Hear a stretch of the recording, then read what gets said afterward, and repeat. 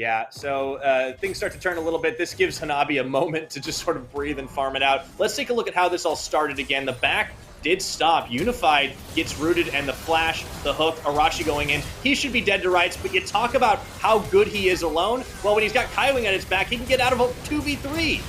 That was absolutely beautiful play from Unified. He waits out the crowd duration, gets the heal before the ignite goes down, and stays relatively safe. Still over 400 HP on that one. Did have to burn both summoners, but he's absolutely fine here. And we do see Brajaya now with the swap in.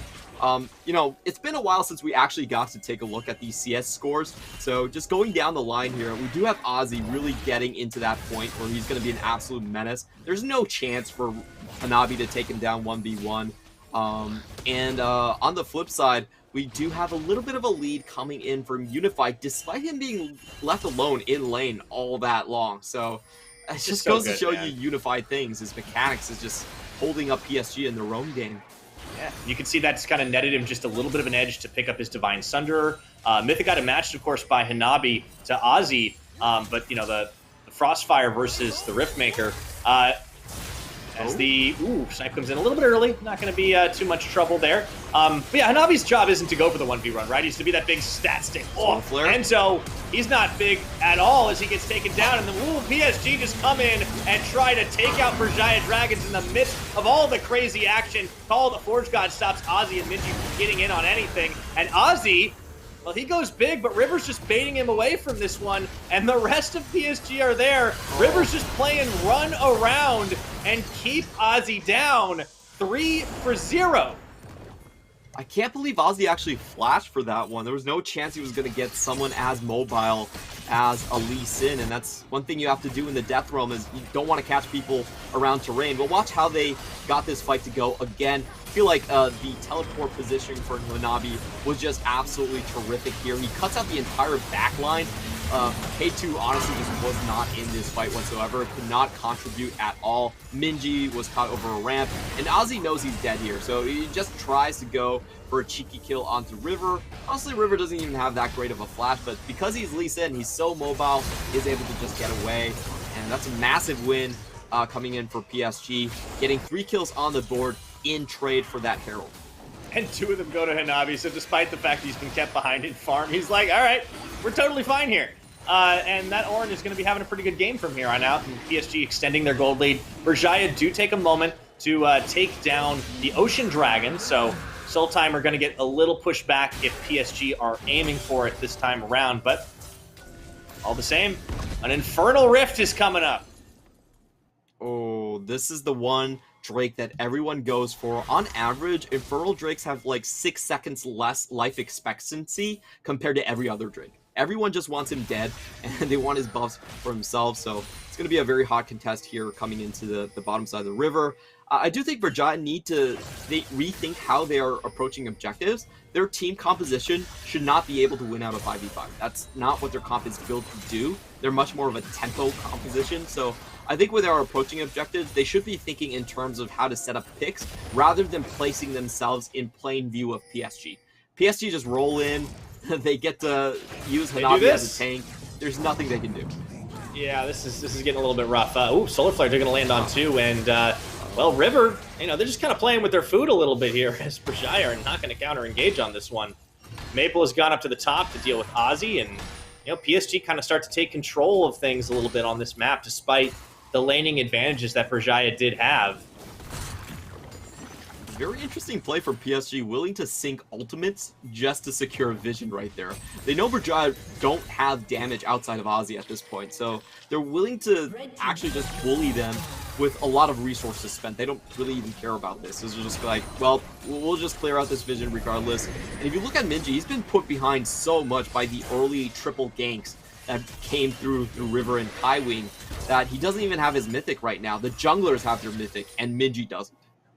Yeah, this is the focus from PSG, just trying to keep that Syndra down. And River does get caught, flayed into the box. He's going to be able to dash away. He gets Scout of the Week, and he goes back in onto Minji. That's going to be a 1-for-1 trade, though, so Minji, all things considered, not too bad. Meanwhile, Ozzy finding the rest of PSG out here as he does have Arashi at his back, and he's just such a tanky Mordekaiser, but not tanky enough. Unified pumps damage into him to take him down.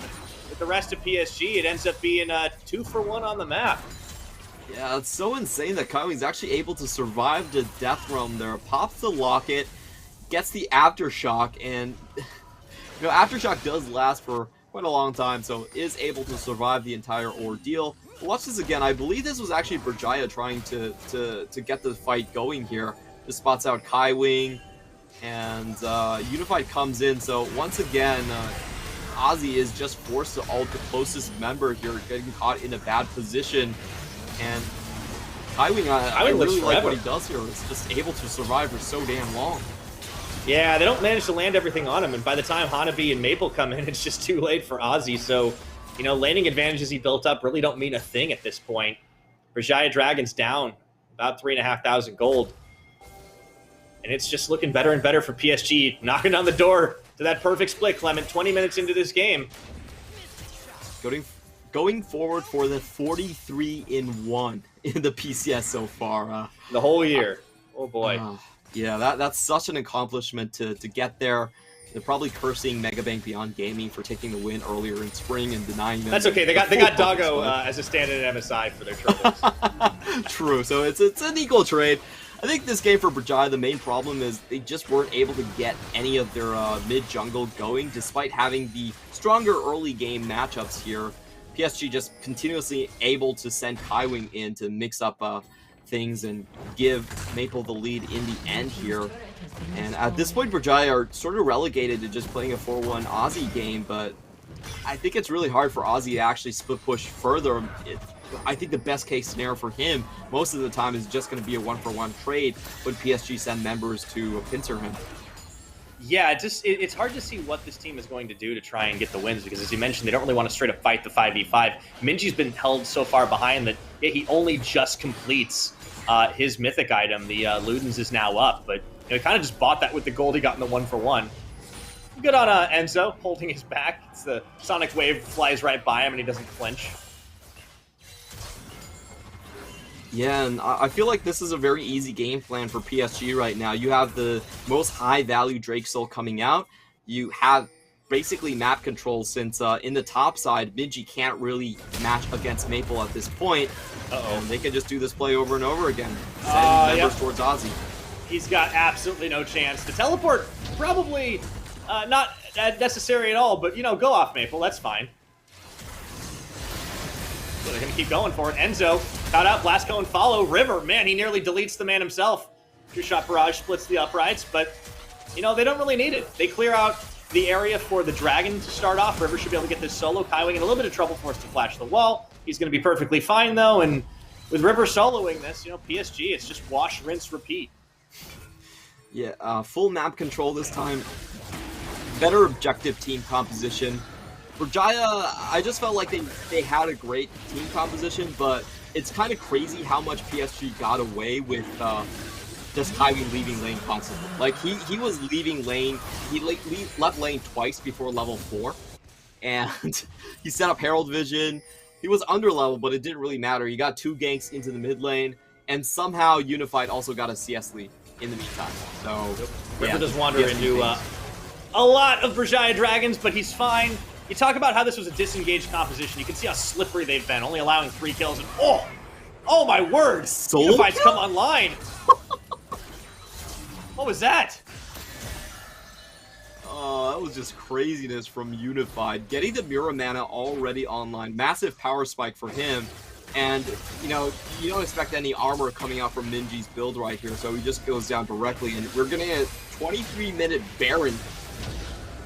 Enzo and Arashi aren't going to let this one go freely, but I don't know what they can do about it here. Kaiwing was already blocking back of the pit, and this is happening in the full vision. Arashi could try for a crazy steal, but it's a 5v4 situation. Minji still a few seconds off cooldown. I think PSG, they're going to bait for the fight here as they look for the damage onto Ozzy. He tanks up quite a lot of it, but now they're splitting focus as the teleport comes in. Minji has actually blasted out this one into the Death Realm. Maple, he should go down, but no, his team tags in, and River gets the execution. Oh, Minji, he was so close, and then we saw Maple just outplaying there with the flash, back in with the Abduct and Kingslayer to sneak back the kill. And Berjaya, despite close to stopping the Baron and getting this fight back. They lose even more members, and I feel like PSG can just run this play again. They're so far ahead at this point, and without Ozzy there to take away the smite, this is a very safe play to run. Yeah, I love this. They control it. They don't let the Baron get within stealing range. They bait out the teleport, and they just take the fight straight up. Maple, honestly, it looked like Ozzy might be able to get the drop on Maple in this one, but he gets a little help just in time, and they keep everyone else from Berjaya Dragon's zone. Look, they just can't get involved at all.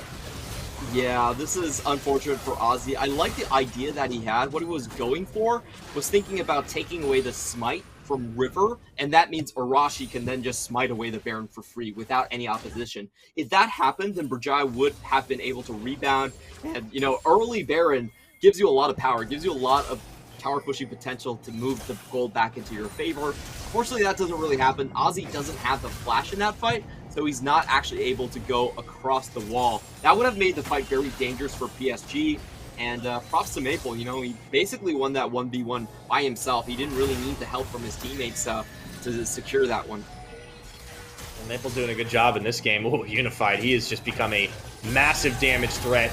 Popping out tons, and ooh, look at that! Minji forced away as Enzo really helps him out there at the last second. Meanwhile, Ozzy, he gonna get collapsed upon here. Call the Forge God, gonna get the knockup, and they spend the Solar Flare on him. Before he gets a chance to do anything, they delete him off the face of the Rift, and right back to the Baron they go. This is so disgusting to watch.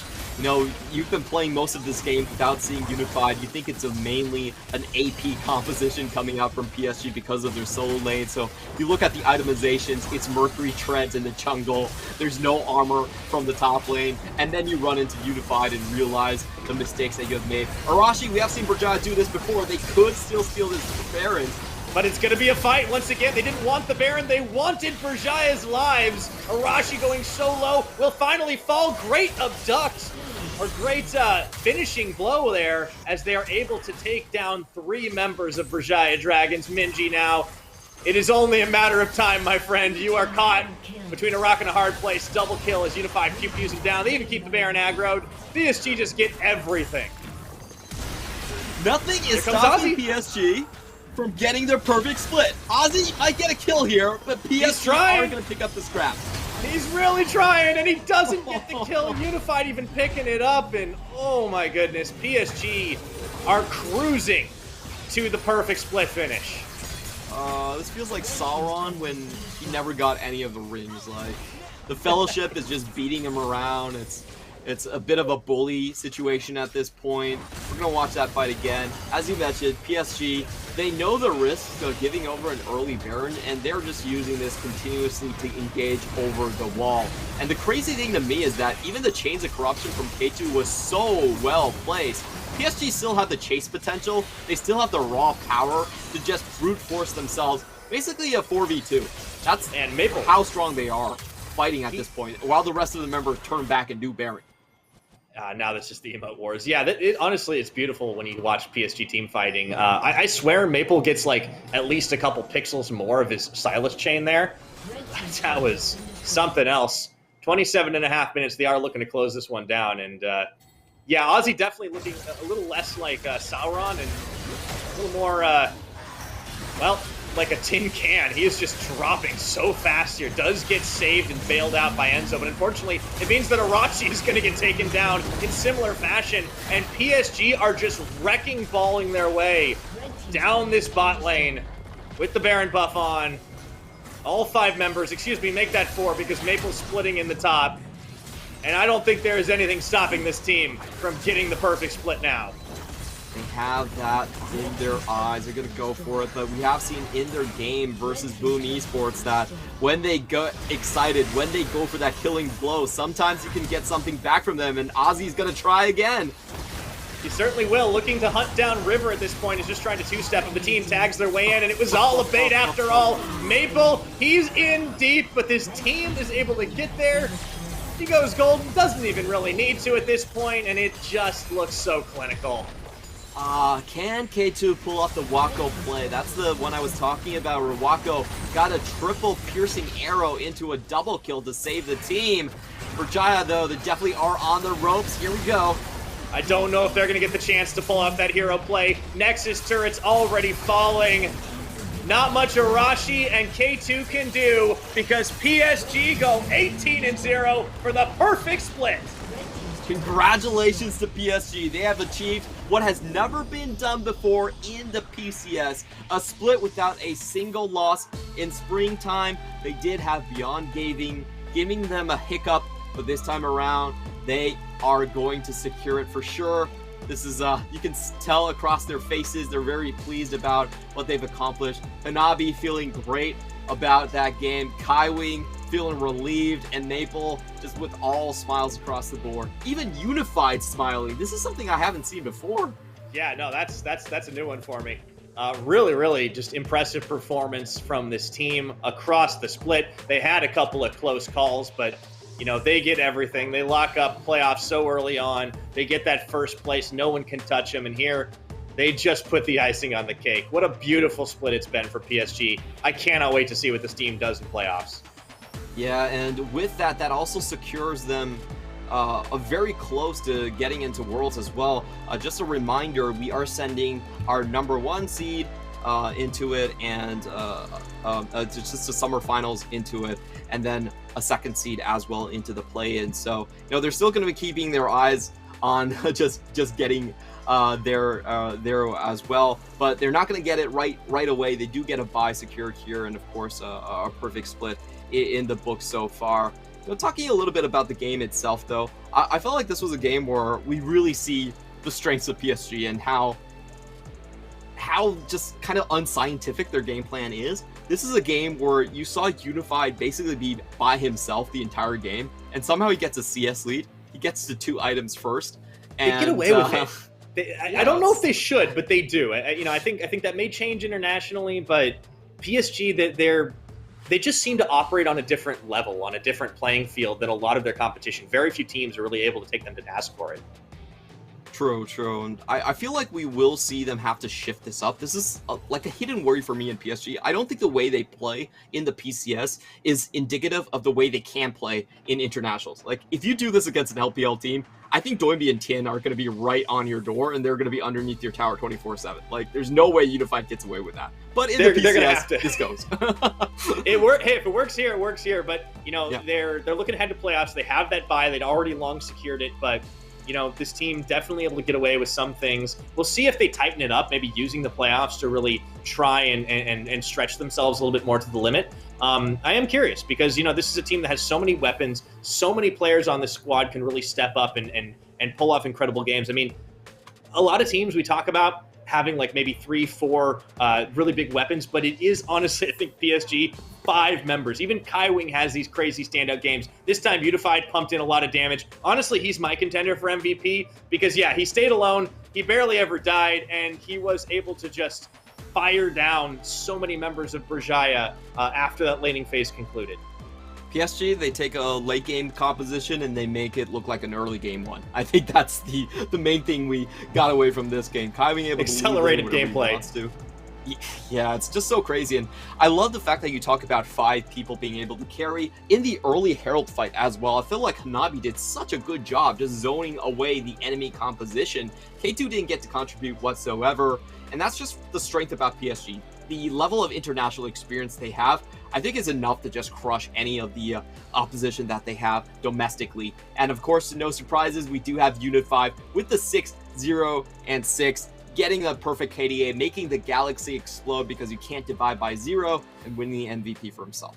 Yeah, I mean, he just made that Ezreal look like just such a deep threat, right? He was able to chip health bars so many times with just True Shot Barrage on cooldown. And he basically just started getting solo kills. I mean, it's just something we don't see a lot with AD carries, but he was so safe, so constantly, never actually dropped to death, was alone constantly in the lane. I mean, Unified is just, he's a player that's on another level and every bit deserved for that MVP. For sure, just great gameplay by him. Though PSG, I think they did reveal their hand a little bit by banning away the Draven and the Zig. So you can see that they're very well aware of the sole weakness that the way they play is just getting that bot lane shove in. So I hope some teams can put a challenge to them in the postseason, or else they might go on another 9-0 sprint that we have seen in spring. We'll have to find out, but we are going on a quick cooldown, but don't go anywhere. When we return, Boom takes on Machi. CTBC Bank is Taiwan's top financial institution, but we're not stopping there. We're crafting an international brand and already have over 260 outlets in 14 countries. We are by your side, ready to embrace the future.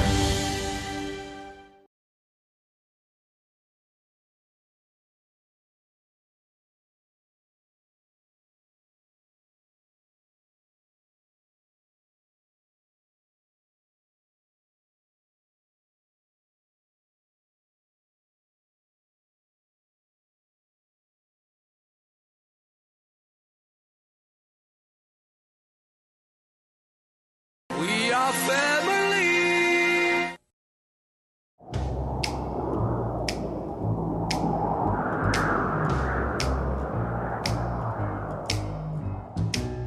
Can't you see my heart is lost without you?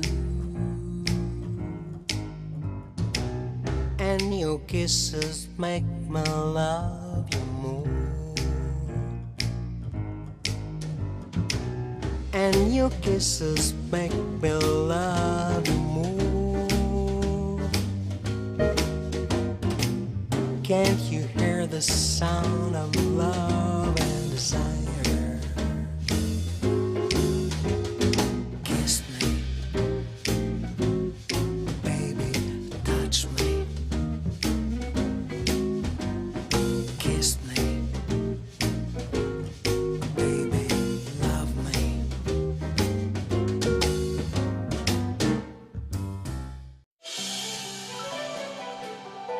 CTBC Bank is Taiwan's top financial institution, but we're not stopping there.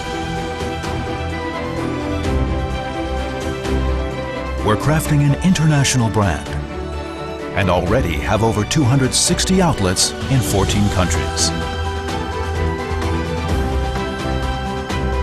We are by your side, ready to embrace the future.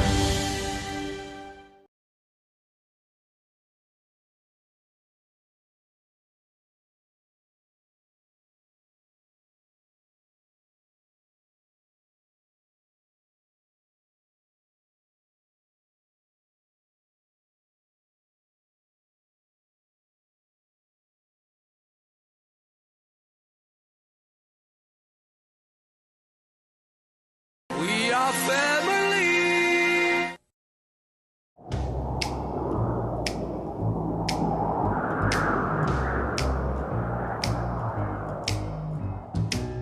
Can't you see my heart is lost without you?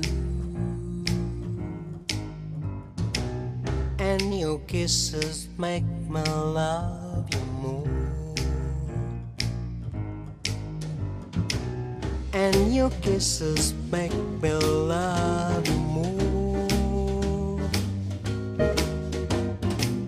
Can't you hear the sound of love and desire? Kiss me, baby, touch me. Kiss me, baby, love me.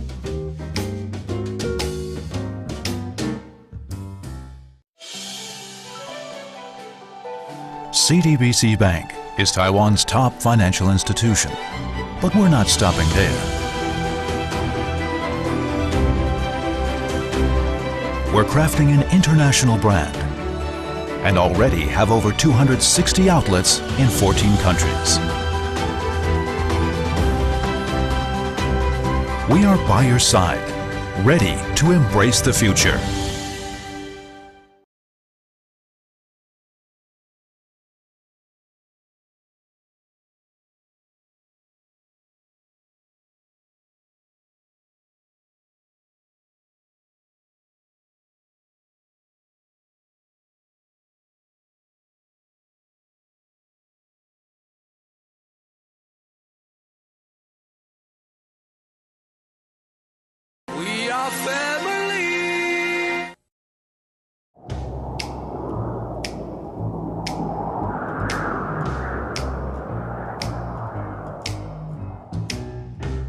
you see my heart is lost without you?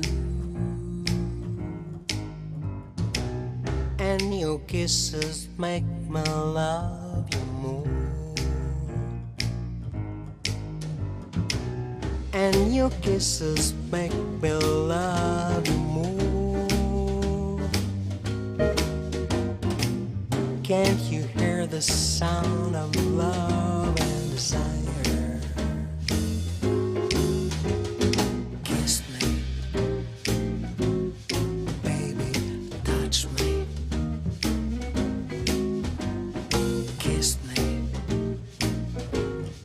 baby, love me.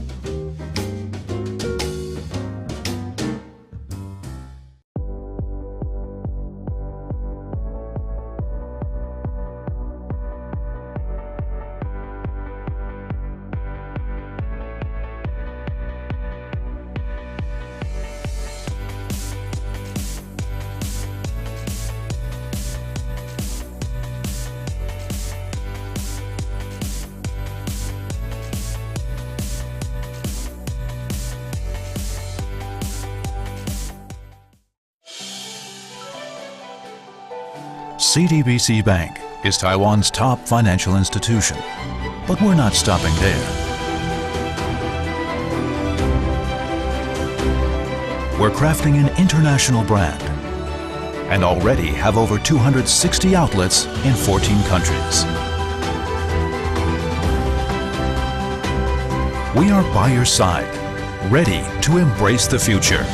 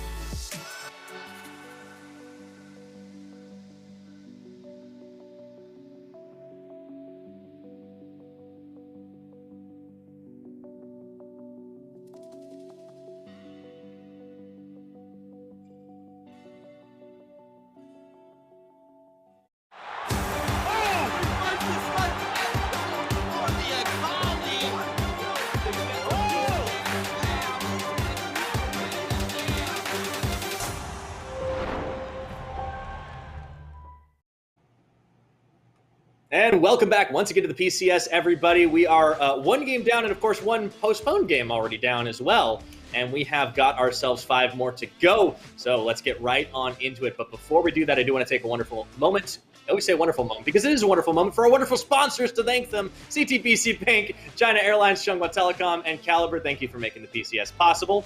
And now we have got a game that is going to have some big implications for the top of the standings seating. Machi are taking on Boom Esports. And Machi, well, they can't lock it up with a win here, Clement, but they certainly can get a lot closer. They definitely are keeping their eyes on the prize at the second place so far, and they are in competition with Beyond Gaming, whose only game left is against Alpha Esports. So you kind of expect Beyond Gaming to pick up another win there. Machi, definitely, they have to get a win here to really shore up their tiebreakers and keep their chances alive at second place. On the other hand, you have Boom Esports that are fighting to firm up fourth place. They can't shake J-Team completely, whatever they do, but if they win here, it will force at least a tiebreaker for J-Team to overtake them. So both sides playing for seeding, and looking at the summer split, that's really important because if you make it all the way to finals, then both teams get to go to Worlds, and you definitely want to make sure you're a step closer than having to play another series. Yeah, absolutely. It's a huge thing to go through with. So Machi, they would love to have that second seed. They would love to upstage Beyond Gaming and get themselves a bye in the first round of playoffs. For Boom Esports, who have been pretty big upstarts so far, a little disappointing for them to be losing to J-Team earlier today, but they still have a chance to kind of stiff arm them out of their way and maintain that fourth position, at least forcing a tiebreaker if they can win here today. So we'll see if they're going to be able to pull it off. I think there were definitely some weaknesses in the armor that we saw from Boom last time around. Maybe they can form that up, but they will be starting Holo once again. Not going to be swapping mid-series, but of course he's joined by Rocky, Ruby, Wako, and Pop. And I think this is a team that it does seem like sometimes they draft for one thing and they play a little bit for another, and it doesn't always make perfect sense, but they still win a lot of games despite it. For sure. This team is probably the most iconic late game team that we have in the PCS. They're definitely more about playing for value rather than tempo. They like to scale up. They've been looking really good with things like the control mages on Ruby, and for Wako going for things like Ziggs. So I do expect them to shift back their draft from the first game we have seen today, which was a Wombo combo Diana Yasuo comp, into something that is more around team fights. And for Machi, on the other hand, this is your quintessential 1-3-1 composition. We have seen Lee Kai just go for the Camille. Last time they faced each other, Jimian sniped off Wako before he could fire off a shot, and that's what won them the matchup. So that could be what we're going for again. Oh, Jimian. Big old top knot today. His hair game is always an interesting part of the pregame rituals. I think he's going for the weekend this time around. Yeah, one here. I think you're right. Definitely is a star I do love Machi as a team. They do a lot of fun stuff with the cameras. Always a little bit of post-game celebration in the background as well. And I feel like it's a mini game they play. Which of the players are going to crack a smile when they look at Jimian's camera? Definitely is Gemini this time around, and seems incredibly happy about this one. The last time they played, it was Alex starting, so this is actually going to be the first time Gemini and Holo face off against each other. And, well, we'll talk about that later as we take a look at the top lane matchup right here. I think two of them showcasing a little bit different flavor. Lee Kai has not been a huge proponent of Gwen this time around. I'm sure he plays it, but he also has counters to it, so he's actually very willing to let the enemy top laner take Gwen and then go for something like the Renekton or the set to counter it out. Rocky, on the other hand, has definitely been a little more dependent on that champion, but he's also picked up a lot of the volley bear as well. We've seen some Renekton sprinkled in, and in all honesty, like Rocky, he's really leveled up as a player in this split. If he's not the most improved, I think he's certainly in the contention, and his stats maybe aren't quite up to the level of what Lee Kai can put out, but I think he's a threat you have to take seriously, and I wouldn't be too surprised if Machi do try to focus him down a little bit. There is that Renekton ban. And we do see right off the bat, Boom Esports are not going to decide to go for the same strategy with the Diana and the Yasuo. We kind of expected that after it didn't work out the first time around, that they were going to scrap it, instead banning away from opposition. Machi also a team that does like to play Diego and Diana and just get a bit of carry potential I think generally we do expect this game to go a little bit later, with Boom Esports trending more towards a front-to-back team fight, and with Machi trying to pull the map apart with the counter picks that they're going to get on red side. Right, there is that Viego ban away by Boom, blue side, and Machi, their final one, letting the timer tick down. We'd already seen the LeBlanc banned away, a champion that Ruby had kind of had some runaway success with, but hasn't really gotten a shot at it in a little while, going for some other champions to mix results, and there will be that Trundle ban away. It's just so much easier to deal with Boom Esports when you ban away LeBlanc, because it really sets Boom Esports completely on another track, which is a super late game. You're not going to expect a lot of early game tempo coming out for them. Though, that being said, Boom Esports still go for the Lee Sin for Holo. I do read this as a little bit of a takeaway. I don't think Boom Esports necessarily fight the best with Lee Sin, but Lee Sin career-wise has actually just been Gemini's best champion. So going with a theme here, just trying to take away everything that Gemini is good on. Yeah, they actually, some of his most played champions are already banned out. Viego, the Diana as well. So it definitely seems to be the focus is on Gemini and trying to get him with the shutdown. Varus locked in early enough, and there are a lot of threats on this Machi team. Apart from Gemini, you've already talked about Lee Kai and his strengths. Jimian, the man with the most MVPs, looking to stack him up even further. And that Volibear will get locked in. That is a champion Gemini has at least taken for one go-round. And it's kind of funny. We see sort of the flip side of the two junglers. Volibear being a pretty big Holo champion, in fact. Yeah, I do read this as Boom Esports just being more about the takeaway against Gemini. I feel like Volibear at the very least is a bit more predictable in what he can do, while a high-level Lee Sin is honestly just uncounterable.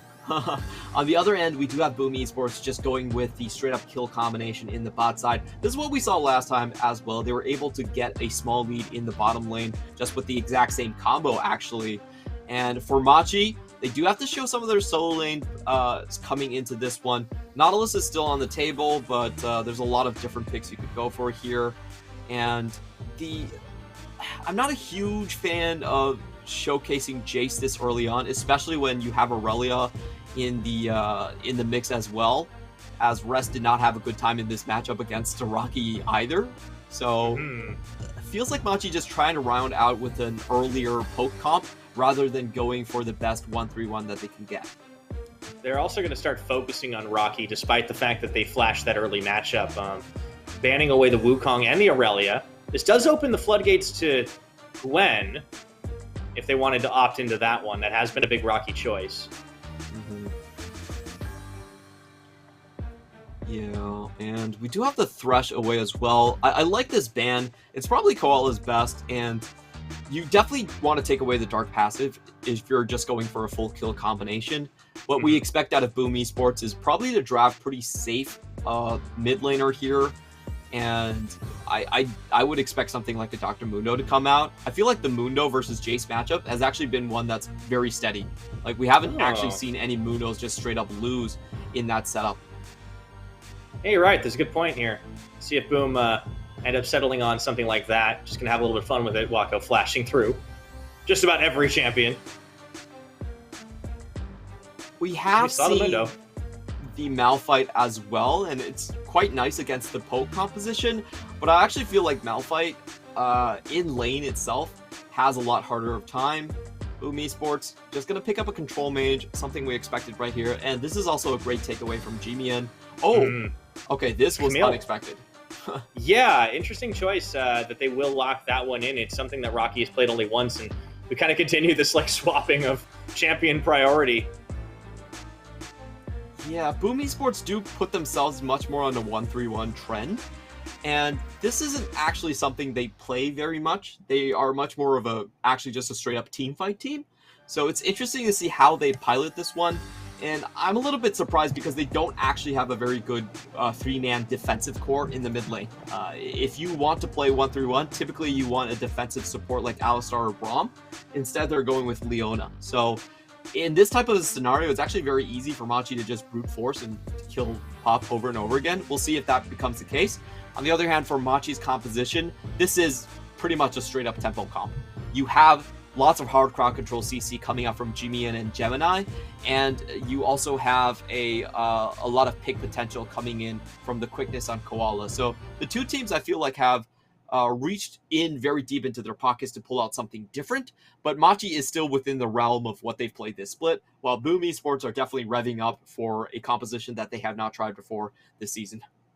Yeah, Boom are certainly going for something a little bit different, and will it work out this time for them? It's not going to be easy against the likes of Machi, but they can try to stave off the oncoming creep of J-Team. And speaking of J-Team, that was the last time Jimian played this Twisted Fate champion and actually found success on it as well. So I'm definitely going to keep keeping an eye on that mid lane matchup. But, you know, up top, Rocky opting into the Camille versus the Jace. And yeah, Machi definitely have a lot of power on their side, tempo advantages. But a few key power picks were given over to Boom. You know, that Ziggs has kind of almost been permabanned, does fall into his hands. He's had some pretty good success on it. I think between Wako and Ruby, we could see a decent bit of damage being dished once we get up into the later stages of the game, I should say. 1-3-1, very possible. Maybe they'll get some early scraps, though, all the same. Boom definitely are unafraid to do that, and we'll see if it's going to work out for them as we hit the Rift. I really like watching this matchup because it is less about the scaling potential you would give Boom Esports, but it's more about the playmaking that the two teams make. In terms of raw stats and power, Boom Esports can just decimate Machi later on, but if you look at the mobility and the ability to just catch people, then you have to give that to Jimian and his rapid-fire cannon Everfrost Twisted Fate that we have seen so many times. Right, that's certainly something they're going to have to keep an eye out for. And take a look at our starting runes here. Coming up into this one, Rocky playing sustained game. That Grasp of the Undying. Sorry, I did get a bit of a lag coming in, so... oh no! On my screen, it completely skipped over the runes. Well, we had a Camille Grasp for Rocky. That one stood out for me a little bit, but I don't think anything else too surprising. Pretty much just standard stuff across the board here, and we do have the cleanse by Atlan. I think that's very necessary when you are going up against the kill lane that we see coming in from Boom Esports. And just in terms of the pathing, I do expect Holo to be going from bot to top. You usually want to give Camille a little bit of help in that matchup, where honestly the Ziggs and Leona matchup early on, not a lot of stuff that can happen here, so it's a much more scaling matchup. And we do see the same for Machi. Both junglers are going to converge on the top lane matchup. Yeah, we'll certainly have to keep an eye on the action that gets up going there. Meanwhile, though, no cheeky shenanigans to start this game. That deep ward does keep Pops really tracked there. It's Koala to kind of give the game away before that one fades away. Just a little bit of this for that poke early on. Nothing crazy. Yeah, and I feel like for the setup here... Ooh, Atlan goes in. Yeah, that was actually pretty nice by Koala. Really sets up Atlan to dish half of Wako's health bar and poke. And, you know, Machi's bottom lane has certainly looked really good. Wako and Pop have been a part of some really big Boom Wombo combos. That's been huge, but, you know, thinking about the Mega Bank Beyond Gaming upset that really kind of captured everybody's attention on this team, it was Wako and Pop in their engagement. I believe it was the Kalista Alistar that really got them rolling, but still a lot of tough bottom lanes to contend with, and Machi certainly is no exception. It was a really nice trade coming out from Machi there. They timed it perfectly. Level 2 spike on the way, and also just with the Hail of Blades off cooldown, able to get half the HP here. Is going to give them a great lead into lane to hopefully secure up the double scuttle. And this pathing coming in from Gemini is also very interesting here, as he is spotted. Yeah, it's actually going to be a 2-for-2, a little bit of a jungle skirmish here as Gemini throws on the Sirens. It's Holo that takes a bit of poke, and Koala was actually on the roam. Doesn't find anything, but Machi are clearly interested in starting this off early. Yeah, and I think the big thing about this play is Holo does secure at least one of the scuttles on the map there. In terms of what Machi was doing, you could tell that Gemini was actually skipping some of his own camps to try to go for a double scuttle play. If he got the gank down in mid, he was most likely going to travel then down into the bot lane, and that would just set up for a massive jungle camp lead. Holo, at least this time around, does get one scuttle, but at the cost of his Merkles. Pop is going in. The trying to turn onto Atlan this time. Ooh, that's a lot of damage. It's just something that a Ziggs can do, even at level 3. Holo is going to actually track. Ooh, I think he might have just, yep. He misses Gemini because, well, the Gromp gets reset. Does spot him out right there. It's still going to give Gemini about a 2-camp lead overall, but he is getting spotted, so Holo should be rushing up to the top lane. Yeah. So is Gemini right now. Looks like they're going to try to set up for this dive. Gonna try and hold the wave for just a second. Rocky knows. Teleport coming in. They want to make a big play for it, and Holo is here. Should have been in full vision. Early first blood secures. And Jimian holds onto that gold card. They actually had Ruby matching on the TP, so Machi really come out ahead big time.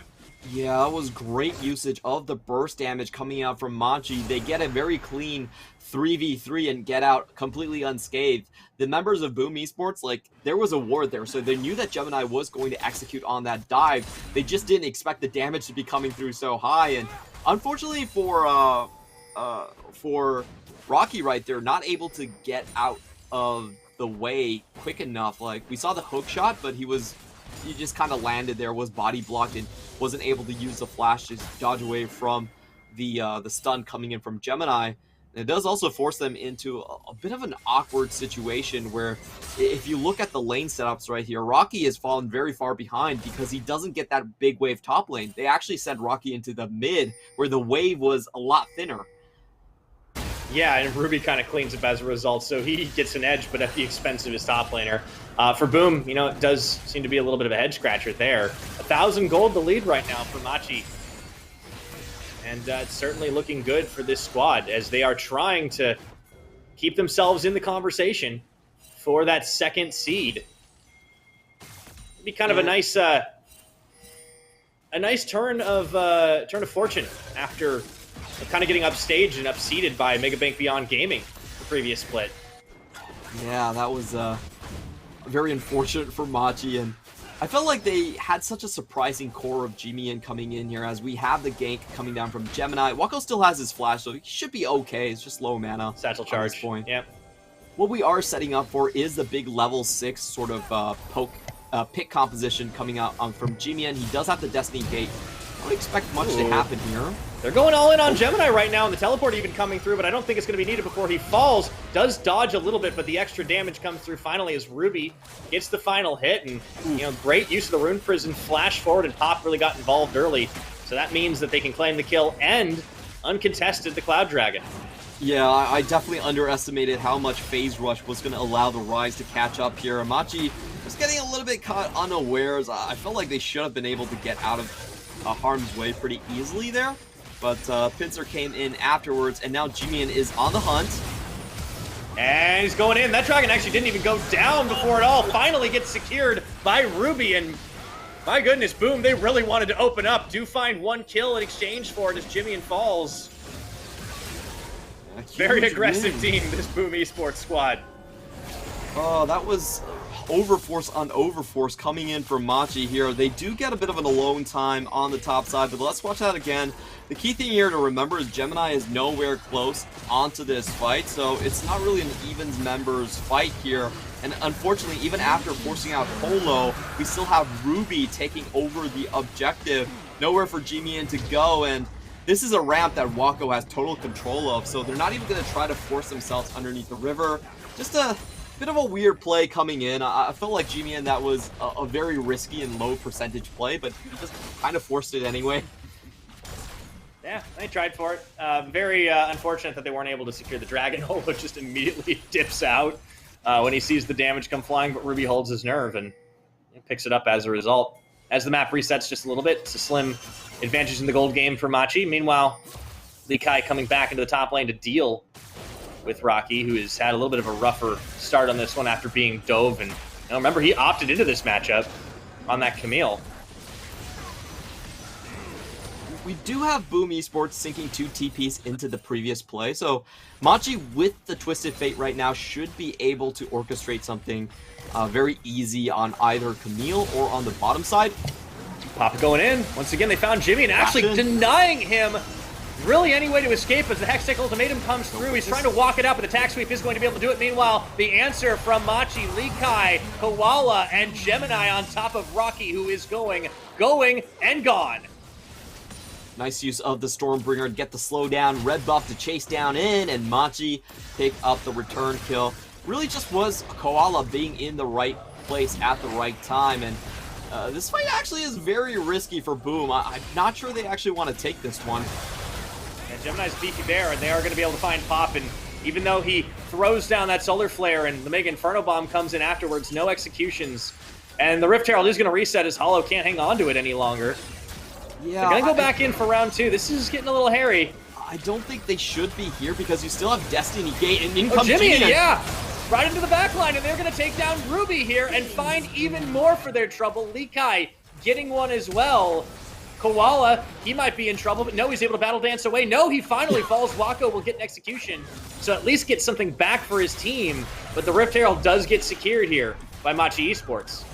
Very questionable call from Boom Esports. I'm not sure why they all went into the river for that play, especially for Pop. I felt like the call there was, okay, Holo, you can start it, but it's just for a pick. It's just for Ziggs to get his full burst combo onto someone, and then you back out. But they actually fully committed with their support, which was, it was very odd to see them actually try this, especially when Twisted Fate is already back onto the map. They then go back after their support has died, and that's just such an easy play call for Machi to then just swoop in and pick this one up. They get the Herald, they get one extra kill. Even though Koala does fall down here, he trades away the flash from Wako, so that's not a complete waste for Machi either, and it does give them quite a sizable lead in the tempo composition. Yeah, try to hang on to this one. Wako just an absolute wave-killing machine here as he just keeps it clear. Pop was already on a roam, kind of putting on his best Kaiwing impression this game.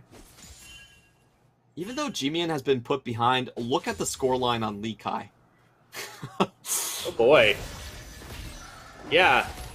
Well, Likai's having a blast up in that top side, and he's been able to get involved in all these kills as well. I didn't realize how many he was actually stacking up in terms of them, and his gold game is certainly showing. You know, Gemini may have been the big bear on the front line, but Likai's the one cleaning up. Yeah, Boom Esports, they did decide to have Ruby pick up most of the wave, and Camille has been getting the short end of the stick here with 20 plus CS down. I don't think this Camille is split pushing anytime soon. They're almost forcing Boom Esports to actually make a risky dive top lane. And the reason I'm saying it's risky is because you have to factor in there is a Twisted Fate on the other end. So it's not going to be as clean. You have to expect a 2v2 coming in. Ruby gonna go for the slam onto Ruby once again. He didn't stand a chance. Oh man, it's just, that is an obnoxious CC train.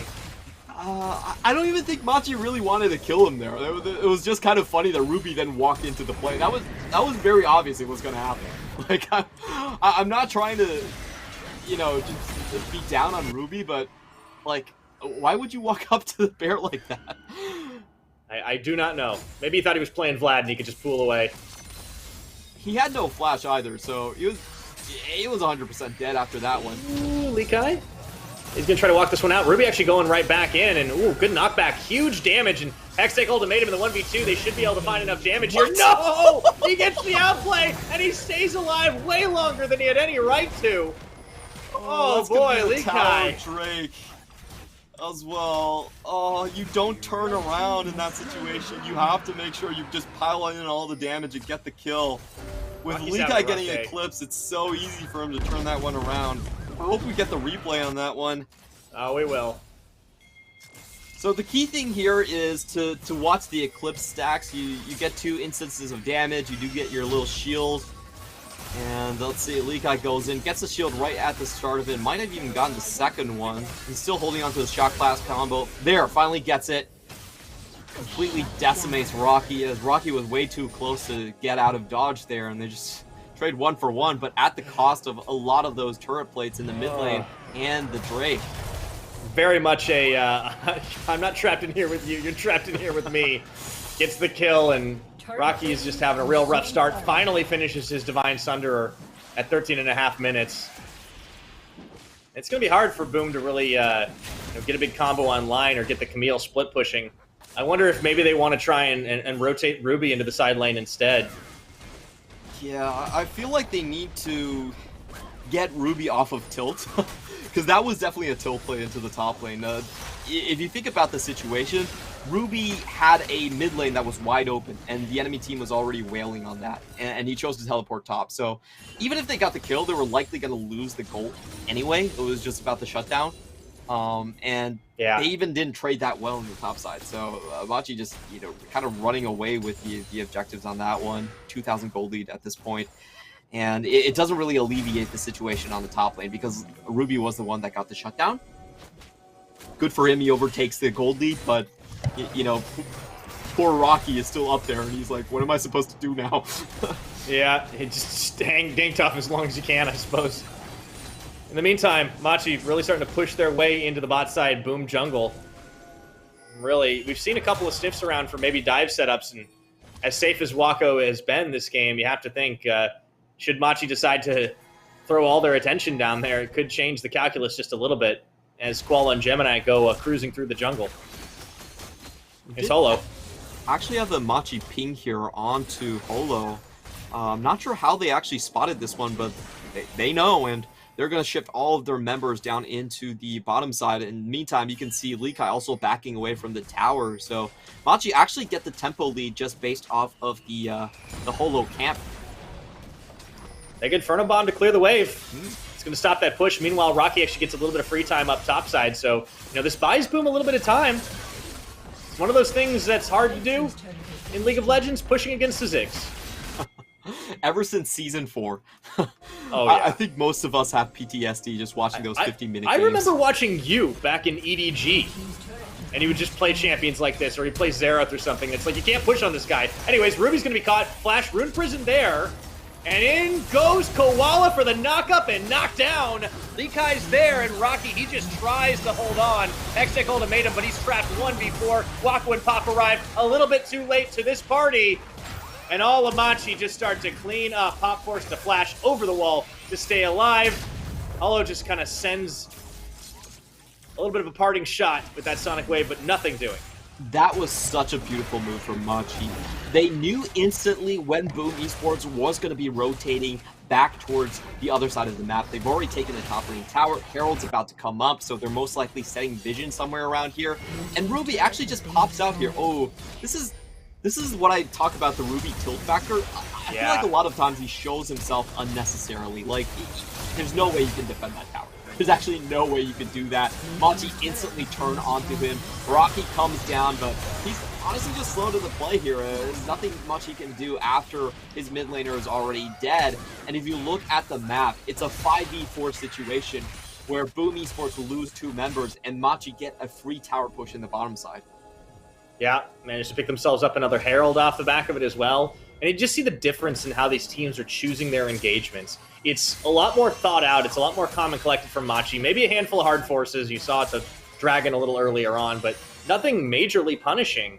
And as a result, it's Boom kind of pulling the trigger on these really coin flippy plays, and sometimes not on the same page. As you mentioned, Ruby's kind of been going in solo, baiting his own team, and Boom do look to set up a death brush. Unfortunately, there's no one here to take the bait.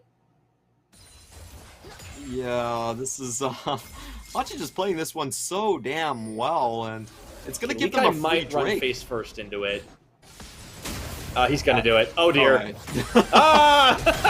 What are you all doing here? A little bit of unforced error there from Likai, not realizing that was happening. That will be the shutdown, but Machi, Likai gives his life for the cause of the Infernal Dragon take. To be fair, that was a pretty hard commit from Boom Esports. I'm not even mad about that. If I'm Likai's teammates, I'm like, well, I guess they really were there for 30 seconds. Okay. Yeah, you don't really expect that, right? You're like, surely they backed. Surely. The long con, though. Boom, full committed. And they are going to rely on Ruby to then just split push and get them across into the 30-minute mark. Again, when we were laying out win conditions, Boom Esports, their champions do have just the raw power edge when it comes into the late game. But for now, they have to rely on Ruby to kind of split push and make sure that Machi don't get away with too many hard forces. And this is the situation where I actually think Machi, their team composition, actually is a direct counter to 1-3-1. because they can close on these side lanes so quickly. You have a Destiny Gate, you have the quickness to just kill a side lane and then rotate to defend the rest of the map. So you're not really going to lose much on the side lane either. And I feel like it's going to be Ruby's job of keeping the game alive is so hard. It's going to incur a lot of personal risk onto himself. Certainly keep an eye on that man as he keeps pushing those waves to the side lanes. But here we are 19 minutes into this game. Machi, their gold lead, it hasn't really grown past that 2,000. So Boom have been keeping pace, at least for the time being, as their item spikes starting to coincide with everything else. And there's the Rune Prison, Koala taking half his health bar. But he has friends at his back, as it's just buying a little bit of time for Lekai and Gemini to set up a mini wave push. Boom Esports now seeing if they can do the 4-1 stall here. Wako honestly can cover 2 lanes at this point by himself. So Boom Esports still have that chance to rotate and even catch out Machi if they choose to. In the meantime, it looks like Machi, their plan's pretty easy. Just go for the top lane tower. Okay, Gemini, he is going to get caught in the Solar Flare. They're going to go in Mega Inferno Bomb for the Wombo combo, and he's trying to walk away, but can't quite get out of shutdown range. Meanwhile, though, the counter-engaged Party Portal for the defense and reposition, and Lekai gets heckin' bamboozled. Great play coming out from Boom Esports. This is exactly what I was talking about. They can actually go for the swing in now because Machi, they can't cover that many lanes compared to the Zig, so they can group up. They catch out Gemini right at the start. I felt like Gemini was actually playing a little bit greedy. He could have just gotten out with Stormbringer, but then he chose to dodge just by walking back, and yeah, that was kind of the end of Machi. He should have just instantly Stormbringer and got out. Let's see if he actually had the cooldown. So yeah, he did have the cooldown for that one. Just decided to overstay here. Probably didn't know that Ruby was coming across the wall. Watch this play again. Oh, actually, he does see Ruby, and he still doesn't Stormbringer. So for me, that's 100% on Gemini. He should have just gotten out. This play would have dissipated. Overstayed a little bit. Great play coming in from Ruby to dodge out on the Chains of Corruption. No follow-up damage. And Jimian on the back line. This is a problem about Jimian's build. It's great at catching people out, but it just doesn't have a lot of damage. When your second item is Rapid Fire Cannon, you have like barely 100 AP. Yeah, it's not doing enough. You're really setting up kind of to be more of a gold card bot right at this point. And we could see some of the mistakes being made there by the likes of Machi and individual mistakes, allowing Boom really back into this one. So they get a bit of a tempo advantage. They pick up some crucial kills. I really loved what Ruby did on his portal to just get repositioned behind Lekai, dodge the Chains of Corruption out. And Lekai he's not tanky. You can collapse on him. So there is a lot of mobility that they have. We talked about what Machi can do to try and rotate and counter the 1-3-1, but there's also a lot of global and semi-global utility on the Boom Esports side, and they are kind of playing toe-to-toe. So this game is really heating up. Yeah, I love to watch these games between these two different setups. You have 1-3-1 on the one side, and then kind of like a poke catch on the other side. It's not really that much about scaling. It's really about how you play it most of the time. And we're seeing the familiarity with Boom Esports on their tools, like the Rise that can split push into side lane, and also Ziggs. I think Ziggs has been huge for them this split. Their ability to farm up, keep the waves pushed in, and then just also help from afar. There's a really stark difference between the way Boom Esports is playing this comp compared to their first game against J-Team. You can tell that they're a lot more comfortable on this sort of composition, and I expect this to be their sort of go-to composition come playoffs. They definitely should consider continuing to really draft this way a little bit more often. They seem more comfortable. There have been some disjointed attempts. I think you talked about the Ruby tilt factor being a bit of a problem, but when the team is at his back and they kind of drive a wedge into the enemy side, like that's when the scrappy team fighting starts to work out for them. Even if they have this 1-3-1 comp, they can still try and turn on mispositioning plays. And Gemini, I mean, he was just offering a big old beefy bounty to the enemy team, and they were able to take him down and then some. Yeah, he should have just instantly got out of that one. The Ruby tilt factor is something that's really interesting because I've been casting him ever since 2018 LPL, and that has always been a part of his game. He has these highlight moments where, he's taken on the best of the best in the LPL. The Rogue Warriors, for some reasons, even got win over top esports. So he can definitely hang. Like, he has a very, very high ceiling, but he also has a pretty low floor. Like, the turnaround against Gemini, against, he walked into the Rakan and Volibear, and I was just like, I knew he was dead the instant he turned around. Like, that was not a play that was very hard to see coming. And he didn't have any support either. So It's just kind of funny to see Ruby, like, he is who he is. Like, it's always going to be part of Well, that's him. why it's so exciting to watch him, and also I think watch this whole Boom team. Like, I want to reiterate that, like, start of the split, I don't think the expectation really was that this team was going to be contending for a second place bye. Obviously, they aren't anymore, but they're still in the running for top 4, still really looking at that, and you know, upsetting teams like J-Team and looking to upset Machi Esports here and get a win for themselves. I mean, that's huge for this squad compared to where they were prior. We will look to go back into this. The Rift Herald has been popped and is being shepherded by Jimian.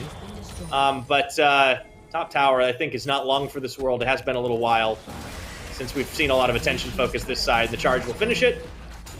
Probably could have fired that one down without the charge, but that's okay. Yeah, that was pretty much a Herald where you had to drop it because Gemini died on the map and the timer was running out. So just not a great use of resources here, honestly, for Machi. But they still get the tower regardless, and I feel like this is the phase where Boom Esports actually has the best chance to start making plays and get back into the game. They have a very strong pick composition, while Machi doesn't have enough damage. So if they open up onto Atlan, I actually feel like Atlan, there's not much that he can do. You can't cleanse away from the Hextech Ultimatum. They can just kill him over and over again, and they could use this time period to just start a force bait Baron. Yeah, and you know, there's some pretty big wombo combos that Boom can actually pull off in these skirmishes too, right? Because we saw it there against Gemini, where Pop was able to go in Zenith Blade, get the Solar Flare, and straight into the Mega Inferno Bomb. But, you know, there's also the Camille and the Hextech Ultimatum. The good old Boom Tomb combo is still alive. Yeah, like, what Boom Esports could do is they could just hop around the Wako. And with the Destiny Gate, they've actually caught Wako out. Nicely done by Jimian and Gemini.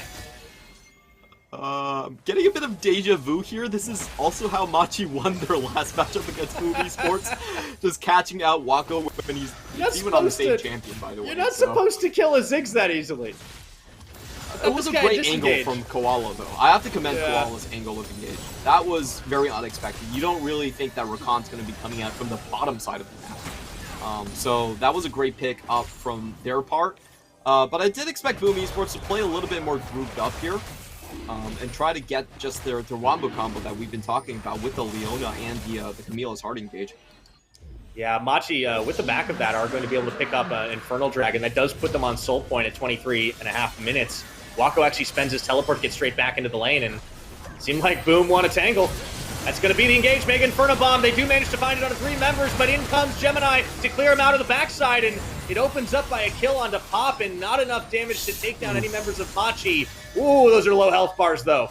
Yeah, that was very close to just up on Jimian's side. And I'm once again getting a little bit of technical difficulties on my side, so you might have to reiterate the team fights a bit more. No worries. We'll take over this one for you, Clement. As the teleport comes in, you can tell that Boom Esports are really looking for an opportunity, waiting for the moment when they can open up. Solar Flare will land onto 2 members.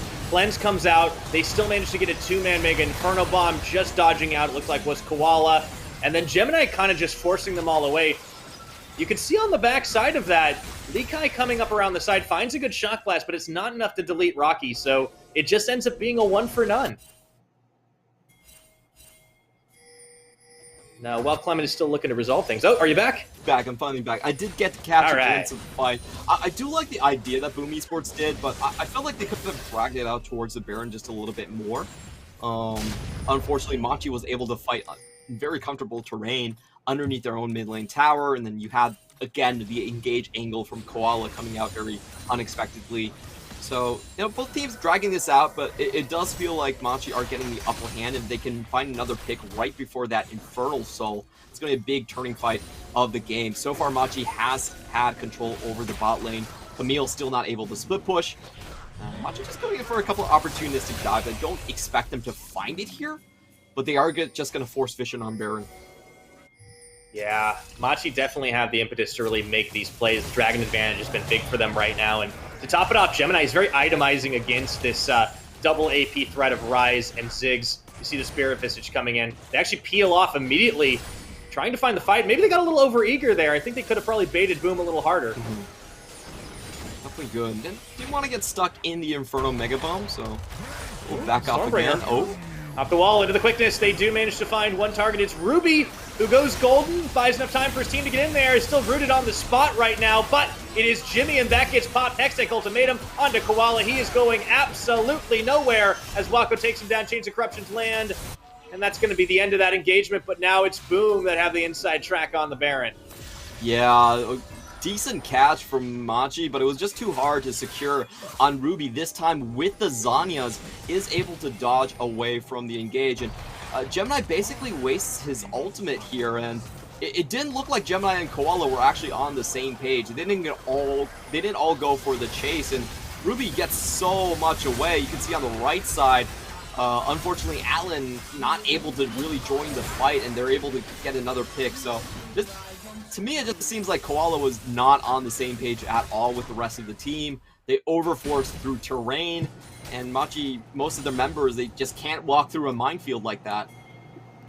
Boomer finding a lot of good answers to these Machi misplays, and despite the Dragon advantage going their way, Boomer still scrapping it out. You talked about late game; they're certainly going to look good as this goes down. Rocky, early game, he had a really hard time. Still starting to find his groove now as he has 2 items completed, and Ruby kind of really stepping up to the plate in the interim. Actually going for the combo, only clips Atlan. So Boom, their cooldown spent, are going to have to back away here. Very nicely done by Atlan. He's seen this play multiple times before. Pops going in. Back out. Ooh. One more time, and they just get the burst damage all the way through. Gemini, meanwhile, on the backside, just trying to push them off, and just huge damage from the Boom Esports side. No ultimates, no problem, they say, as they spend flashes as 3 to go in. Boom, just make it click. Yeah, they know they don't have the cleanse anymore, so they're willing to hard force. Unfortunately for Atlan, not able to get away with the flash there. It just was rooted down. But unfortunately for Boom Esports, they don't actually get this on the timer with the objective. So Machi still have, they still have a complete reset to come back onto the map and hopefully fight this one out. Going to be able to secure vision on the Baron pit. Gemini clears that one out, and it does seem like Boom are going to be making a beeline towards that Dragon pit. At least only a couple of them. They fan out in the end, and Olo already sitting on the mid lane just to keep eyes on what Machi Esports are going to do. 11-11 is the kill score in this game. A very even game in terms of gold. Dragon's a little bit lopsided, but Boom, they're scaling up. Yeah, and it is all going to be about this Drake this time around. Boom Esports, they need to stick together very close, not let G-Man find any opportunities, and they found Gemini. Do they have the damage as he goes to the Stormbringer? It's going to be Likai opens up on a pop, but they answer with a kill onto the tanky jungler. And I think if you're Boom, you absolutely take that trade. No smite. Can't steal it. This has to be a Machi fight here. And I don't think they're going to even really go for it as Dragon gets secured. Likai steps a little too far forward, and Rocky is looking for revenge, but Likai outplays him in the 1v1. The rest of the team coming to the rescue, but Likai gonna flash away, and he's trying for the greatest escape. Meanwhile, Wako is the dead man. I don't know how that happened. Good distraction from Likai. Let's see if he's able to get out. No way. No way. Okay, all right, there we go. Likai trying for the outplay. Yeah, he's not going to be able to get out of this one. Nice try, but not close enough, unfortunately. I believe Clement might still be having some technical issues, so I'm going to take over for this one for a little while. And Machi, they find a little bit of an answer back in the fight. Kind of a messy disengage from the side of Boom Esports. Let's take a look at how this one all started once again.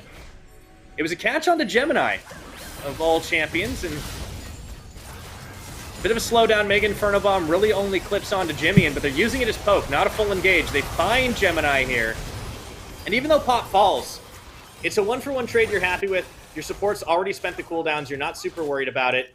And as we crest that 30-minute mark, this game remains very, very close. Looking at what Machi are going to be trying to do in this one. They want to probably force a lot of pressure over on the Baron buff instead. Going to be looking for vision control, going to be looking for denial of what Boom can do. But Boom have managed to find these fights. Even though they've really drafted for the 1-3-1, they're bringing the Camille into the picture. They're really setting up for the combos. They're not necessarily going for instant deletion damage. Just utilizing the Mega Inferno Bomb combination is kind of like chip damage, really, to just force Machi to either back away or engage at a disadvantage. And now Likai, ooh, sidestepping. That's going to be a lot spent on him, but they will manage to secure that kill as the 5-man Goon Squad comes out of the woodwork. You see Jimmy's on the opposite side here, but in a 5v4, Boom have the edge. Turn their sights towards the Baron. Don't know if they'll full commit for this one.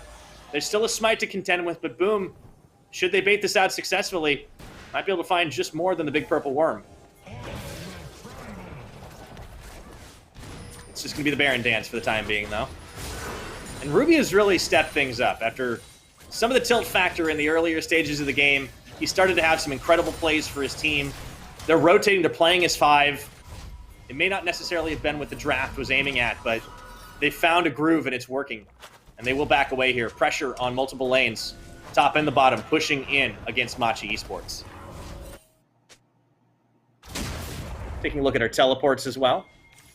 You know, one of the big advantages of what Boom were bringing to the table is that they were always going to have a bit of a teleport edge as Atlan was forced to take the cleanse in this fight. So just global pressure in favor of Boom, even with the Destiny Gate on the side of Jimmy. And now, it does look like they are going to go ahead and start setting up a lot of wards to clear out in the Baron pit and around it. They can't full commit to this one, though, unfortunately, as there's just too much counter pressure coming in from Machi.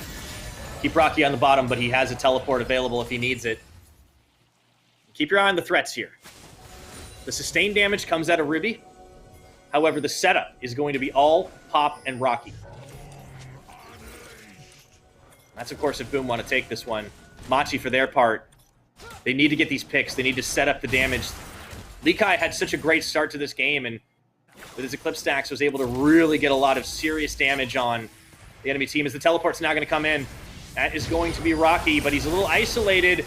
And this was a misfire, huge misfire, as Boom Esports were not on the same page. It looks like we got Clement back in this one just in time for the fight to kick off. Hextech Ultimatum. Oh no, Machi find an opening as Rocky goes for an unforced error here. And Clement, welcome back. Thank you very much. Not what I expected to see out of a computer restart. Just kind of unfortunate right there as he goes behind 2 ramps to make that TP, and the rest of the team nowhere in position to catch that one up. The Drake almost going to be up here, and that's a huge opportunity for Machi to just poke on the remaining 4 members.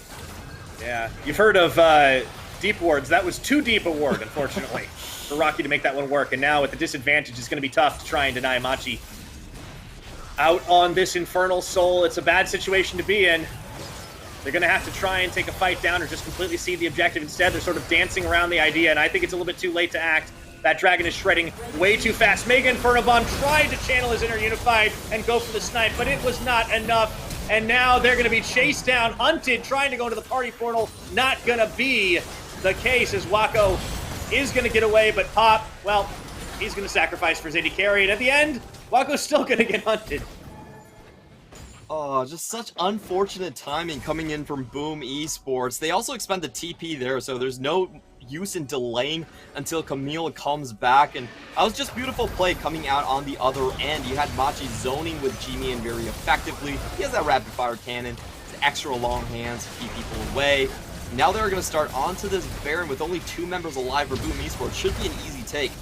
Yeah, timing for Wako on the Mega Inferno Bomb just a little bit off. He might have been able to salvage that, but meanwhile, Jimmy just comes in to delete him in the backline. Machi, after this game being incredibly close, are starting to run away with it. Let's take a look at that, the aftermath of that Dragon take once again.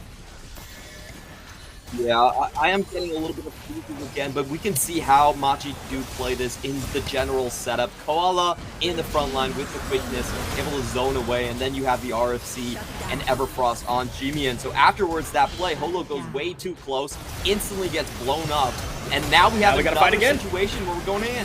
Yeah, Gemini comes in for the Stormbringer, try and push them all back, but it's going to be a turnaround once again from Boom. Not going to be able to find the targets as Likai takes down Pop, and well, Ruby just trying to save the day. He does manage to get 2 for his trouble, but the rest of Machi collapsed just way too quick. And look at this. Rocky's just trying to cut the legs off the wave. Oh, running into the wrong base, buddy. But that's going to mean they can't push too deep as he leads him on a wild goose chase. Yeah, it does cut out most of the wave here, so actually quite useful in buying himself time. The question is, can he get out, though? Oh, there we go. Oh. Yeah. Not from the long-range shock blast. You know, it's not about shooting where they are. It's about shooting where they're going to be. Video games 101.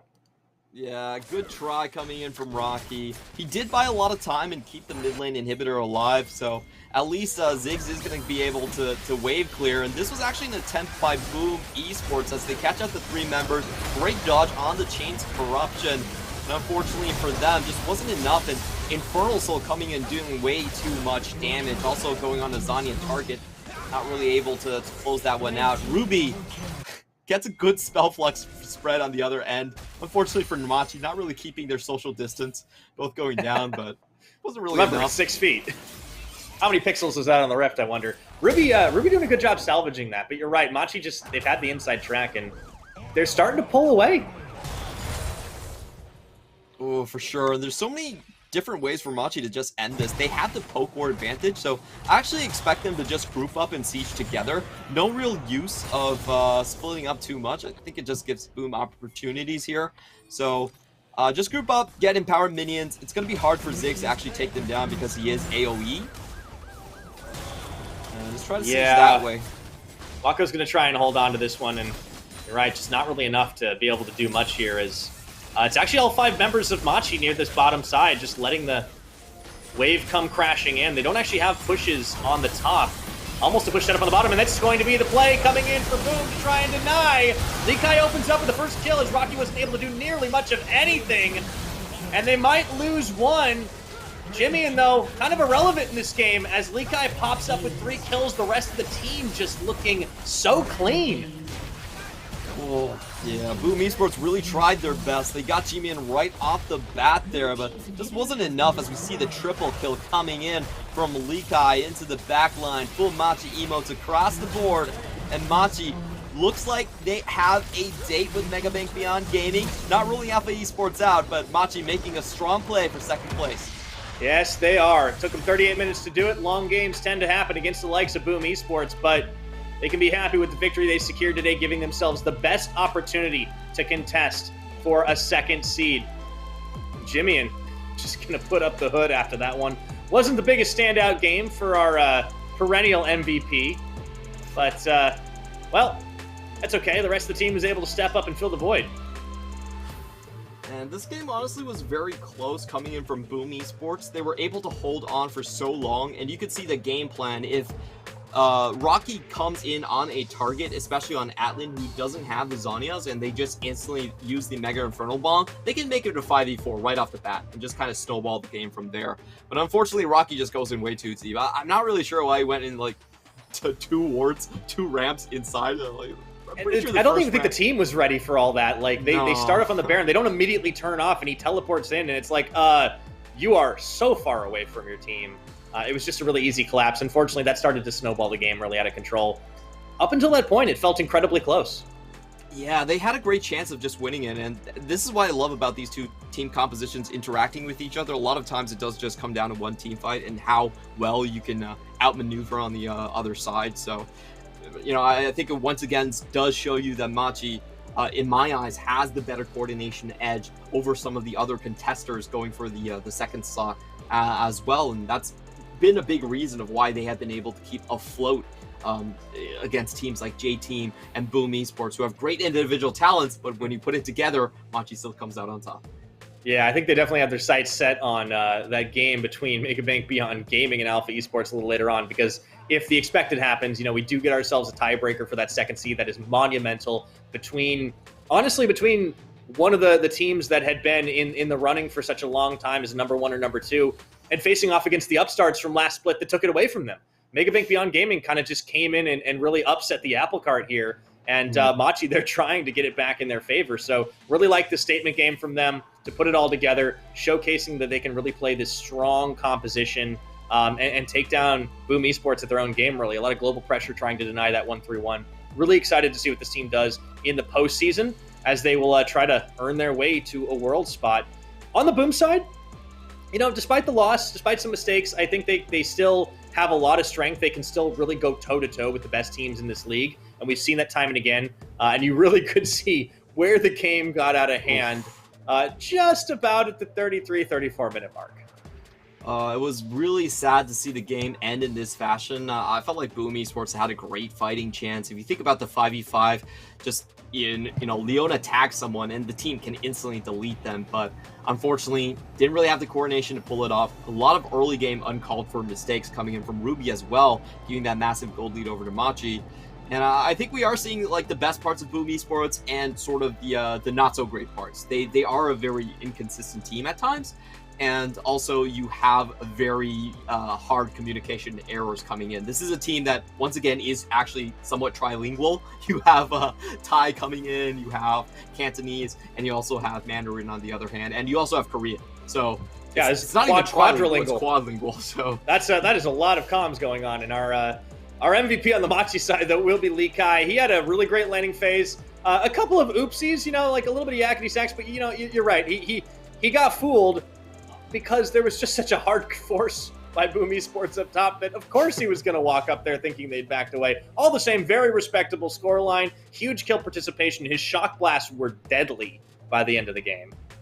Yeah, so well earned. This is just sometimes what happens when you have a Jace on your team that somehow picks up all the kills and doesn't die. You get that very early Mira mana, and you could see how much that dictated the early game pace of the game. Camille didn't get into split push position, way too late onto that play, and we just never saw the 1-3-1 this game. I think that's a huge reason that Boom Esports weren't able to take control as much as they should have.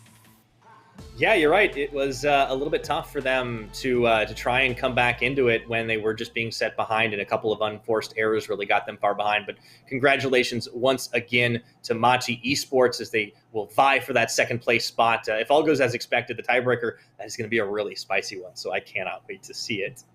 And yeah, honestly, CTBC Bank is Taiwan's top financial institution, but we're not stopping there. We're crafting an international brand and already have over 260 outlets in 14 countries. We are by your side, ready to embrace the future.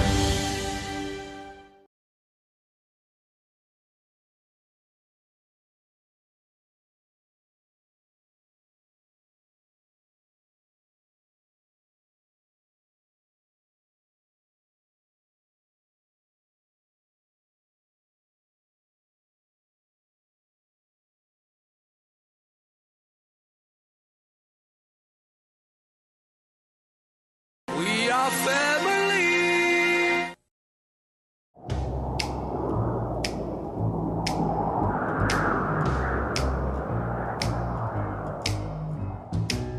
Can't you see my heart is lost without you? And your kisses make me love you more. And your kisses make me love you more. Can't you hear the sound of love and desire? Kiss me, baby, touch me. Kiss me, baby, love me.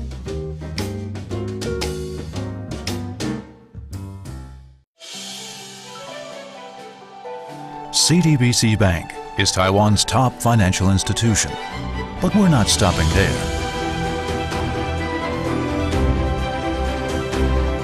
We're crafting an international brand and already have over 260 outlets in 14 countries.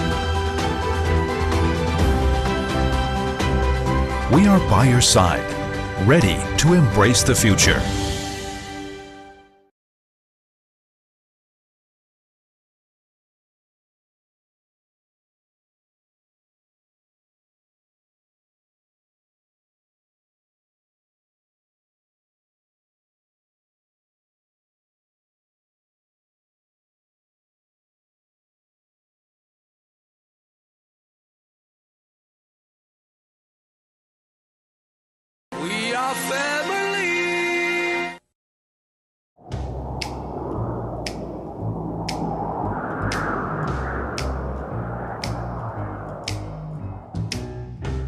you see my heart is lost without you?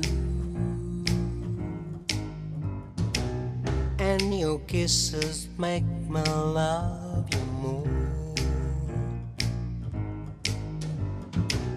And your kisses make me love you more. Can't you hear the sound of love and desire? Kiss me, baby, touch me.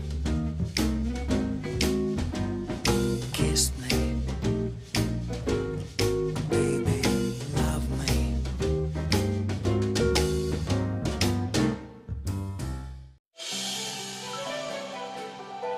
CTBC Bank is Taiwan's top financial institution, but we're not stopping there. We're crafting an international brand and already have over 260 outlets in 14 countries. We are by your side, ready to embrace the future.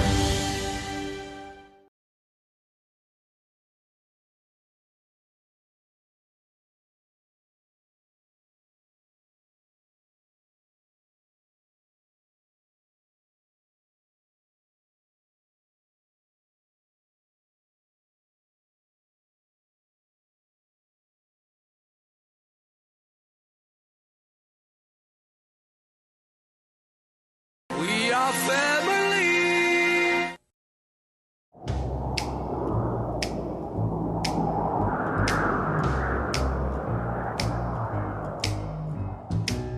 Can't you see my heart is lost without you? And your kisses make me love you more. And your kisses make me love you more. Can't you hear the sound of love and desire? Kiss me, baby, touch me. Kiss me, baby, love me.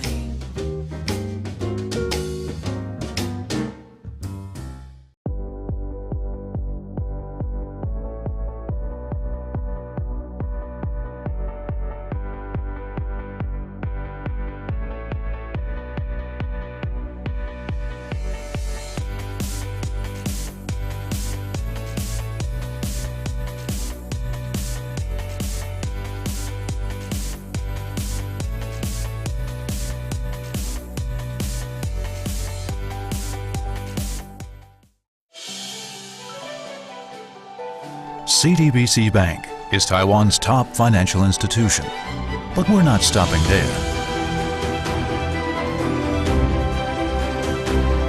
We're crafting an international brand and already have over 260 outlets in 14 countries. We are by your side, ready to embrace the future.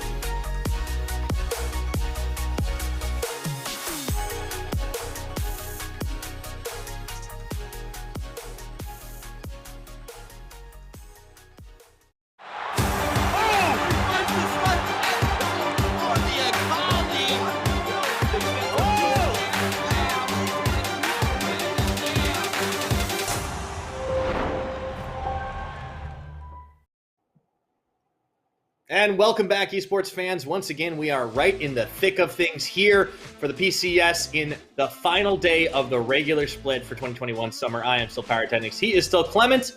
And before we get ready to kick things off, I think I'm waiting for them to come right up here, but I do believe our wonderful sponsors deserve a shout out. Clement, you were frozen there for just a second, my friend. I was wondering if everything was okay. Yeah, I was surprised myself because seeing myself like that was definitely a bit of a surprise. Yeah. Well, I'm glad that you're back, and I'm also glad that we have 4 wonderful sponsors. A shout out, of course, for the PCS: CTBC Bank, China Airlines, Chunghwa Telecom, and Caliber. Thank you for making the PCS possible.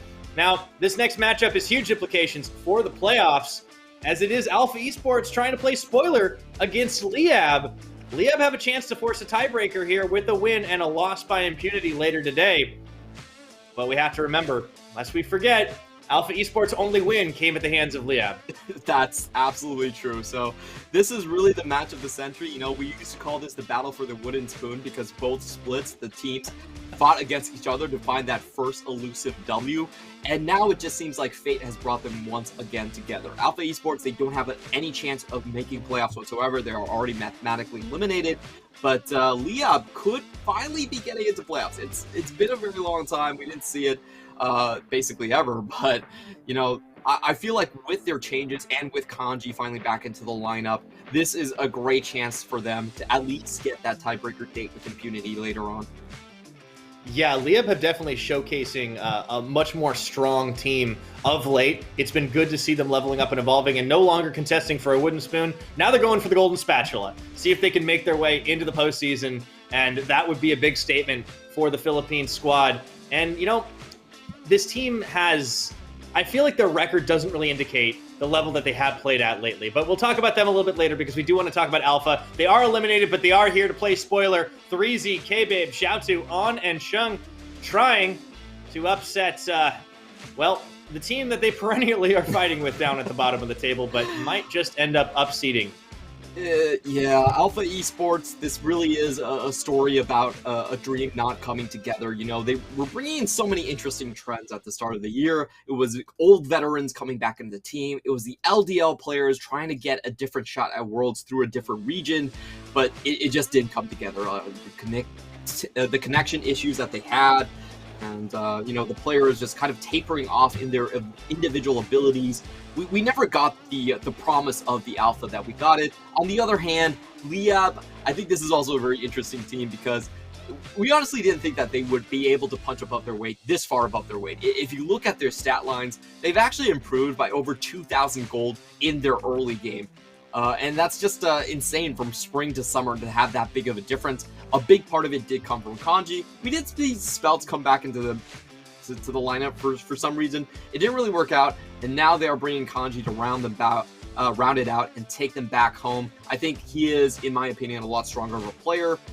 It just comes down to sometimes the communication really isn't there. But Liab, for me, if they can withstand the early mid-game pressure, they should be able to take this one down. Meantime, we will be taking a look at the top lane here. This is an interesting matchup for sure, as Kanji, you know, the off roll finally solidifies for him, and even though he was swapped out for Spelts for a little bit, it seems like he's just had the up and up. 3Z hasn't really been able to keep up with him in terms of really staying on the board, but he puts out more damage for his team. He's definitely relied upon a bit more, and you see that coming out in some of the champion choices. His Renekton for early games, he's played a handful of Gangplank games as well. That's certainly shown him to really be putting a lot of extra damage from global positioning, the Cannon Barrage coming in well. Whereas Kanji, a little bit more, I want to say conventional, but I got to use the air quotes because he will play some of those crazy matchups. He likes to go into like that Fiora, Camille 1v1. We'll see if it works out for him, if that ends up being the play. But we are into picks and bans. We'll start off with the Thresh and the Olaf ban. This is actually kind of a double jungler ban because K-Babe and Dodoy have both been the big Olaf stands this split. Yeah, it is a double-edged swords coming in, and to be honest, I feel like Alpha Esports should be banning out the Diana as well. That has been Liab's winningest combo. They have 2 wins so far out of the 3 on the Diana. There it is. And Yasuo, so no surprises there. That's a very difficult team composition to fight off. I do like the bans here. Of course, Xiaotu is going to get banned out as well. So we don't really have the Lulu Olaf. We don't really have the LeBlanc, and that pretty much just leaves the Rise that we have seen coming out from Xiao Tu. Viego, on the other hand, a very strong champion for K-Babe. I actually liked his Viego performances so far when he is on point. He really can't stonewall away the team composition. And the big question is, what is Liab going to play? Because outside of Diana, really hasn't had a lot of success. Yeah, that is the question, right? If they're going to try and pull something out, the linchpin really has been Dodoi for this team. We have talked about Kanji really leveling up and improving as a player. They will manage to secure a Ziggs for Dawn. And I think the Volibear definitely kind of falls down the chain of the most played, with the exception of Lee Sin. But Dodoi going to be looking to really just become kind of an unstoppable juggernaut if he can. For the Alpha side, they've already got a very big snowballing jungler in the form of Viego if they can get some kills. Going to round it out with some even more Shadow Isles. The Callista comes in for On. In the hands of the veteran, that can be a dangerous carry. And love to see this paired up with something like a Nautilus that they can just Pokeball out there. Or maybe something even tankier. Well, it's going to be Leona, though. Alpha really going for a strong pick composition, early low to the ground tempo. While Liab, I don't really know what they're going to transition into. I feel like in terms of comfort, Alpha Esports has actually won out on this draft, and they've taken away everything that has been successful for Liab. Liab, to me, they are a team that likes to play full-on brawling type of team compositions. I really think they're very similar to a team like JD Gaming, where they just all run at you at the same time and try to just duke you out with raw stats. And that has been sort of their strategy with either the Lulu Xin Zhao or with the Diana Yasuo combos. So the mid jungle for them is going to be very important. They definitely need something that can straight up engage for Xyliath. I don't think Xyliath has been terrific at champions that stand behind. I think he's much better on things like Galio that just kind of run into the enemy team. So we'll see if he gets that going. Yeah, I don't know. I wonder how much damage they're really going to have if that's what they opt for, though. But we'll have to see as the Silas is banned away from Xiao Tu. Actually, not a champion that he's really taken this split, but it's going to be followed up by that Camille ban. Obviously, Kanji, trying to get him a counter pick is going to be a Liab strategy. Really get 3Z on the back foot in this one. And the interesting thing between these two top laners is neither plays that much Gwen, which I think Kanji definitely has in his pocket. Yeah, I've seen him as mainly a Gwen counter picker, but in this situation, I'm not sure what we're gonna see in the top side from 3Z. I feel like if he has to blind pick, he's probably just gonna go for the Jace. That has actually worked out quite well for him. I'll see this time if he goes for it. Usually they save the counter pick for Kanji in most situations and just go for Xyliath's champion here. Galio is a little bit hard without the Camille to play in this meta, so not really sure what he goes for. Not a lot of options. Syndra could come in. I was about to say right before he hovered it. That has been a champion picking up a lot of steam on this patch, and he has piloted it already once. We'll get a second shot at doing so, and that adds a double magic threat to this team, but so far, you have to think they might be going for a little bit of AD. Maybe the Jace comes in to answer if this Gangplank is what 3Z picks. Oh, but the Gwen. Ooh, playing with our heart right there. Yeah, we've been talking about the Gwen a long time. I don't think Liab has the opportunity to pick the Gwen anymore. Way too much magic damage on their composition. But Alpha, wow, they still play incredibly safe here. As I was saying, the most likely blind pick is going to be the Jace. They are playing like a full tempo comp, and this is totally a BM hover. Let's go. That game that Dodoi unfortunately could not get going on that Fiddlesticks. Oh, Alpha just hitting them with it. Oh, this is an old-time counter pick. Actually gonna be the Echo into the Syndra. Oh, I didn't expect that one. I like this. Yeah, we haven't seen the Echo in a very, very long time. You know, after he was a little bit too prevalent in the matchup. Did get a couple of nerfs, and we just didn't see him coming out anymore. So I actually think Spring Split, we still had a couple Echo picks across the board with the Rocket Belt, but after the big nerfs to Rocket Belt and the strength of Everfrost, the champion has just been lying low. But it is a great counter pick. There we go. And Kanji also has a counter pick for himself. Oh, he's going to do a Shahu impression right here, going for the Lucian versus Jace matchup that is very favorable to the Lucian. Once you hit level 6, you outrange Jace with the culling and you can just chase him down. adds a lot of AD, much needed, into this composition for Liab. So a little bit of a couple of surprises really coming in right at the end there, and nicely done by both teams. Really looking at how it all went down. It looks like we're going to drop back to us as we get ready to kick things off. And yeah, Alpha is definitely playing this one out very seriously, even if it is just pride to play for, or perhaps they want to see Impunity in the playoffs. They can be kingmakers here if they can pull off this win. Impunity is basically going, please check your PayPal on this one to see if they can influence Alpha Esports. But I love their composition. You have double assassins coming out from Xiao2 and K-Babe, which are their two best players on their composition right now. And then you have a bunch of tempo pieces. So it's a very snowball composition. If they get the first kill, you expect the Echo to be able to carry them past to the finish point. On the other side, unfortunately, I don't think I can say the same for the composition out of Liab. To me, this Liab comp is, it has range. It's a pretty good siege comp, but I don't think it fares very well in team fights. There are a lot of low mobility champions like the Ziggs and the Syndra that just don't deal very well with the parallel convergence coming out from Echo. And the same thing can be said against someone like the Viego, where you can just flash in and get the Spectral Maw quite easily. So I feel like this is squishy too. Yeah, like I don't that's like the flip this side. I think it's interesting that they put a lot of like their big tankiness onto somebody like Dodoy, who usually is going in to be a little bit more of like a bruiser carry. We've seen him on Diana, we've seen him on Olaf. He really goes into the backline and sticks to people. Yes, he can do that as Volibear, but he's not going to be able to set up as much damage. So they're relying a lot, I think, on some of the weaker members of this Liab squad. So I think Alpha definitely drafted them into a little bit of a corner here. I'm curious to see if they can overcome, because remember, this is the last chance for Liab to try and force the issue on playoffs. It's still out of their control. If they win this, they will still need Impunity to lose later today against, I believe it is J-Team. But, this is it. They need to be able to win this one, stack 4 wins together to try and keep that playoff dream alive.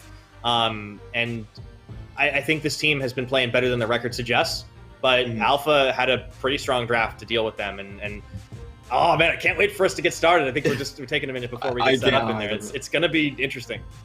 Yeah, I think this is the most finesse that we're going to have to see from Liab if they want to pull out the win right here. Usually when they draft compositions, they're all about bruisers. They're all about going in at the same time. But this comp for them, I think, requires a very different approach. You have to be willing to wait a while, make sure you set up your formations correctly so you can counter-engage when Echo comes in. You have to keep your spacing very well together. If parallel convergence lands on 2 players in the backline, you're instantly dead. There's no team fight to be fought whatsoever. So yeah, it's a huge test for them on spacing, on coordination, on patience, in making sure that they don't rush into chokes and corridors where Echo has an easy time just cornering multiple members. And also, if you look at the late game, they don't have a split push answer. If Xiao2 gets ahead, he's going to stay ahead the entire time. So I think it's a very difficult comp to pilot for them. The way I see Liab winning this one is if they can just constantly punish top lane on 3Z and just make that matchup absolute hell. Always play around Kanji and just stick to that one track to snowball the game to a clean finish. Or else it could get really out of hand. There's a lot of champions that are great on just sniping down first kills on the side of Alpha Esports and just snowballing the team fight from there. So you have to play very, very careful against Echo and Viego. Yeah, that's always going to be a little bit difficult for them to do in this, and even just against one of those big assassins. I think the difference, of course, adding in the Echo, it's kind of an unexpected pickup, and so many squishy champions, as we mentioned, on the side of Liab is going to be a little bit tough for them to try and stay alive. I think I am hearing from production we are taking a little bit of time before we get into the game, as one of the players should be having a bit of time to get into it. I think we can really go back to, excuse me, I am hearing we are going to be taking a break. So thank you for bearing with us, everybody. We will be back at the start of the game right after this.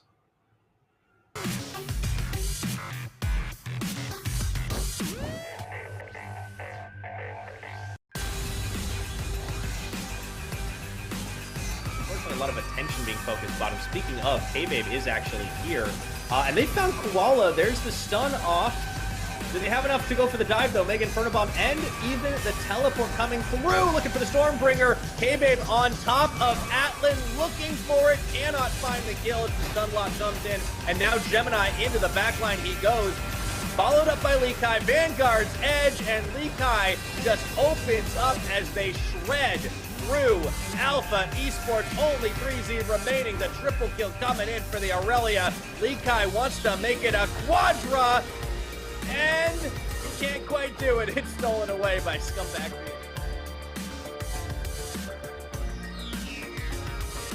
I think they'll be able to do it at this point. J-Team just got into a rhythm. Very comfortable one for themselves. Last-ditch effort by Arachi going in. Look at the kickback on Rest, just deleting the backline. This It's 1 for 1. is an absolute monster. Ozzy comes in on the teleport backline, but he's got no team left.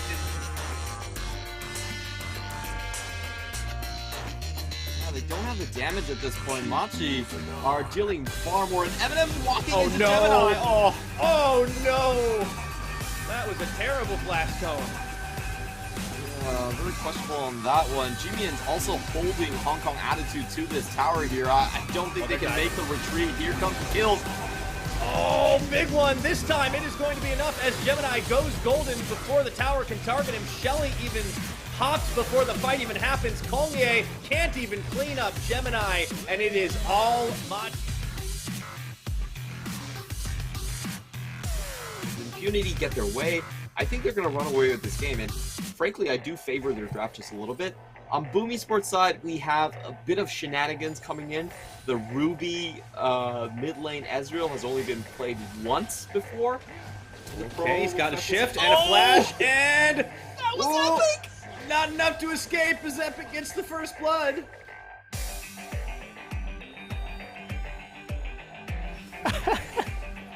You know? I'm down. Yeah, let's do it. If this whole casting thing doesn't work out, we'll just start a financial institution, all right? All right, fight is on for the Boom Esports, looking for more, and the pull-in from Alex is huge. That's the fight they're looking for. Wako opens out. Watch Leon, though. Beyond Gaming around the backline. In comes Leon, but the damage follow-up is not there Wako's still anymore. alive, though. As Wako's the still double kill alive. comes in for Wako, and Mawa is trying. Oh, I don't believe it. Can he go for it? The quadra. All he needs is one more party double going over to get himself the pentakill.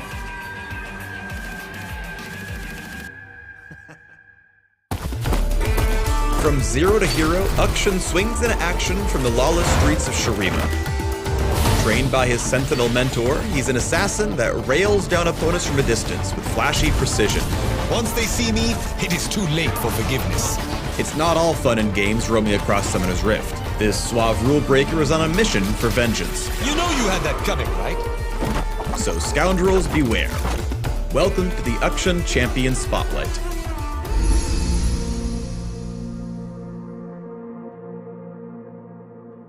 Akshan's passive is Dirty Fighting. Every third hit from his auto attacks or abilities deals additional damage. When fighting against enemy champions, Akshan also gains a shield for a few seconds.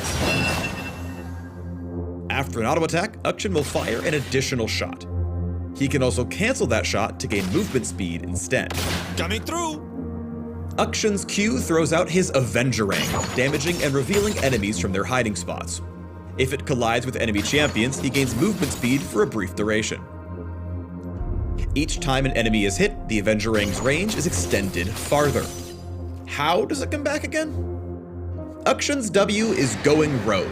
His passive marks scoundrels, enemy champions who have killed Akshan's allies. If he takes down a scoundrel, he gains gold and resurrects the fallen allies. Activating Going Rogue lets Akshan camouflage himself briefly when there are no enemies around. When moving near a wall or in brush, he can hide indefinitely. While camouflaged, he gains increased mana regen and movement speed toward scoundrels. Knock knock! Vengeance calling! And this is the part where they run away. Get around the rift in style with Heroic Swing. Akshan fires a grappling hook that attaches to the first wall hit and swings around it. To get the most distance out of your E, grapple from max range. Akshan then dives off the rope and fires a final, powerful attack.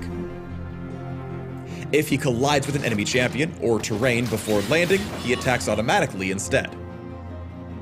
Enemy takedowns refresh Heroic Swing's cooldown, granting him opportunities for Reset City. While he's able to sweep around, Akshan cannot swing or dive over walls, so try not to crash. Oh, come now! Akshan's ultimate is Comeuppance. Locking onto an enemy champion, Akshan charges his gun the Absolver and stores up bullets for a massive attack. Recast to unleash a barrage of bullets onto the first target, with damage scaling based on missing health. That was quite satisfying. Not one to be locked down, Akshan can move around and heroic swing while charging Comeuppance. Oh, so exciting! But watch where you aim. Bullets can be blocked by minions and towers. A troublemaker by trade, Akshan shines early with his ability to efficiently roam and stir up the map. Try to catch the enemy team off guard before they even have a chance to react. Ouch, talk about a mid-diff. Going rogue combines the strongest parts of your assassination talents. If an enemy thinks they can get away with the kill, capitalize on the scoundrel mechanic and pick them off after the fight. It's way easier for you to pick off foes than engage in 1v1s, so stick close to your allies for clutch revival plays. His name is Akshan. You killed his allies. Prepare to die. Consider yourself absolved. Akshan prefers picking off foes from a distance, so you'd be wise to evade champions that get up close and personal. Even a well-timed grappling hook might not be enough to escape. Your team may not always make the best choices, but luckily Akshan thrives when he can swing in and avenge his fallen allies. If a team fight goes sideways, keep your eye on the enemy-marked scoundrel with the highest kill count. Find an opening and grapple in for the takedown. There we go. Get in, avenge fallen ally, get out. With the scoundrel defeated and your team revived, secure a victory on the enemy nexus. Haha, the thrill of going where you're not supposed to. Vengeance never looked so good. Discover more about the Rogue Sentinel in the links below.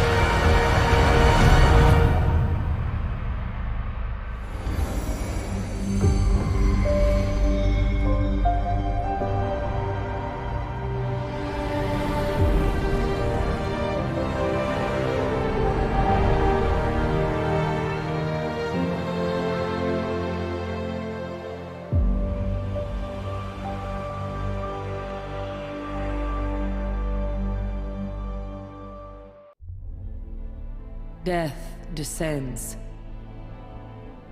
The light is fading. Who will join us? Who will be our hope?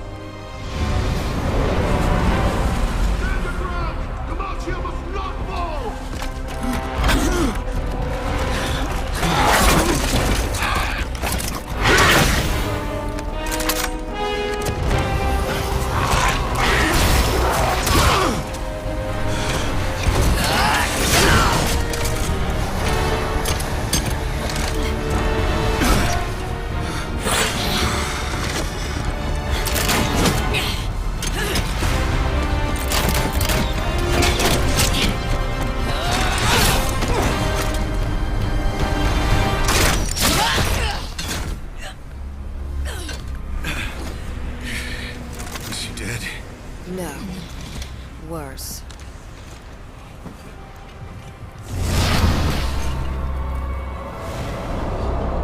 You cannot stop the darkness he's unleashed.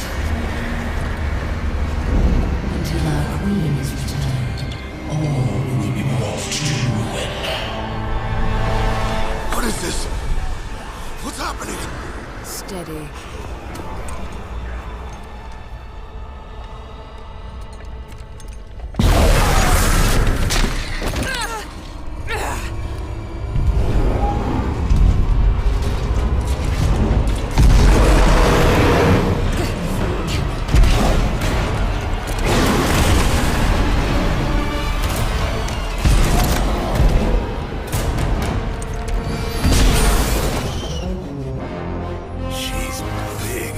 Then shoot her twice.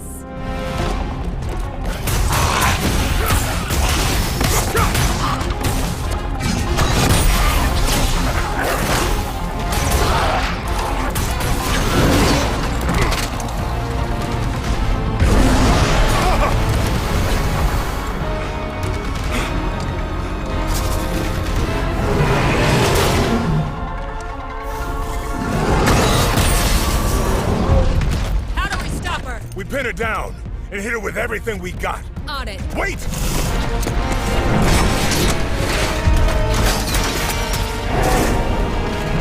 Lucian!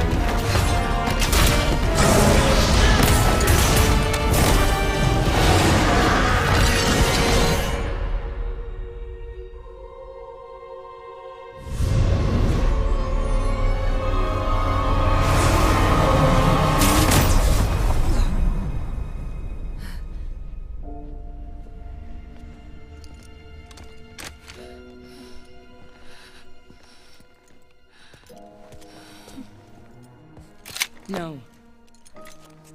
She's still in there. She's a monster. No, Viego's the real monster. And there aren't enough arrows in the world to stop him. We need to work together, or he will destroy everything.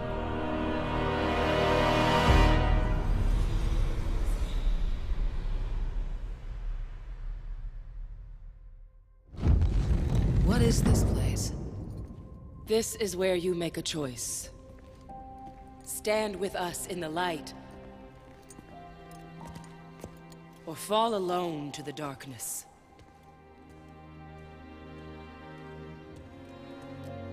She's reckless, Inna. And we'll need more just like her to stop what's coming.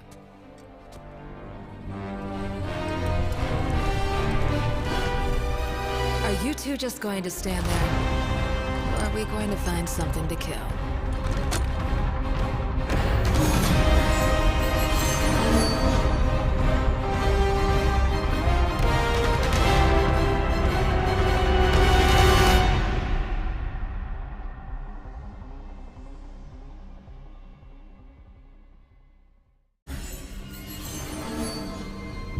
You still there, friend?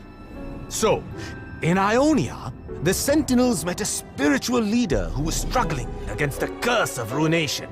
She told a story of love and sacrifice and blah blah blah blah blah. All lies. But she did reveal one truth. Isolde's spirit lived inside Senna and Gwen. But then the forest itself turned to ruin and seized another artifact for Viego. The team survived with a little help from a deadly blade dancer. And she joined the cause, hoping to restore her land. Together, they reached Mount Targon. Very tall, perfect for grappling hooks. A warrior with a crescent blade and shimmering armor guided the team to the summit. There, they found Viego battling a god. How do you defeat one of those? Well, if you're a scoundrel, you take control of their mind. Haha, but the Sentinels had enlisted a god of their own, so to speak, and served up just desserts. Of course, sneaky Viego escaped with another item. He is very good at that. Huh, now where will he turn up next?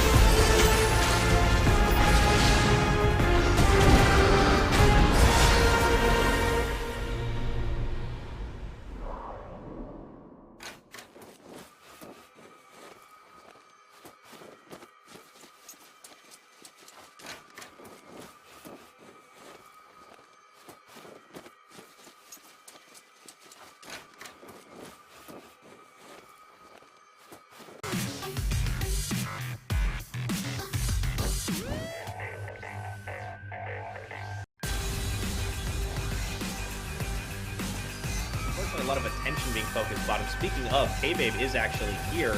And they found Koala. There's the stun off. Do they have enough to go for the dive, though? Mega Inferno Bomb and even the teleport coming through. Looking for the Stormbringer. K-Babe on top of Atlan, looking for it. Cannot find the kill as the stun lock comes in. And now Gemini into the backline he goes. Followed up by Likai. Vanguard's edge, and Likai just opens up as they shred through Alpha Esports. Only 3Z remaining. The triple kill coming in for the Aurelia. Likai wants to make it a quadra, and he can't quite do it. It's stolen away by Scumbag.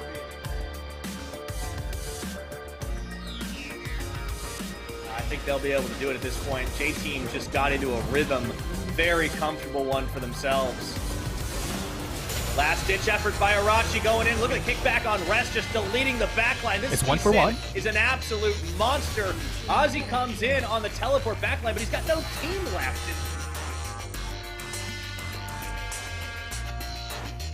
They don't have the damage at this point. Machi are dealing far more, and Eminem walking into no. Gemini. Oh no! That was a terrible flash cone. Very questionable on that one. G-Mian's also holding Hong Kong attitude to this tower here. I don't think they can make the retreat. Here comes the kills. Oh, big one. This time it is going to be enough as Gemini goes golden before the tower can target him. Shelly even hops before the fight even happens. Collier can't even clean up Gemini, and it is all Machi. Impunity get their way. I think they're going to run away with this game, and frankly, I do favor their draft just a little bit. On Boom Esports side, we have a bit of shenanigans coming in. The Ruby mid lane Ezreal has only been played once before. Okay, he's got a shift and a flash, and that was epic! Not enough to escape as Epic gets the first blood.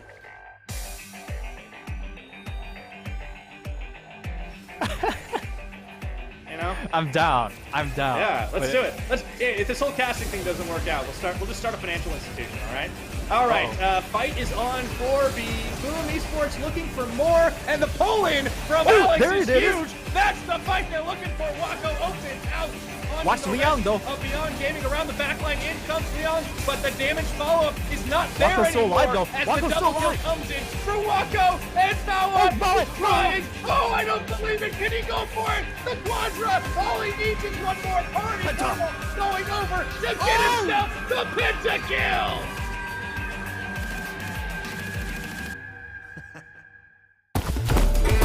From zero to hero, Akshan swings into action from the lawless streets of Shurima. Trained by his Sentinel mentor, he's an assassin that rails down opponents from a distance with flashy precision.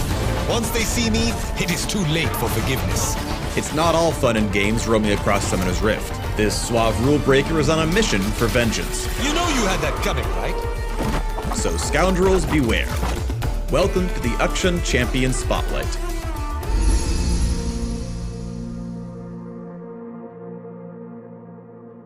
Akshan's passive is Dirty Fighting. Every third hit from his auto attacks or abilities deals additional damage. When fighting against enemy champions, Akshan also gains a shield for a few seconds. After an auto attack, Akshan will fire an additional shot. He can also cancel that shot to gain movement speed instead. Coming through! Akshan's Q throws out his Avengerang, damaging and revealing enemies from their hiding spots. If it collides with enemy champions, he gains movement speed for a brief duration. Each time an enemy is hit, the Avengerang's range is extended farther. How does it come back again? Akshan's W is Going Rogue. His passive marks Scoundrel. How are we going to learn what Action's ultimate ability does? Never mind, I guess we're going to be getting back into game. Hey everybody, thank you for waiting with us as we have waited out a bit of a pause, a bit of a technical hitch here. But we will finally be coming back to the thrilling conclusion to see if Alpha Esports can upset Liab, or if Liab will come back into this one. As a bit of a reminder, here's the draft. Here's how it went down. A really interesting Echo pick to try and deal with the Syndra, a bit of a throwback coming into this one. And you know, Clement, I know there's been a little like, whoa, Alpha Esports, that draft looks a little spicy. It's going to be hard for Liab to deal with. Yeah, I think this draft has a lot of single target potential to just snipe down one target, and they have multiple resets on their team from Viego, from Callista, and you're looking at Syndra and Ziggs without a lot of escape. So in my mind, Alpha Esports have drafted them a very good answer to what Liab has, but you have to remember, Liab have more to play for. Alpha are out of playoffs. Liab have to stay alive. They want to stay alive. And I feel like Kanji in this top lane could make 3Z's life hell. I'm expecting that Liab are going to consistently just attack 3Z over and over again and see if they can run away with that lead. All right, well, we are on to Summoner's Rift to see if Liab can keep the dream going. They'll have to survive the double assassin composition. It has been a while since we have seen an Echo. But there are a lot of threats on this champion, not the least of which is that parallel convergence. Going to be hard for the side of Liab to dodge out, but in the laning phase, certainly want to keep an eye up topside, see if Kanji can work his magic on this Lucian. The last time we saw him on this champion, he did find himself a win.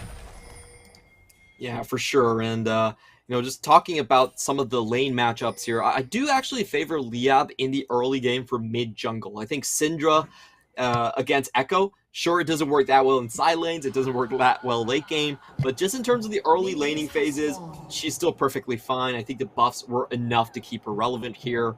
I think Liab could still impact the map quite heavily in the early game, but it really just comes down to those skirmishes where I'm very uncertain about. I feel like the skirmish factor does favor Alpha Esports quite a bit, and we have a cheesy setup coming in, which looks like a late invade. Ooh. Well, we have seen Alpha go for some good Gouda before, and I don't think Dodoi was expecting this one. He's going to have to give up the blue buff, and that should set the big bear behind. Yeah, this is a great answer to wrestling away the early mid-jungle strength coming out here. As Shung is chasing him out of the jungle. Forces the smite as well, so that's a very nice win, and you can tell that Dodoi not getting level 2 on those Merc Wolves, that is so painful for him. Yeah, I think Alpha correctly identified that Dodoi is certainly a linchpin in this team, even in compositions where he's not going to be the big carry. Time Winder comes out, a little bit of damage dealt onto Xyliath as well. Man, the one thing I do remember about Echo is he just has some pretty ridiculous sticking power. For sure, definitely can just impact side lanes really well, and I always have liked Echo in the past. I feel like there's so many different ways that you could play around this champion. He just has immense scaling in the late game, and every time around Worlds, we always hear about Echo and Scrims just destroying everyone, and it kind of doesn't happen. He's like a great champion when the game is very chaotic. If he picks up kills, then he scales incredibly well with AP, with just levels and everything. So I do feel like against Liab, which, to be honest, is a bit of a messy team themselves, this pick is great from Xiaotu.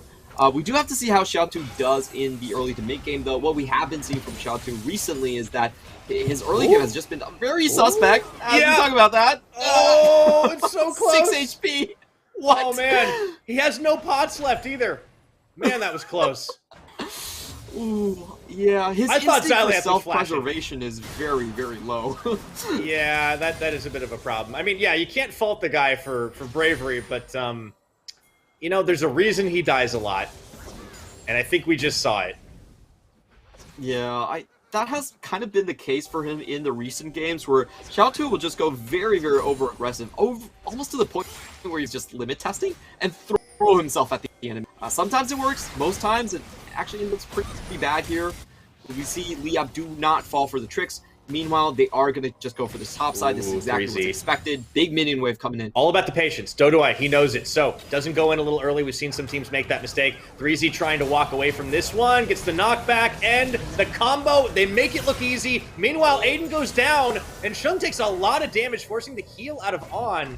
As Dawn stands around, is going to actually try to get away. There is going to be the hook, forces the flash. Probably stuck around too long. Might go down on the tier 2. He does. Alpha actually trade better on the bot side. Oh, just looking at this bot lane dive again, it's a very traditional 3-3 versus 2-2 setup. Actually, good play from Aiden on here, but, honestly, Don should have just turned tails and ran. He looked at Shun and thought he might be able to get a sneaky kill, but his support's ghost comes back to haunt him and takes him into the underworld. Yeah, that feels bad. K-Babe really helping out to secure that kill. 2 now in the pocket of the veteran bot laner. Meanwhile, Kanji 3Z duking it out once again. To the skies he goes. Kanji not going to be in the lane. Oh, gets the outplay. The teleport comes through. This would be Zhao 2. And Kanji... Oh, wait a minute. It actually got canceled. Yeah, Xyliath actually does not allow him to pick up the kill right there. So big wins for Liab across the board. Xyliath is in a bit of trouble, but K-Babe is probably in more trouble. Well, you talked about chaos. This certainly is it early game right now. Flashes and dashes and everything burned. Oh my! Zhao Tu's going down again. He went deep to try and kill Aiden. Didn't find it. And Liab right back in their favor as K-Babe throws down the mist to try and get away, or the Haro Path, I should say. Big scuttle fight. This is It's definitely Xyleath for president right here, getting so many plays on a part. We're not done. Like he's on the same page. What? Dawn has no mana. I don't know why he stayed around as long as he did. That was really interesting because it was very half-hearted from both sides, and okay. Yeah. That's the chaos factor I was talking about, and unfortunately everything that we thought was going to happen in this game is already happening. The resets coming in for Alpha Esports, and then Kanji just bullying on the other side. We're going to watch this one again. K-Baby just going a little bit too deep after Xyleath had that sort of a scuffle with Xiaotu in the mid lane, gets out. K-Baby actually plays this quite nicely with the smite incoming, but Xiaotu, unfortunately, the Titan's Wrath comes up. There's an extra shield right there. Xyleath is able to get down the kill. And okay, go back, guys. Get out! Liab, what are you... No, Liab, don't stay Dawn, you here. have no mana. What are you doing? Oh, they just thought they were safe in the 3v2, but On was clearly rotating, so... Yeah, that was a bit troubling to see that assist going over. On's fed, and it's 6 minutes into the game. Just gonna lay that one out there. This I will say... is gonna be a problem. Do you remember last time Alpha Esports beat Liab? I do, in fact. It was On. It was back in week 2. Yeah. And On did have a pretty respectable performance on that Aphelios. Yeah, I think everyone remembers that turnaround triple kill by On to take the first win for Alpha Esports on the season, and this is looking pretty dire at this point. The CS score is down by a lot. It seems like Alpha Esports have, even though Xiaotu hasn't gotten that many assists, he is having that mobility to lead lane. And I just see that 4v2 as being very easy to execute for the side of Alpha Esports. Honestly, I wouldn't even be surprised if they just sent 3Z into the fray as well, since, you know, his lane's pretty much over here. Like, there's nothing he can do right here. So he might as well go. Xyleath is like, this is mine.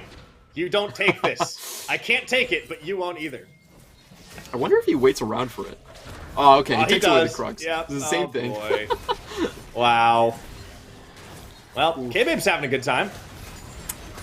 Yeah, and he's pretty fed at this point. You know, we have the early phage coming down. We have seen Viegos just do a lot of damage off the mythic item. He becomes very difficult to kill with the extra healing. And Alpha Esports, they have complete control of this bot lane. They don't even need the 4v2. I mean, they're just dirty farming. Enough. That's you never like to see that. This is going to be a little bit tough for Dawn and Aiden to really become relevant. Meanwhile, though, on the top side, things are definitely a different story. Kanji with the 2 kills over 3Z, and 3Z's been set behind also in the farm game. It does mean he has enough freedom to really come down here and help out. Guys, you got to finish that Skull Crab. There you go. On this Rift Herald, it's really uncontestable. So at the very least, Liab can count on the fact that their top side of the map can start tilting in their favor. Now here's the rotation. Dawn and Aiden just coming straight into mid lane. That's just to feel bad for Xyleath. That's a sack the bot lane.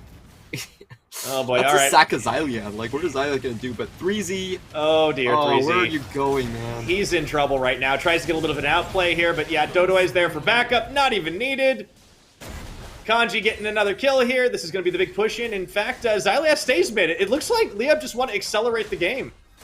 And this is actually turning out to be the right move, because Xiaotu is nowhere near mid lane. Yeah, what's going on? They kind of took this a little slow. Alpha got caught snoozing. It's actually going to be first brick picked up by Liab despite the bot deficit. No way!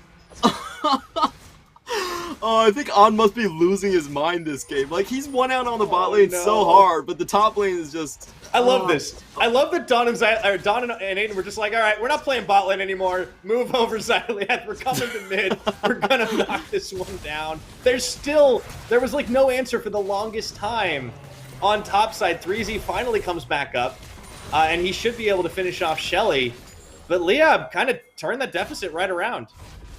Yeah, very interesting turn of events. Now, I will say Xyleath has not been able to pick up farm for quite some time. Last we checked in onto him on a lane, he was at 60-60 yes, and come on, man. Whoa. No. Yeah, just put Kanji on him. Well, that's bounty gold. Kanji could be in trouble, though. Flash actually is going to get followed here, and K-Babe will probably be able to get the execute. Oh. Yep. I think I saw that in one of the Ruination animations. I guess that was just a bait from On. I'm not sure. Like, if it was a bait, I don't think he would have used his summoners. That was a bad one. So, yeah. This game's been really interesting. Look at that roller coaster of a gold graph. It's been trading back and forth 4 times already. I think that's the most I've seen out of any PCS game. So it does seem like the answer Liab have found to dealing with some of the lane matchups that haven't been favoring them is just swap everybody around. So it doesn't really matter at all. Kanji does get shut down at the end of the day, but he does take on with him. So gold's kind of siphoned back and forth. At 11 minutes, very chaotic game, a 500 gold lead and a dragon advantage to Alpha Esports. But that is about it, as On and Shung look to push in this mid, and Xyliath and Aiden here to defend.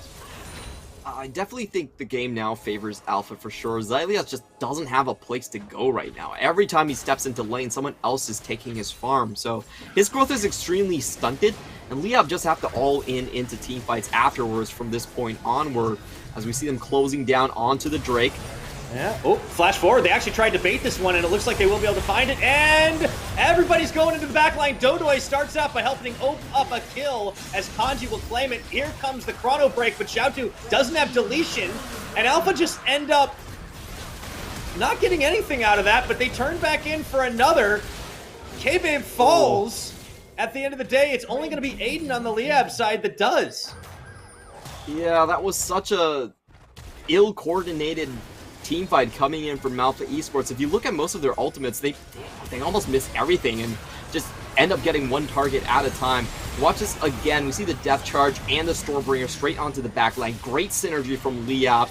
And then watch out too. Parallel convergence on 2 frontline tanks, and then Solar Flare goes on, like, I think it was actually just completely dodged out right here. So they only get the support, and it was very unfortunate for Alpha. They had a lot more chances just fighting this, but weren't on the same page. What they need to look for in these team fights is they need to blow up one target right off the start. So they need to be much more coordinated and purposeful when they come in like that. Instead, they just kind of haphazardly stayed around and just got picked off one by one. Yeah. Oh, man. And Kanji is getting real big. He's got 7 kills in this game already. He looked very far ahead just from the laning phase against 3Z, but he's going to start taking over here, and obviously in a side lane, he can still be taken out. A bit of a squishy target, but Liab, it seems like their execution just looks a lot better than what Alpha have been bringing, despite how it should be an Alpha edge. They will find Dodoy here, but Xyliath around the side, finding a lot of damage onto Shung, and he's going to go down despite the Solar Flare. That is going to be K-Babe picking up a kill answer and getting a reset. Will flash forward. Xyliath able to get under tower, and looks to try and go in. Scout of the week, stunned out. Does he have the damage? Oh, the hard path. Can they find him in the mist? Everyone is converging on this spot. Can they finally get spotted? Oh, no. Oh, he tried to bait it. Just got to guess where he's going to be standing. Xyliath gets revenge. Oh, Alpha Esports. I feel so bad for them. They definitely didn't expect Xyliath to be there. To be fair, I think Xyliath has been randomly roaming the Rift for like 2 minutes right now because he actually has nowhere to go to. So he's a man without a lane. Kind of got lucky just getting there. Yeah. I still just want to emphasize how far ahead Kanji is right now. He's got the Gale Force and the Essence Reaver. He is a full item ahead of 3Z. And in Kanji, we trust. This is kind of the story of Liab. Yes, well, they are a he's Filipino drawing pressure, team, but right now Kanji is the president. So everyone should save him here. And on the flip side, everyone from Alpha is about to get him. Yeah, they're gonna try to jump on him. Doesn't have an escort, unfortunately. Oh, Kanji trying to get the outplay. Look at the damage he dealt out of Xiaotu. Full culling channel. Shung eats most of it up. And there's not a whole lot of ways for him to go. He might run face first into K-Babe. Does dodge out a lot of damage, but he can't dodge the Solar Flare. And I think that is going to be the end. A big shutdown goes to 3Z. Yeah, Meanwhile, though, complete. Yeah. Liam going to use that as an opportunity to knock down mid-turret. I'm not even sure that was worth it for Alpha in the end, because if you look at the map, they actually rotated 4 people down to kill Kanji. That's how much they respect Kanji onto that one. And in the flip side, Liab actually do get away with a lot of extra resources on the map. They get the mid lane tower. They take away the blue buff. Again, the second consecutive blue buff that Xyliath has stolen now that he's more of a jungler than he is a laner. So at the end of the day, I think Kanji can rest easy. Like he's done his team proud. Yeah, Kanji's looking pretty good right now. Obviously, you got to be a little careful when you're going to be on the side lanes alone like that, but it's opened up so many avenues for Liab to kind of start rolling forward. This will be a pretty free Rift Herald take, as there's no chance to contest. And Liab Esports, making it into this 15-minute point of the game, looking pretty good. Alpha had the tools, had the opportunity, but they just can't blow anybody up. Look at this Xiaotu. He just can't find the execution target, but they are going to keep on trying. K-Babe and Shung are there. Get the jump down. Dodoy just tanking it up as Mega Inferno Bomb comes through. K-Babe looks for the execution. Is not going to be able to find it as he will burn away courtesy of Aiden. Chrono Break back and around the side goes Xyliath. You can never predict where he's going to be. Unfortunately, he gets shut down by On, and the fight just keeps on going. 3Z turns right around, goes to the skies, finds Dodoy, but he's going to trade his own life for it. Oh, 2 for 4, Liab.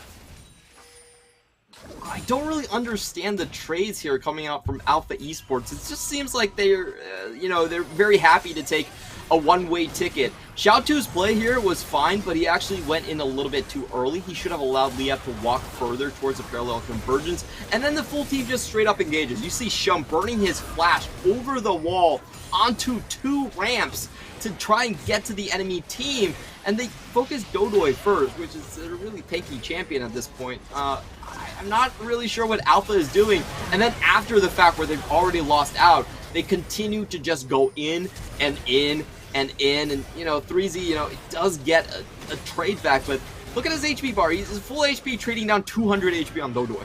Yeah, I think the Alpha Esports vehicle has only one gear, and it's forward. Unfortunately, right now, they really should be backing off.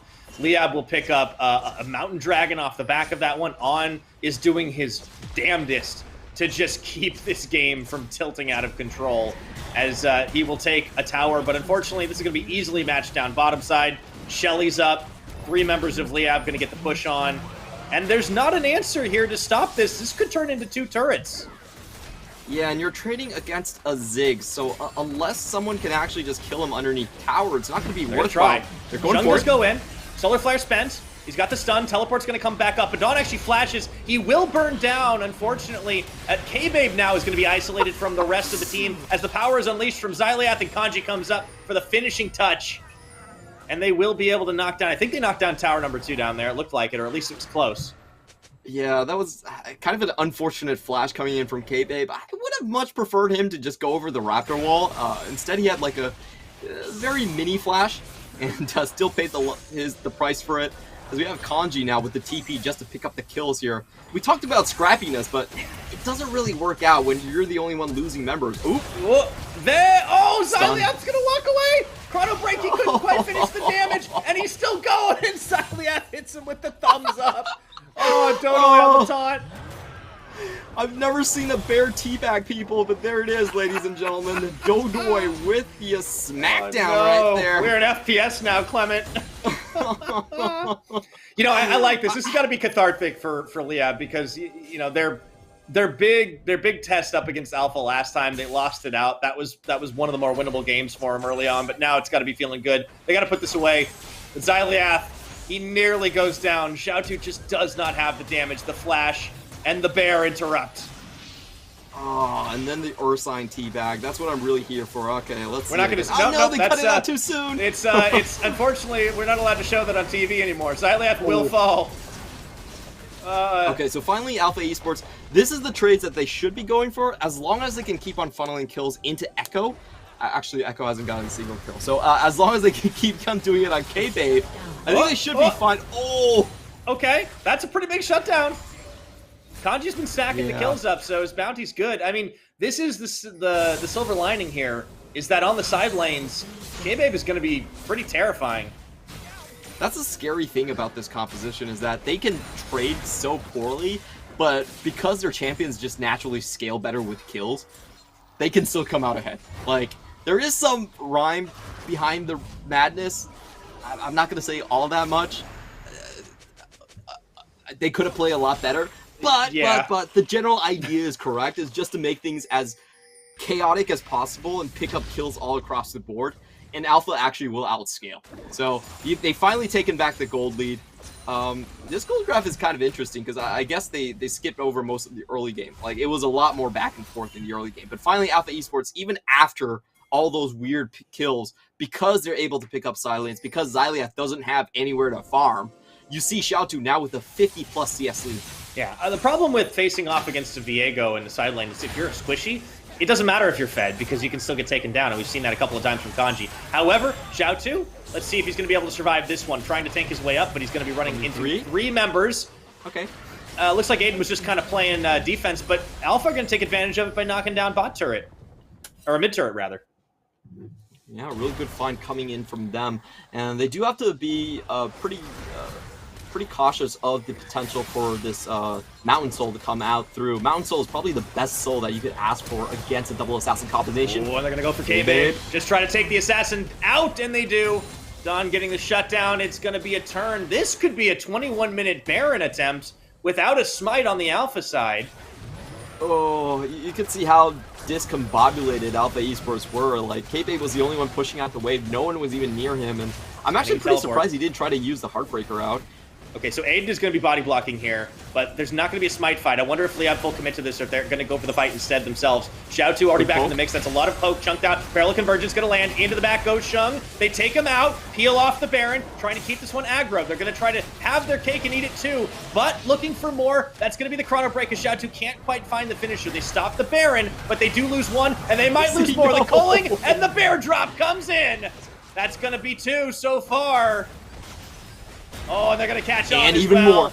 Nowhere for him to go, but backwards tries to get those Ren stacks. Look at those low health bars. Trying to keep him here for Convergence again. What a dangerous game they play.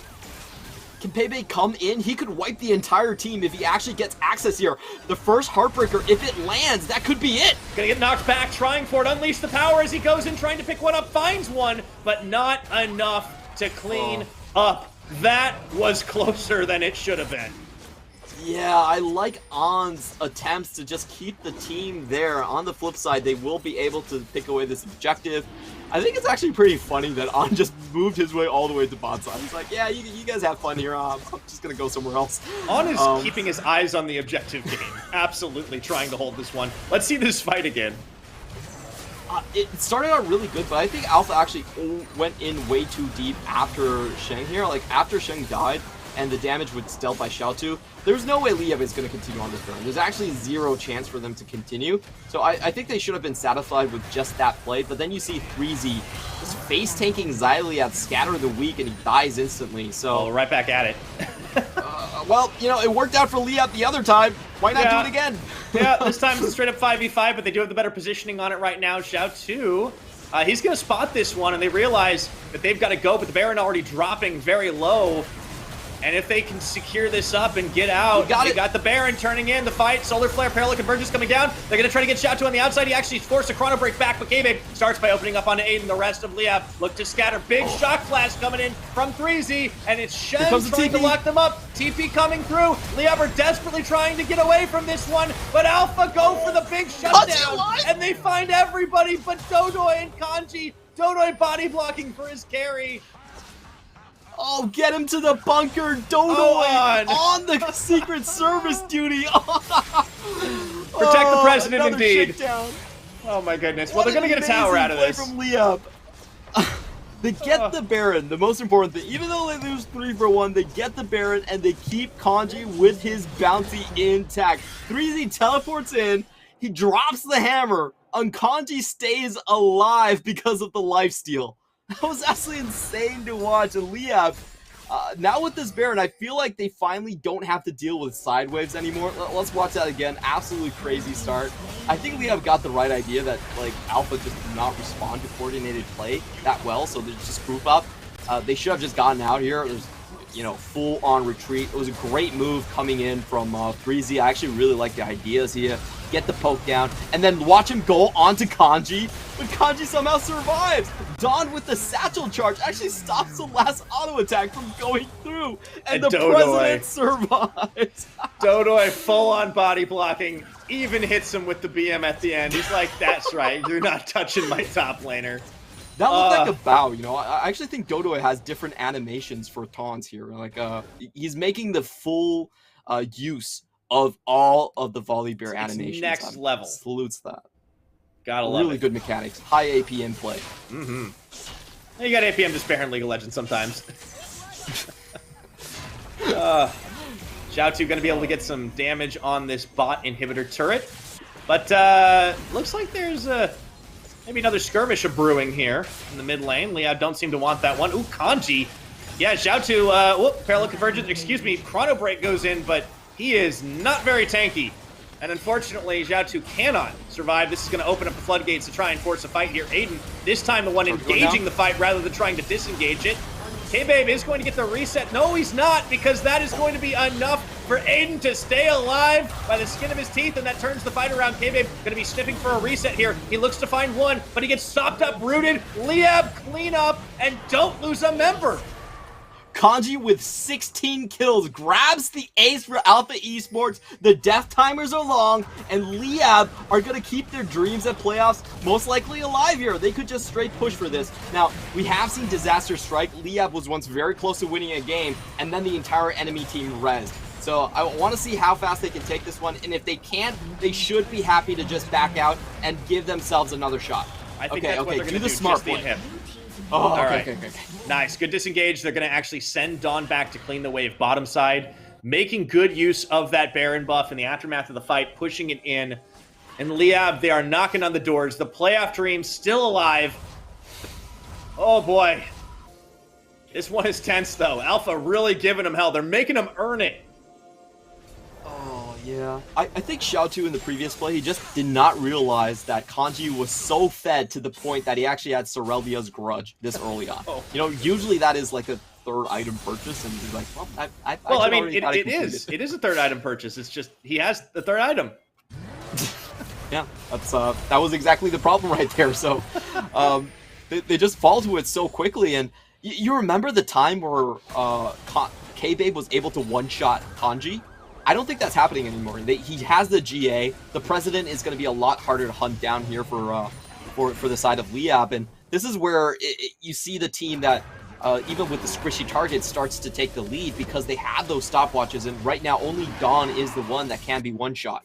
They're just running straight into the base right now. It is actually Xiaotu on the side, has teleport if need be, but Liab realized that nobody was at home, and they actually start to push in here, just kind of calling the bluff, and look at how fast they shred down the Nexus turrets. Teleport coming in. They are going to try to push them back, re-engage. K-Babe taken down by the unlocked power, and that is going to be enough to clean house. Liab pull the trigger to finish this one off. The playoff dream is alive as the Nexus is laid bare, and at 28 minutes, Liab will find their 4th win to tie up the record with impunity. They just need them to lose, and they force that tiebreak. Oh, Liab fans rejoice. Now, of course, we have to bring down the hype a little bit. Impunity still have a shot to close this one out without a tiebreaker. They could upset J-Team later in the day and take away all this momentum. But for now, Liab hang in, and boy, I love the way that they did it. I feel like they were leveraging the team's advantages so much more better than the side of Alpha Esports, and that really was their teamwork. When they're grouped together 5v5, they have better coordination, they can pick targets out better, they can parse crowd control and disengage a lot better than the enemy team coming in from Alpha Esports, which honestly, they don't look like they have any coordination at all. And it's great to see Liab actually being able to recognize their own strengths and take that to bludgeon their opponents. They just look better and better each time, and it was a hard-fought game because of the powerful tools that were on the side of Alpha. But you're right, better coordination wins the game out for Liab at the end, and just recognizing when they can make a map movement. They like, normally running it down mid is a bad thing. Not this time. Yeah. It worked out.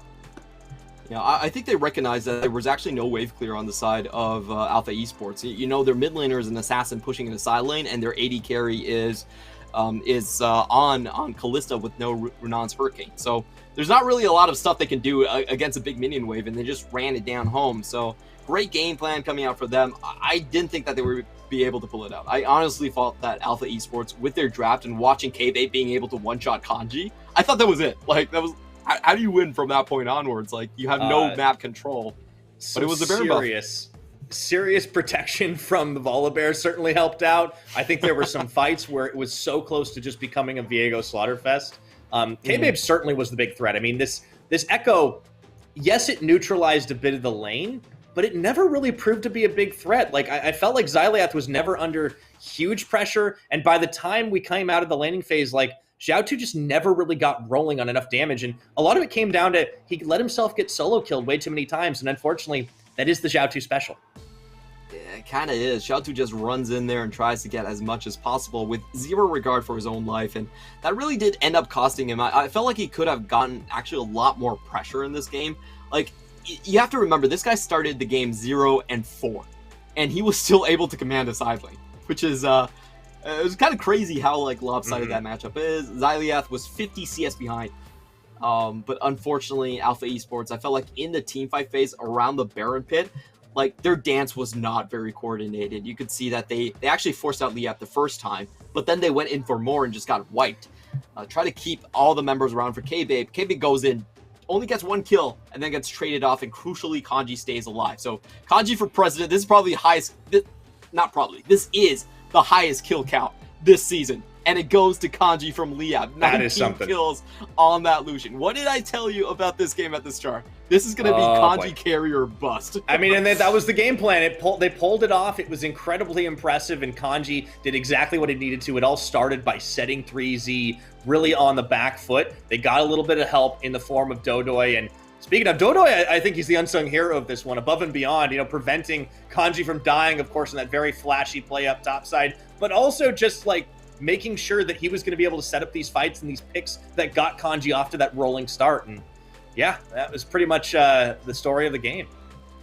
Yeah, it feels bad to me. Like, I honestly feel like Alpha Esports should have won this game. Like, you look at their bottom lane, they didn't have a bottom lane to play starting since level 4. That's how far Liab was actually in the game. And then Xiaotu was up 50 CS. And I was like, okay, this game's probably over. But then Alpha Esports pull out their special, which is the suicide brush, and it didn't really work out. I mean, it comes down to just having that situational awareness. Liab certainly did, and you know, they stay alive for the playoffs. We'll have to see if they are going to be able to force that tiebreaker, because right after this, J-Team faces off against Impunity, and that'll decide the fate of Liab for this split. So you won't want to miss that. We'll be right back with that game. CTBC Bank is Taiwan's top financial institution, but we're not stopping there.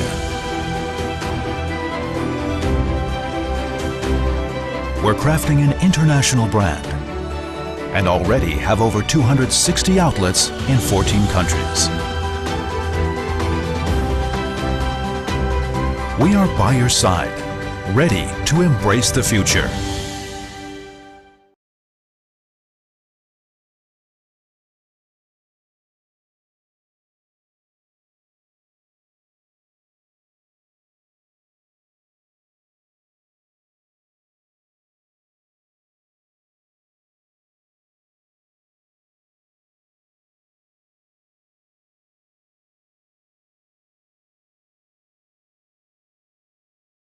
We are family.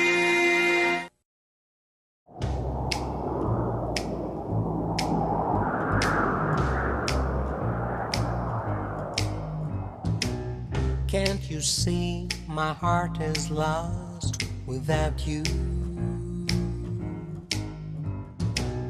And your kisses make me love you more.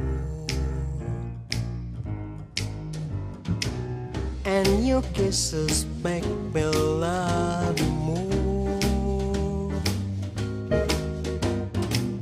Can't you hear the sound of love and desire? Kiss me, baby, touch me. Kiss me, baby, love me.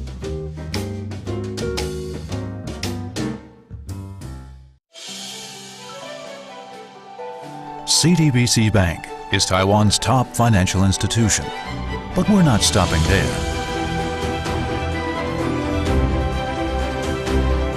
We're crafting an international brand and already have over 260 outlets in 14 countries. We are by your side, ready to embrace the future.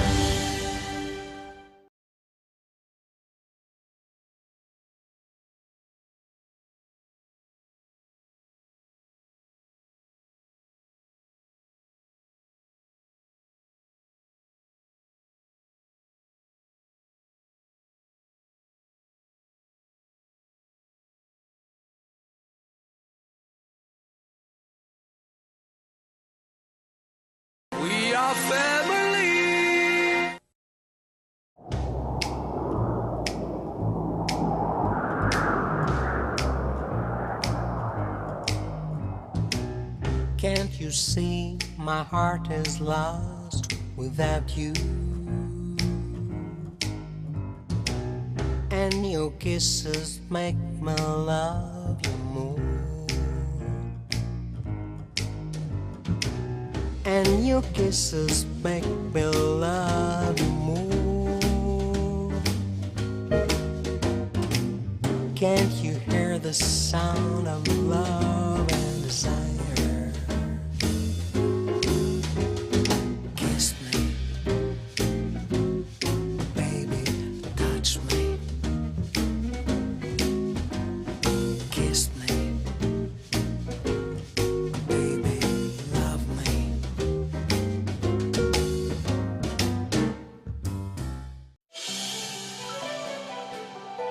CDBC Bank is Taiwan's top financial institution, but we're not stopping there. We're crafting an international brand and already have over 260 outlets in 14 countries. We are by your side, ready to embrace the future.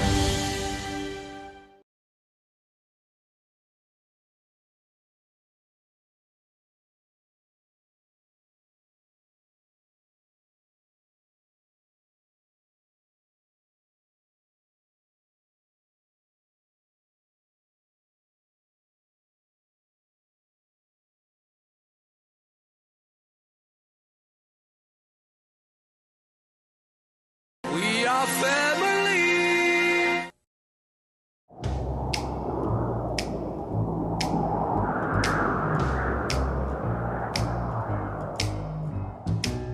Can't you see my heart is lost without you?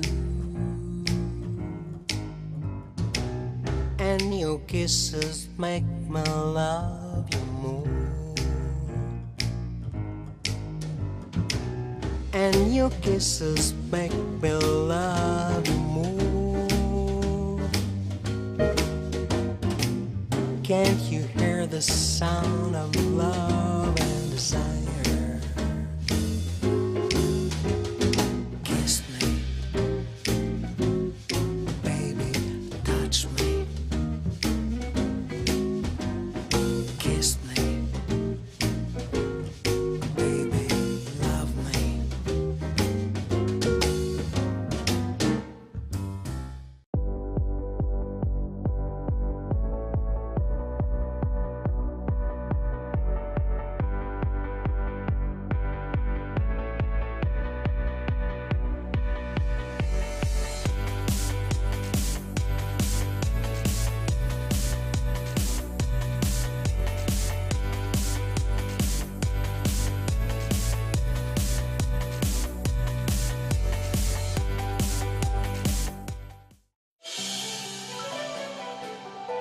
CDBC Bank is Taiwan's top financial institution, but we're not stopping there.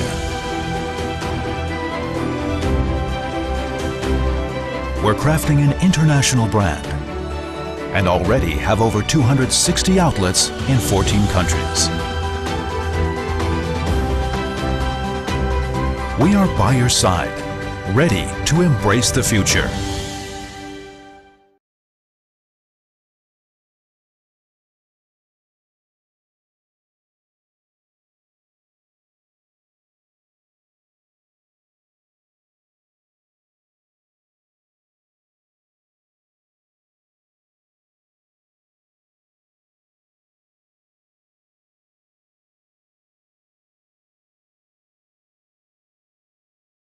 We are family.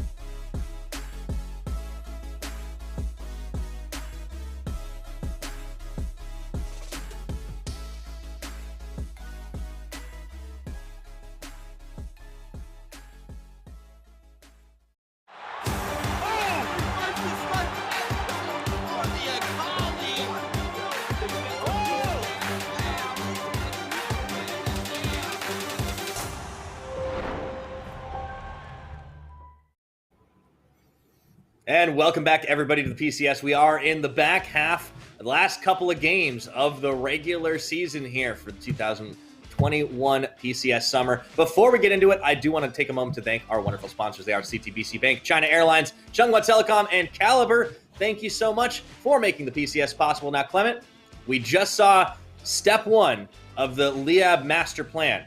Step 2 now is hope Impunity lose, because that is the only way that they have a chance to still force the issue. And J-Team, well, Impunity going to be cheering for them this time. Or excuse me, Liab going to be cheering for them. Yeah, I have to say, hoping for someone loses is really not much of a plan. But as we lay out the matchup, this is a particularly difficult matchup for Impunity, if we're being absolutely honest.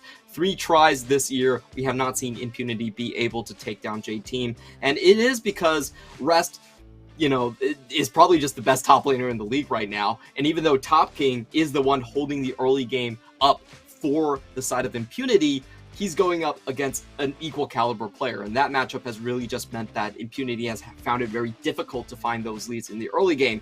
However, they are playing for a lot here. This is their life on the line. If they win, they get in. No tiebreakers. Liab, you have to cancel your celebrations. I'm sorry, guys, but put the confetti away. The balloons have to go. Everything is out. And then Impunity will go in.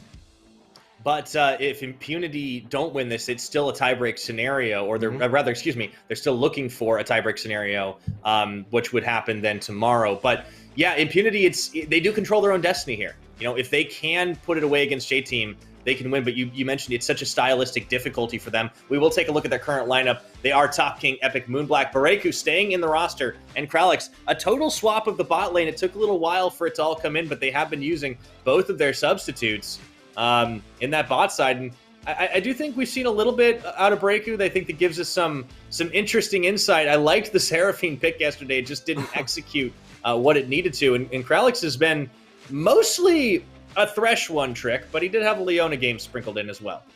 Yeah, we did see the laning phase was still pretty rough coming out of the side of Impunity. I don't think the bot lane change actually fixed that. And it's kind of weird to see such a late change into the season. Essentially, when you are trying to play for your playoff spot, you have 2 new members come in. So a lot of pressure on these rookies coming into this situation. I definitely hope that they can outperform what we've seen from the first 2 games. But so far, it hasn't been looking all that great on that side. For J-Team's side, this is a matchup where I feel like they just have so many weapons. Like, if we look at Impunity's draft, they constantly have to ban away the LeBlanc, and against Mission, you likely have to take away the Syndra too. So it's a lot of champions you have to keep away from Mission, and then Rest is the real monster for J-Team in the laning phase. J-Team, though, they are playing 3 games today, so they could be a little bit fatigued coming in a little bit later here. But also on the flip side, they are playing for a lot. They are trying to catch up to Boom Esports, which they can do, and actually overtake Boom Esports for 4th place if they win their remainder games versus Impunity and Hong Kong Attitude. Absolutely. They could also force a tiebreaker even with just 1 win, but we'll get into that a little bit later. The featured matchup is going to be Top King versus Rest. Top King, ever since patch 11.14 hit, he's definitely had a much better time, and that's continued on into the next meta, or into the next patch as well. But compared to Rest, it's just not quite up to snuff, and that's because, as you mentioned, Rest, very likely the best top laner in this league. So while Top King is usually the strength of the Impunity squad, he's going to be put to the test here. Yeah, we have seen Rest just be able to bully out other top laners, and it's going to be very interesting to see what each other comes out in terms of the counter picks. I do feel like Top King does get a little bit of an edge if he gets the red side last pick. And for Rest's part, we actually haven't seen all that many champions on blue side. He has his own kind of weird counter picks that we have seen. The Gnar is one, the Kennen is another. So he has some very, very deep pockets, but I haven't actually been that impressed overall with Rest counter picks. He is still going on the red side, however, so it does most likely mean something like a Tom Kench, or even the Dr. Mundo coming out for Top King. Could be. Seen the Aurelia, the Zinzao banned away by J-Team. They will also, of course, respect ban the Heimerdinger against Moonblack. So the prophecy is complete. 17 Heimerdinger bans, and only 1 Heimerdinger played by Moonblack this split. And I think that pretty much is a self-explaining detail. We'll have to say it's a very worthwhile ban. Moonblack does not look the same on any other champion. Rise lock in, though, quickly. That'll be his first rise, I believe. Yeah, this is interesting. I think they're trying to goad Mission into going onto Azir. If that's the matchup, then it's a very slow one, or he could go on something like Karma, which are kind of the traditional answers. However, the Orianna is also up here still, so there's a lot of different answers that J-Team could go for, but the key thing here is most of those champions would actually be control mages. And I think as Impunity, whose biggest weakness is lane phase, you're actually quite happy if J-Team are picking a control mage. That means that they're not going to be moving a lot from the mid lane. So you could see the trend here from the band's Impunity taking away the LeBlanc and the Syndra right off the bat. That pretty much means that, okay, we don't want to play early tempo from Mission because he's way too deadly on those champions. Let's make him play a control mage. And they do. Orianna locked in. That's going to be double AP for J-Team right off the bat as it's back over to the Impunity side. The Ziggs got snapped up pretty quickly. We'll see if Epic goes to the Trundle. That has been a big favorite of his second most played champion this split, right behind Lee Sin. And he locks it in.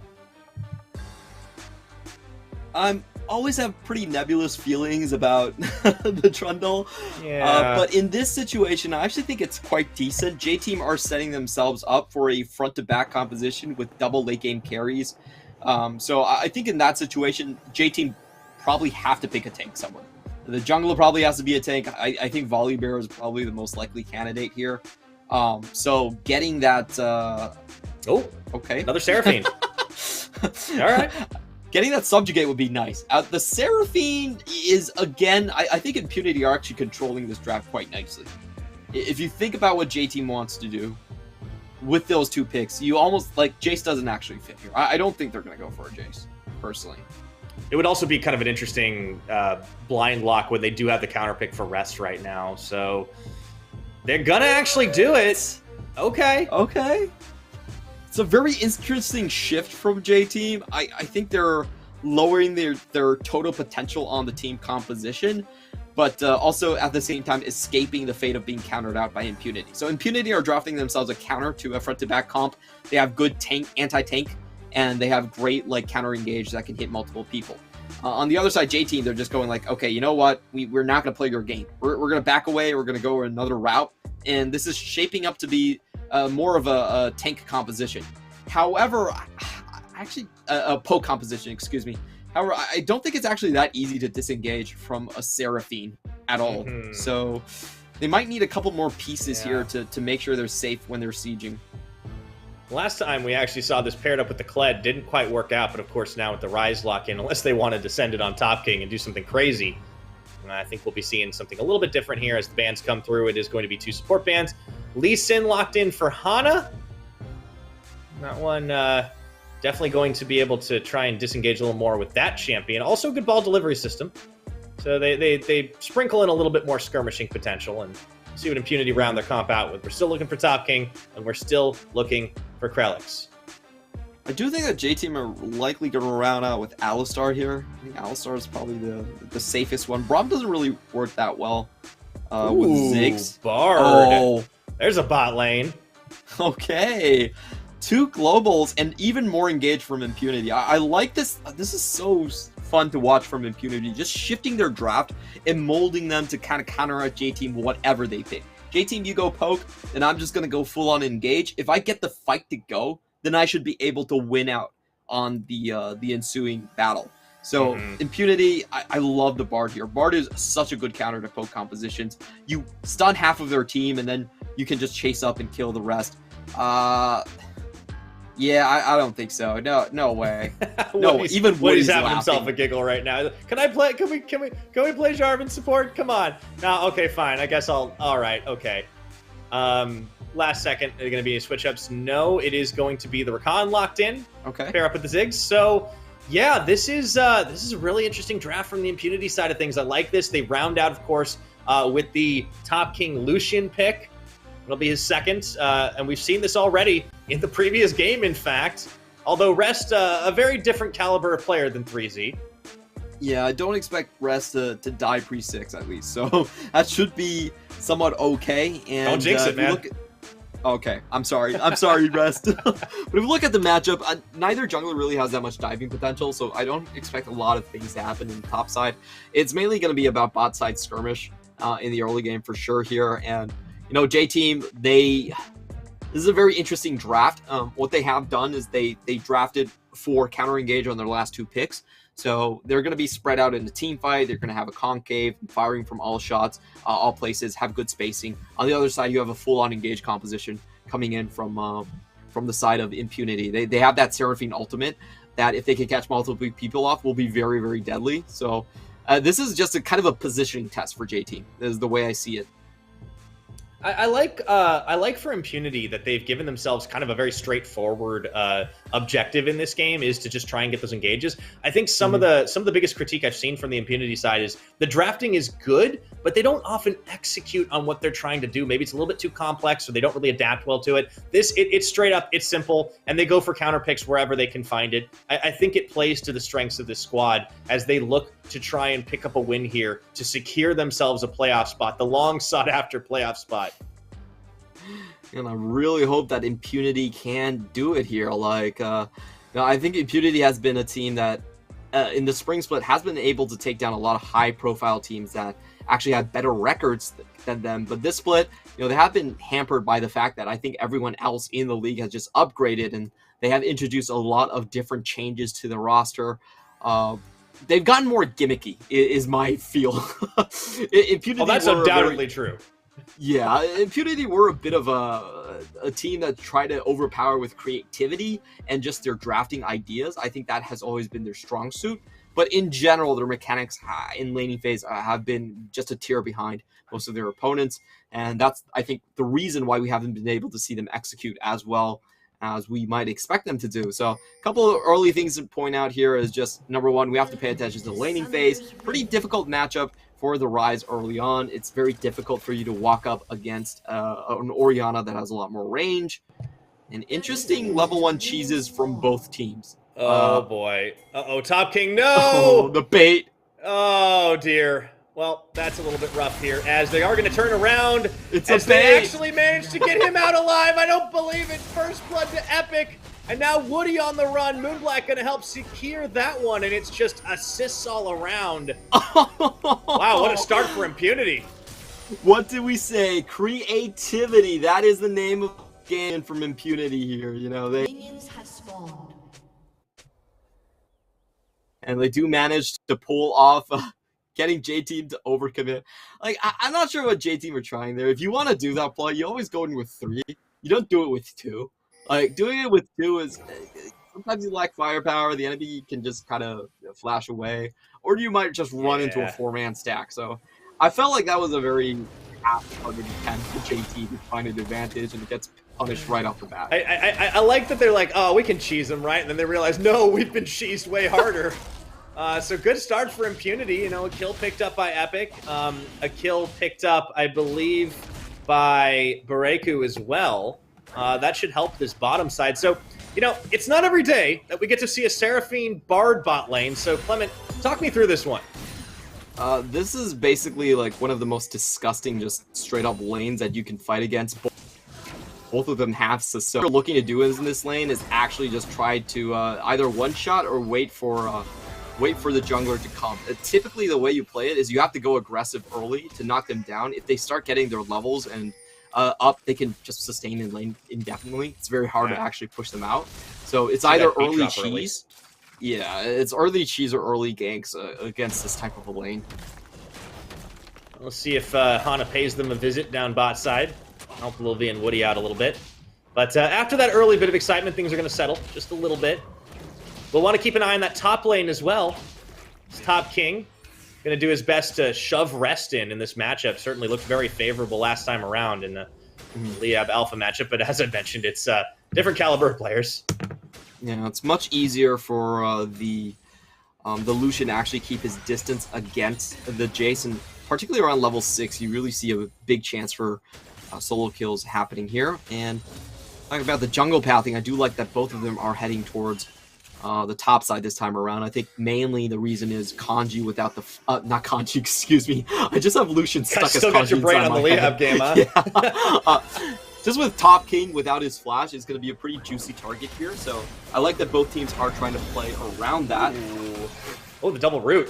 Wow, a lot of punishment on Woody. Yeah, it is just disgusting poke. Yeah, you know, Woody does manage to get that deep ward in under the Krug, so they will be able to infer the positioning of Epic at the very least, and Epic is actually going to move his way into the mid lane, looking for the early gank onto Mission. Might have to spend his flash. No, he's going to be able to walk away safely. Played very much on the safe side. Mission, another one of those very veteran players, a recognizable name going back years. Not going to fall for something obvious like that. Yeah, in early game you do see the Rise get a little bit of shove against the Orianna. I love the way that they're using this impunity, getting a double scuttle start for Hana. So Hana has to make a risky gank here. If it doesn't pay off, then he's actually going to fall behind quite a bit. Yeah, Top King, the ward really helps out as it secured enough vision before Hana entered the brush, and Hana not aware that he's been spotted, but I think he realizes he's not going to be able to pull this one off very easily, so he just ends up wasting a little bit of time. Yeah, it's just screening he's gonna go for it at the same time. Ah, the dash. It's too easy to dodge when you don't have the kick. Oh, God.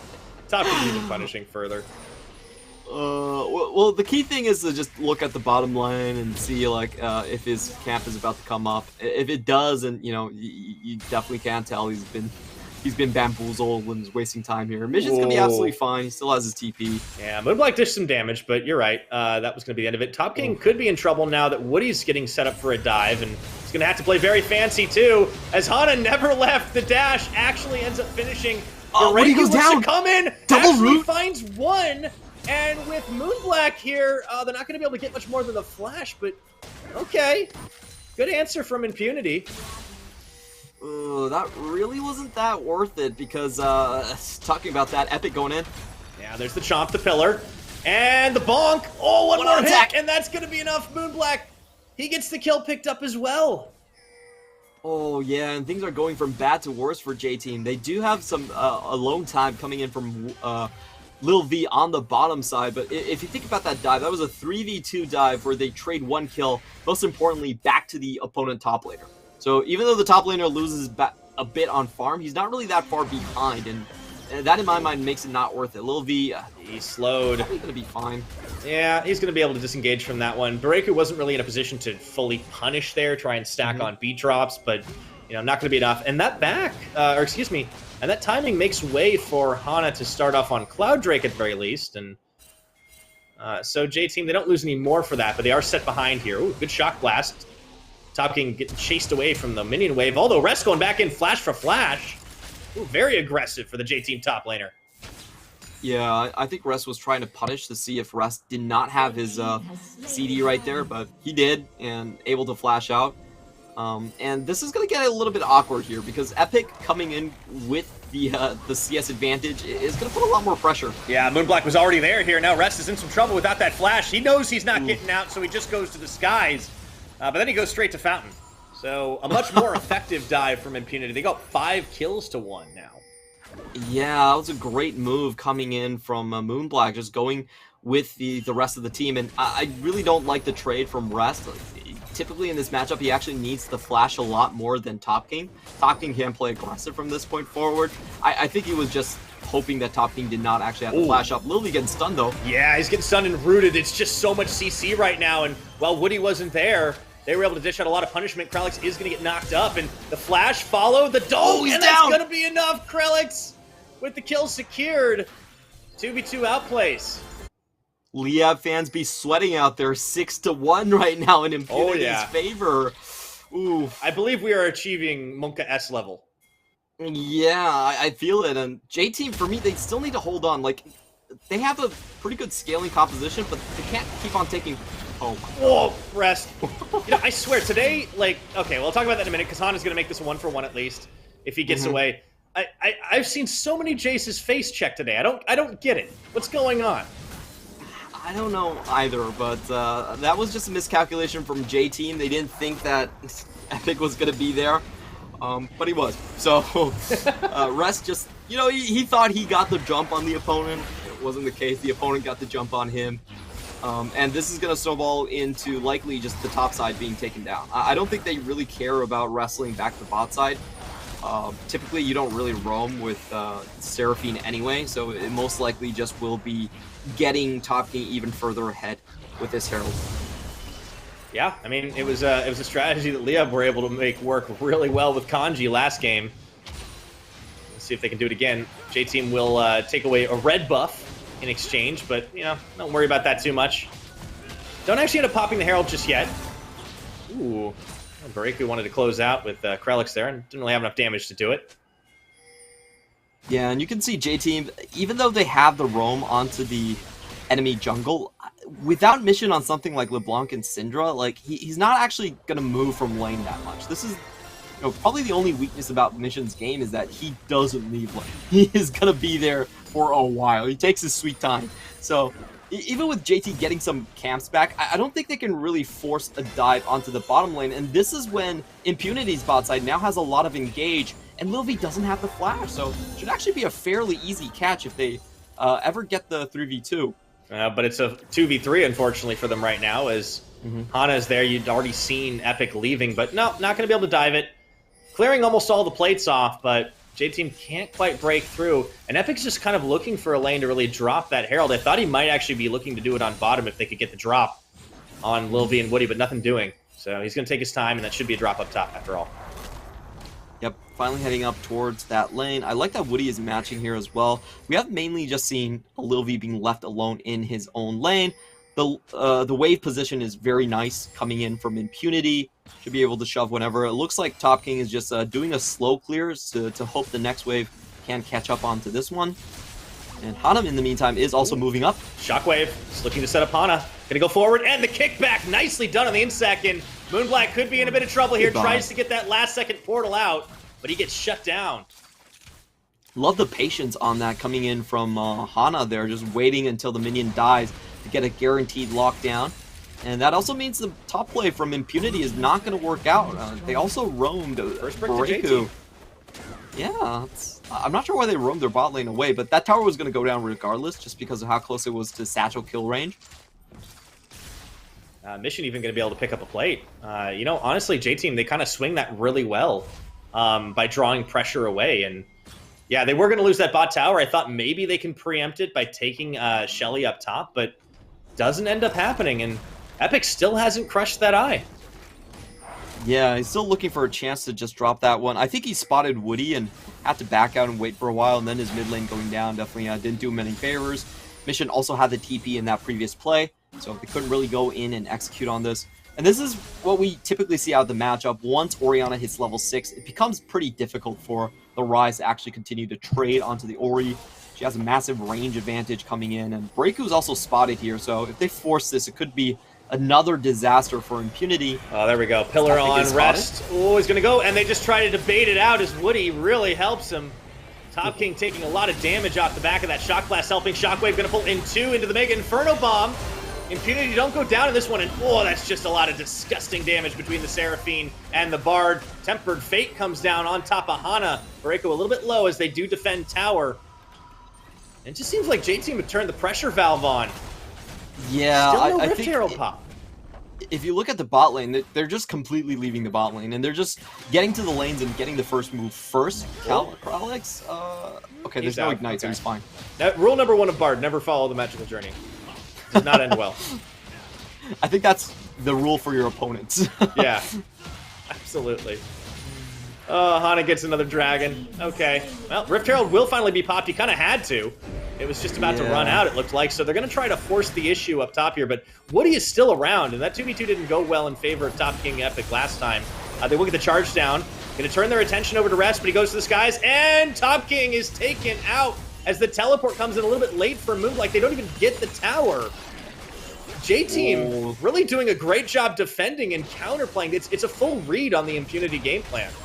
Yeah, and the crazy thing for me is that J-Team ran the exact same lane allocation twice in anticipation, and they got rewarded both times. They got Top King's flash the first time, they killed him the second time. Yeah. And this is not how the matchup is supposed to go, unfortunately. I just feel like Impunity, if they want to roam their bottom side, which, you know, they've already done, they should full commit to just taking all their members top. Like, I feel like they're a little bit too scattered on the map, and not accomplishing their objectives one by one. Like, you want to sequence things together. I don't know why Kralix isn't roaming towards the top lane much heavier. I don't think, you know, like, Seraphine's gonna die by herself alone anytime soon, so you might as well just go top. So it just feels like Impunity don't have all the necessary members at the same time, at the same place at the same time. Yeah, it does seem like it's a bit of a misfire on trying to get themselves better map positioning. As a result, J-Team have just started to pick back up, have themselves the gold lead, as well as the dragon advantage right now. A lot of it coming off of, you know, tower plates and that first tower down on the bottom side that Lil V's been able to polish off. And J-Team are just getting more bang for their buck at the moment. And we do see J-Team coming out with full mythics already completed here. It's a very powerful power spike at this point for Mission. You can chain that up with Woody, and he has a lot of different ball delivery systems that he can use. Lee Sin and the Rakan are both great in this sense. So I think for Impunity, they have to be very careful, and the ideal situation is they actually have to start the fights first. If they give JT the opportunity to pick their targets, I think Moonblack and Breaku could be instantly killed. So yeah, they really need to just go for the fire button as soon as possible. And the cool thing about this is that J-Team is not actually grouping up. Even though they have this sort of a poke composition, they have recognized at this point that their solo lanes are actually pretty far ahead. So they don't even need necessarily to group up. Ooh, gonna try to find Mission. He was already out of there, though, so Impunity kind of just get baited into blowing an ultimate as Shelly is going to fall. You know, I thought for a minute maybe Hana was doing this by himself. There was an opportunity for Impunity to come back in there, but they didn't recognize it in time. They get baited by Mission instead, and J-Team, they're just the ones controlling the map. It seems like the chaos of the early game has subsided, and it's just allowed J-Team to go back to doing what they do best. Yeah, and from this point onward, I think J-Team can just kind of hold this pretty steadily. Hana comes in. 2v2. Okay, subjugate on. Gonna be putting the pillar down. That's pretty big. The kickback not gonna be enough to deny Epic from the kill. So this Trundle is coming in handy as they'll finally look to knock down that top tower, but they might pay for it as Breaku on his own trying to hold on to this mid turret. We should be seeing the mid lane just going down. Satchel Chog already planted right here. And it looks like Impunity are executing their second phase of the game, which is we're just going to transition to 1-3-1. At some point, we do win out. Not necessarily now, but at some point in the future, they should be okay. So they are trying to force funnel gold onto Moonblack at this point. At least get him somewhat closer into the game. Really nicely done by Moonblack's part, where he flashes in, gets the Everfrost before Hana can use his own flash. Like, I think he was just stunned that he couldn't make it past the pillar on that situation. So good play there. So Impunity trying to move to the next phase of the game. Remember what they're playing for. For them, it is very simple. Win, and they are the 8th seeded playoff team. Lose, and they're going to have to face off against Lieb. And Lieb themselves will be watching this one with bated breath, becoming J-Team's biggest fans. Ooh, and I think in J-Team, when they try to defend mid, that actually makes them super vulnerable because Impunity can actually just disregard towers here. Oh. A whiff on the Tempered Fate. Lil V hits him with the emote. That's going to be a teleport coming back into this one. And yeah, critical fight. It does... There are a couple of these ultimates that are, once expended, it does really take a lot of the wind out of Impunity's sails. Tempered Fate is one of them. Yeah, and now we have a very different scenario where J-Team are trying to play poke, play keep away as they open up on the objective, and Impunity want to go in and basically one-shot the enemy team. So we have to pay close attention to how that ultimate is going to work for Seraphine. Gonna get charmed on the quickness. That's going to be a culling from downtown. Instant disengage from J-Team. They realize now it's go time on Dragon. This would be soul point for them, and it's going to be uncontested. That was kind of a missed opportunity for Impunity. They finally got someone on top of the ramp, so they should have been able to close that one out. But the skill shots are actually coming out super slow from Seraphine, and saw Hana be able to escape that one quite nicely. Oh, Hana looking on the chase down now. Rift Herald popped in the middle of the jungle. And J-Team, they've accelerated their own game plan as well. It's called knock down all the turrets. Man, that Ziggs is just an absolute demolitionist. Yeah, there's one more charge on Shelly, too. Here. Oh, wow. And Mega Inferno Bomb even chases him away. I think they can open the base here. This is 18 minutes that they're knocking on the front door. Now, can they get out cleanly? That's Finally, the question. Big we Roots see and the the engage Shockwave going in. pulls in more, but Impunity, no, they have to go now. They start with a Moonblack kill. Low health bars on the remaining members of J-Team, but the chase is on. Magical Journey, Top King, Krelix trying to lead the charge. Epic a little bit far behind, and J-Team, they just want to get out of this one. Teleport into mid to look to cut them off. I don't think it's going to mean a thing. Yeah, it's just going to be Moonblack on a farm fest, and J-Team walk away with it. So I actually really like this showcase of what Impunity's composition could, in theory, do here, but unfortunately for them, they were just missing way too many ultimates. They actually only had the Bard Tempered Fate onto this one, and you can see Moonblack just by himself nearly able to pick off Lil V. That would have gotten them back into the game, but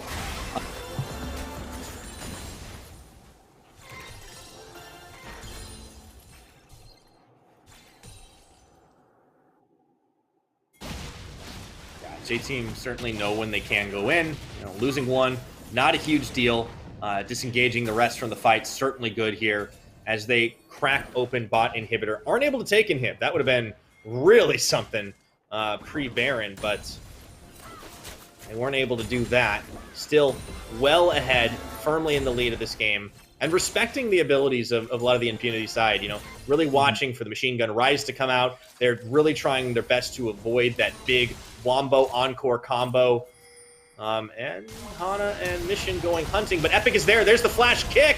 Shockwave to pull in Moonblack. They do take him down, dodging at the Tempered Fate from Krelix from downtown, and Epic nowhere to go as the Gang Squad comes in, and Lil V cleans them up and even chucks in a satchel charge for extra tower. yeah, a quick flip in, yeah, 18. The same story with all these Impunity's bottling is not obviously for most of the action. I've seen Pepper boy. Not anyone. Yeah, that's going to be one, and Hana kind of locked up a little bit as he didn't quite go into the Magical Journey. That's going to be Top King, and they do actually get a two-man root. Can Top King clean this up? No, he goes forward when he really should have been back in rest. Oh boy, hits him with the scream. That could have been good. Turned out it was not. Great slip on the side to save one up. It looked like Lil V actually committed fratricide by killing.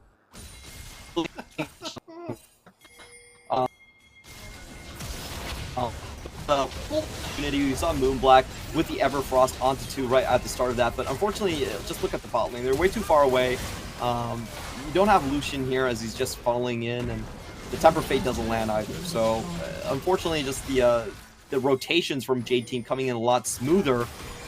Woody gives an unnecessary death, and this is where I felt like tragedy just was about to strike as you saw Top King getting in range of Hana, but Rest was there to clean up the pieces. He dashes forward and just, like, in the same moment that he just gets popped, and meanwhile, Rest comes around the side to help clean things up, and they get the ace on it. So, not healthy enough to start the Baron, but J-Team, you know, win another fight that, well, started as a dive, then turned into a bit of a bloodbath, and then, well, turned into them getting the ace extended. Yeah, we haven't seen Impunity actually get all of their members to utilize their ults in fashion. It really is about if Impunity can actually their river unscathed. Right now, JT, they have a lot of damage potential. I don't think Mission should allow them to come anywhere. So we'll see what can Impunity do. The most common answer is you try to shove in mid as hard as possible, force J-Team to commit members to the mid lane push, and then you make your way into river. But it's going to be very difficult, and you can see J-Team definitely know about this choke. They're holding their ground very firmly, and also wave clearing at the same time. So it's just, there's no entry point for Impunity right here. And they're even getting a lot of poke down right now. It's just Lil V just dishing out so much. And on the side lane, Mission has even come up from the mid.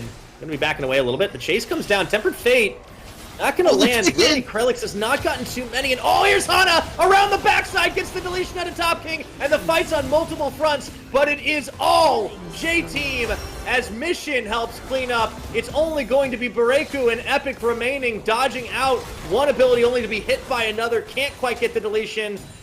That is a 4-for-0. Rest chases away Bareku, and it is going to be Baron time and Dragon time. They can multitask their objectives. It's JT time. That's what time it is. Great play coming in from Hana. This is the Lee Sin that we've been waiting for quite a while. We saw that great Lee Sin game against Boom Esports, and he's at it again. Just killing top game before he even gets the culling off, and that's the problem we were talking about. You know, Impunity not really able to get into the objective. They had another shot at Temper Fate, but you know, that really is the fourth Temper Fate that has just not been able to land or hit anything here. Going wide a little bit. Definitely felt like they could have synchronized that better with the pillar going down first rather than the Tempered Fate, and it's a pretty easy cleanup on the side. Hana takes away the main damage dealer, only one member in the river against 4. Nothing Moonblack could do. That was a very sad realm warp. Reiku finally gets like an encore off, and it does nothing because there's no follow-up damage. The rest of the team's not there. Yeah, you hate to see it as an Impunity fan, and 24 minutes into this, J-Team full in the driver's seat. They have themselves the Baron buff. They have themselves the Ocean Soul.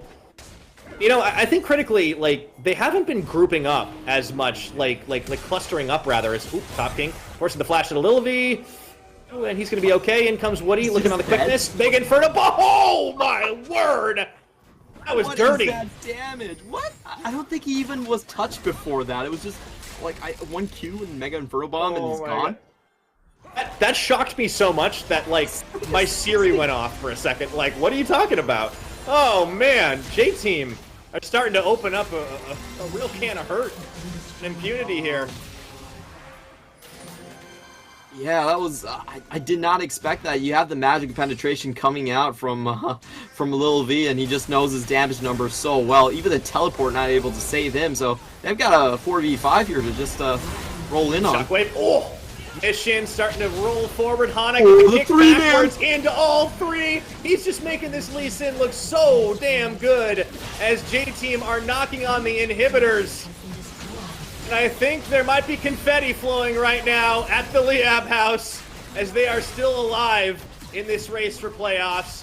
J-Team still alive to try and get that 4th seed for Boom Esports. Teleport coming back in the mid lane. Top King all by his lonesome as Moonblack comes back in on the teleport, but they are not done just yet. Being with the knockup, force the flash. I think they just go for the base here. Yeah, look how fast they shred down those turrets. Moonblack is on the wrong side.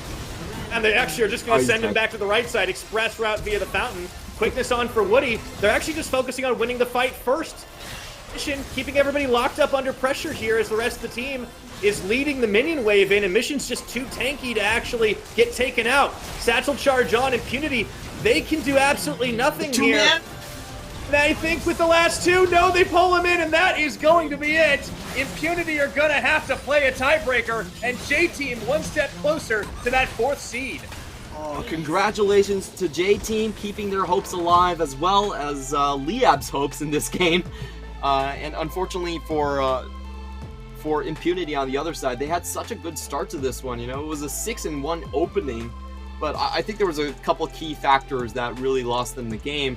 The first one is that they actually lost most of their tier 1 towers way too early. J-Team was able to take down most of their towers without ever having to set up siege. Sieging was the most dangerous option for J-Team. If they all grouped up together in front of the Encore, in front of the Tempered Fate, that could have completely decimated their team composition. But there just never was those chances being available to the side of Impunity, and I feel like he just kind of lost a lot of skirmishes, especially with the bottom lane roam being that much better from the side of Woody. Yeah, that really was the troubling thing, is that Woody was able to get so much more done on his own roams. Kralix kind of, he seemed like he hesitated a little bit, didn't want to leave the Seraphine alone, and then when he finally did, didn't really find a whole lot. Tempered Fates kind of just flew left and right. I think J-Team were just too slippery. They were so difficult to pin down in that game, and they just found pick after pick after pick. They started rolling forward, and you know, I mean, Rest played incredibly well in the back half of that matchup. Want to give him some credit, but honestly, J-Team just knew exactly what they needed to do, and once they managed to pull that lead out, they executed it well.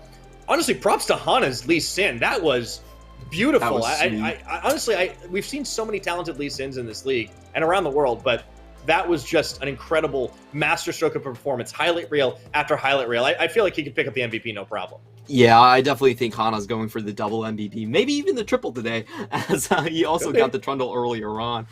A lot of great plays from him. It was just anticipating the route coming in from Impunity, knowing that they would come from the left side and just getting the 2-man kick onto the back.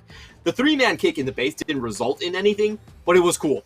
And I give him points for that. Style points. Very important. Yes. Style is all we're about in the PCS. On the flip side, I feel like the engage from Impunity was just a little bit lacking. The last 5 Tempered Fates didn't even hit anyone. So well, they had all the tools. They just never did everything at the right moment, and they got kind of stretched out a little bit. Like, Impunity's composition wanted to fight in those choke points, wanted to force the big wombo combo with the Encore after the Tempered Fate. It just never quite landed because J-Team never gave an opening, and they started going really, I feel like, desperate for fights, and they got baited into pincers like left and right. Yeah, I don't know why, but usually in this composition, you actually open up with the Pillar. They never opened their engages with Pillar. They actually opened with That's a good point, actually. And Tempered Fate. So they never had any like really zoning capabilities or just like forcing someone to one side. Or you could have used it in the culling as well, but they just didn't land anything. And J-Team with the extra long range just get away. Rest, Mission, and Lilvi were like in a competition for who's going to get the most damage this game. At the end of the day, Mission really picking it up, and you could see how comfortably it looks on a champion like Oriana. And by the end of the game, his shockwaves were just huge. We've seen Oriana's picked up a number of times in this season, in this split, and just not really make much of a difference. Like shockwaves either whiffing or just being used on single targets, but in the hands of an experienced player like Mission, it's good. And Hana gets himself a well-earned MVP. Making it 2 for 2, looking for that. Really just some flashy play, impressive performance, setting up picks after picks after picks. This is a bit of a tangent, but look at how thick those fingers are. His hands look like chicken tenders. I mean, those are the size of my it's all muscle, man. How do you think he hits those buttons so fast? I will tell you that I actually have found like elite players have super thick fingers.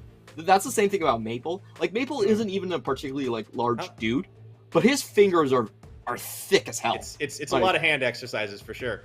Yeah, I think you actually get better keyboard control with those. Okay, today I learned. I've not spent a whole lot of time looking at pro players' fingers, but I will trust your judgment on this one, Clement. Yeah, my fingers are like gold, silver player fingers. Mine are definitely like bronze at this point. Like, look at these, they're very thin, very spidery. Useless. What are you gonna do? I mean, this is why we cast, right? We cast League of Legends instead of playing it. But anyways, that is it for this game. Don't go anywhere when we return. Beyond Gaming taking on Alpha in a match for seeding implications. CTBC Bank is Taiwan's top financial institution, but we're not stopping there. We're crafting an international brand and already have over 260 outlets in 14 countries. We are by your side, ready to embrace the future.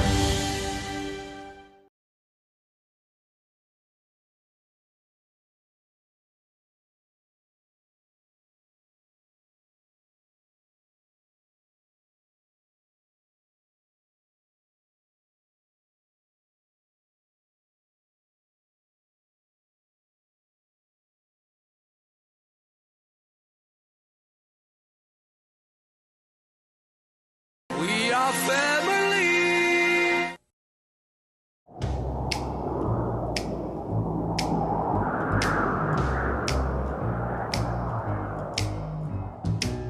Can't you see my heart is lost without you? And your kisses make me love you more. And your kisses make me love you more. Can't you hear the sound of love and desire? Kiss me, baby, touch me. Kiss me, baby, love me.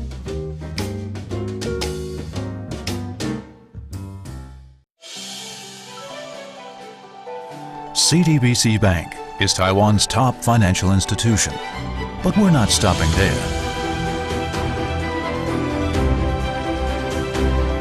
We're crafting an international brand and already have over 260 outlets in 14 countries. We are by your side, ready to embrace the future.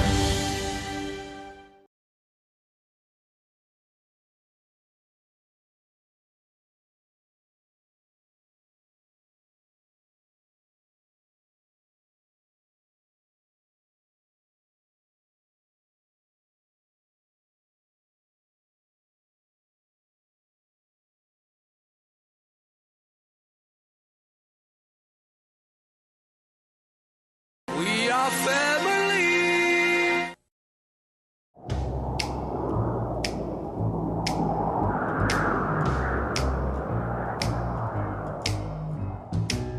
Can't you see my heart is lost without you? And your kisses make me love you more. And your kisses make me love you more. Can't you hear the sound of love and desire? Kiss me, baby, touch me. Kiss me,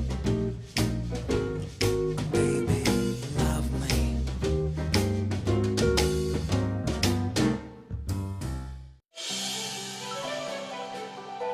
CTBC Bank is Taiwan's top financial institution, but we're not stopping there. We're crafting an international brand and already have over 260 outlets in 14 countries. We are by your side, ready to embrace the future.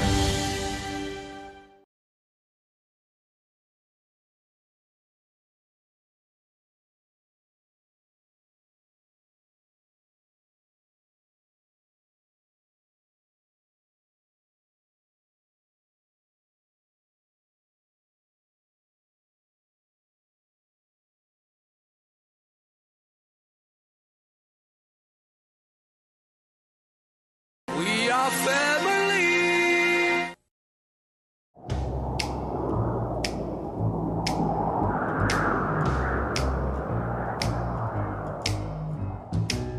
Can't you see my heart is lost without you? And your kisses make me love you more. And your kisses make me love you more. Can't you hear the sound of love and desire? Kiss me, baby, touch me. Kiss me, baby, love me.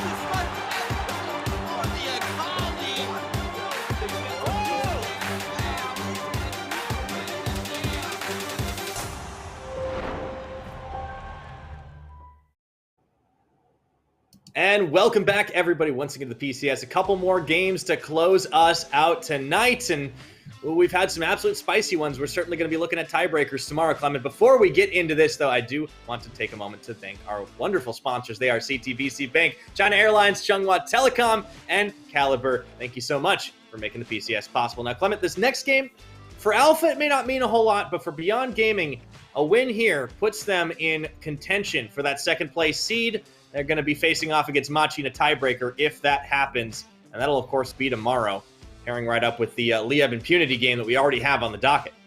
Yeah, we have a potential for 3 tiebreaker games tomorrow. The second one could happen here if Beyond Gaming wins, and the third one will happen if Hong Kong Attitude wins, which will then send J-Team onto a tiebreaker with Boom Esports. So that's what we're looking forward to. Still a lot of League of Legends to go into, and this is a bit of a one-sided matchup, but to be honest, I think it's very important for Beyond Gaming, and we can talk about some of the changes that we have seen for this team recently. First, just going through their roster. Liang still starting in the top side. Recently, they have been going for a lot more Ashe compositions, and we also saw them use the Rumble against J-Team, which I think is starting to catch up to more of the international drafts that we saw in the LPL and the LCK, where a lot more of these Drake-focused drafts were coming out. Yeah, we're starting to see some adaptation from the Beyond Gaming squad in those departments, and it's certainly working out well for them right now. See if they can carry this one through. I wonder how they're approaching this one, because obviously if they want to keep in contention for that second, it is a must-win. But they're up against Alpha Esports, a team with not the most coordination. I wonder if they are going to use this as a bit of a test bed, experiment a little bit, or if they will just try and speedrun it to its finish. Their opponents, of course, will be Alpha Esports. They are out of playoffs. They are playing for nothing but pride, or maybe to deny a tiebreak scenario. They are 3Z, K-Babe, Xiaotu, An, and Sheng. And they will be looking to close out their split and maybe do it on a high note. That would be a moral victory at the least. That would be an amazing upset, and Machi would definitely be cheering them on if that's the case. I'm trying to think how Alpha could come out ahead on this matchup, just going through the lanes one by one, and it's really hard, honestly. I feel like the mid-jungle from Beyond Gaming has just leveled up so much that it's hard to even see Xiaotu and K-Bay making a dent, but we will be taking a look at the bottom lane here. Really an old veteran in An and a new up-and-comer. Both of these guys have played on the AHQ organization, made their names there. Yeah. Now that they're facing head-to-head, I think it's time for Dago to take the crown from his senior here. Yeah, the biggest difference really does come out into that goal differential and, of course, in the KDA, and that speaks to just, I think, overall how well that this Beyond Gaming team is not only able to lane, but roll games forward. But in terms of just pure damage, An has been keeping up at the very least, so he's doing quite a bit, as it sounds like we are heading into picks and bans. LeBlanc, Olaf banned away. Olaf, definitely one of those champions that you like to ban up against K-Babe, because he can do things on that champion that are not all that great for your team. Gresh Viego now, and the Karma ban out as well. Okay. Oh, I like Alpha Esports is taking away the Renekton. We saw the Renekton plus the Rumble combo a little bit earlier on. Beyond Gaming definitely experimenting as they flash the Garen. I never think they're going to pick that one up. No way. But the Xin Zhao makes a lot of sense. Yep, for sure. Recently, their trend has been to go for more AP jungles and just play with AD on Malan. Malan was a bit of a control mage one trick in spring, but he's been trying to get with the times and play other different champs. Well, I don't think Alpha Esports has ever really locked into Gwen. Never. 3Z is, yeah, they're just a weak side top laner, so don't think that actually fits them. Yeah, instead they're going to go for the Varus. Pick that up in the hands of An, has been his most played champion, will be his most played champion down the end of the split. And the quick Rise lock-in for Xiaotu, also a takeaway against Maoan. Oh, could be seeing a second Orianna game in a row here. This is pretty rare in the PCS. Orianna is just not a very popular pick at the moment. Not a lot of front-to-back team fights to speak of. Beyond Gaming, big part of their draft is that they are willing to play Aphelios regardless if the Thresh is available or not.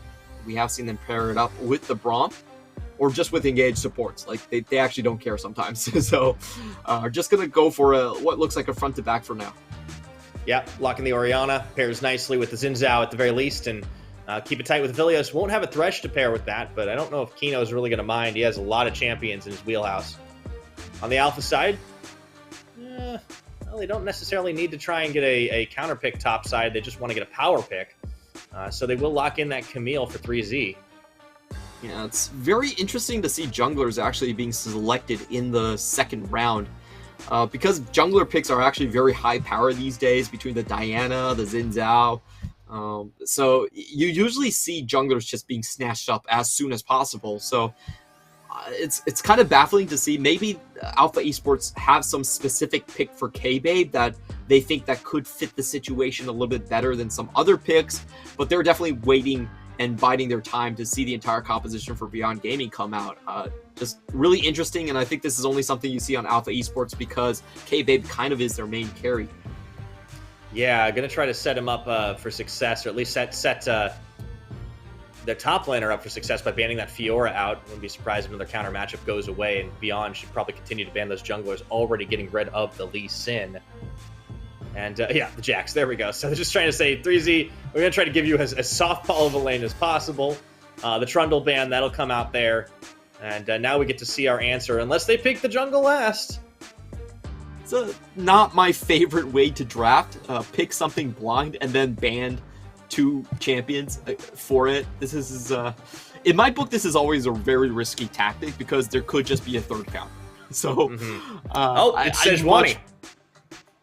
That's okay. a support, I believe, though. Interesting. Well, actually, it could be either. Yeah, we definitely have seen a couple of Sejuani jungles pop up here and there. I think Karsa is the one that really plays it in the LPL, and I think Sejuani is a little bit underrated in a meta where you can gank a lot more. Sejuani actually isn't all that bad, and her engage potential on some of these poke champions like Varus and Ashe, which are very prevalent in the meta, actually ends up quite strong. Yeah, Permafrost can definitely set things up, and they have, honestly, the makings of a decent catch composition, a lot of CC on the Alpha side. Beyond will go ahead and lock in their big tanky boy in the form of Set. That should be a Liang champion, but, we could see it in the support position, but not when Nautilus is up. So I don't think we'd be too surprised to see that locked in, and now we've got quite a decent bit of front line coming in for the Beyond Gaming lineup. So they have completed their front-to-back composition, and it's all Freljord to round things out with that Braum lock-in for Shung. Yeah, really interesting draft pattern coming in from Alpha Esports, hiding the Sejuani until later on into the draft. Didn't really expect that to come out. It's a lot of engage on their team, and it looks like what Alpha Esports are doing is essentially they're running a pick composition without assassins. It's just kind of the same logic behind everyone packs crowd control. The entire team has some form of hard crowd control, and if they find a target, they will kill a target. It's just a comp that doesn't allow you to run away. In the meantime, Beyond Gaming are going for, I think, a very strong engage and defensive draft at the same time. You have Crescent Guard to take away these targets. You can create a defensive zone. Death Charge slows people down, and then you have the Showstopper that can just take targets back. So I feel like, I do like the draft a lot better from Beyond Gaming. There's more different outs to play for, and I think you can interact with the composition coming out from Alpha Esports quite well. There are a lot of tools that Beyond have given themselves, and that is kind of a signature. They tend to draft a lot of versatility. They tend to give themselves options to win the games. And this is a team that, has looked very, very good, dropped a couple of uncharacteristic games. It seemed like some teams were able to surprise them, and this is why they're not locked into that second position. They're going to have to win this one and fight it out against Machi if they do want to re-secure their place as a second seed going into the playoffs. But Alpha, they could look to play spoiler here, and they're certainly going to do their darndest, even if it is just for pride, try to pick up one more win and go out on a high note for the summer split. But we will have to see. For sure. I think Alpha are sticking to their guns. It's very similar to what we've seen the entire split. If Xiaotu or K-Bae finds an engage, the rest of the team can follow up. They can lock down a target. It's a very skirmishy and death brush oriented composition. So we'll see if they can catch Beyond Gaming off by surprise. However, my prediction is if Beyond Gaming stay together for most of the game, I don't really see them having a trouble with this sort of a setup. It's very difficult to rush past something like an Orianna ball to then find your target on Doggo. Yeah, I think that's always going to be a tall order. And yeah, Doggo will be the champion of choice if they can. He's already packing that cleanse out early on, and no real shenanigans here for Alpha. You know, as a wise person once said, the cheesiest cheese of all is not to cheese.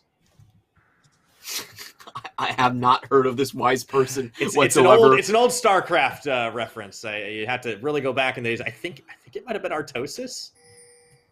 I actually don't remember who said it. I'm going 2 racks in the middle of the map, but nah, I'm actually just going natural expand. Oh, like you're sending me. You're sending me back to the old days. Oh my goodness! Dude, all right. I was a StarCraft fan as well. That was my first esports. It was so good. Same, man. Okay. All right. Well, there is a little bit of shenaniganery as Maoan finds Xiaotu, chasing him through the jungle here. Maoan should be okay. Level 1. Not that much that a Rise can do with just overload. Yeah, good find right there, though. Still gets a couple pots off of him. And I think for this trade, though, Beyond Gaming do spot out where the start is. They should be able to place pretty safely bottom side, have a good timer, and when Sejuani is actually going to hit the lane.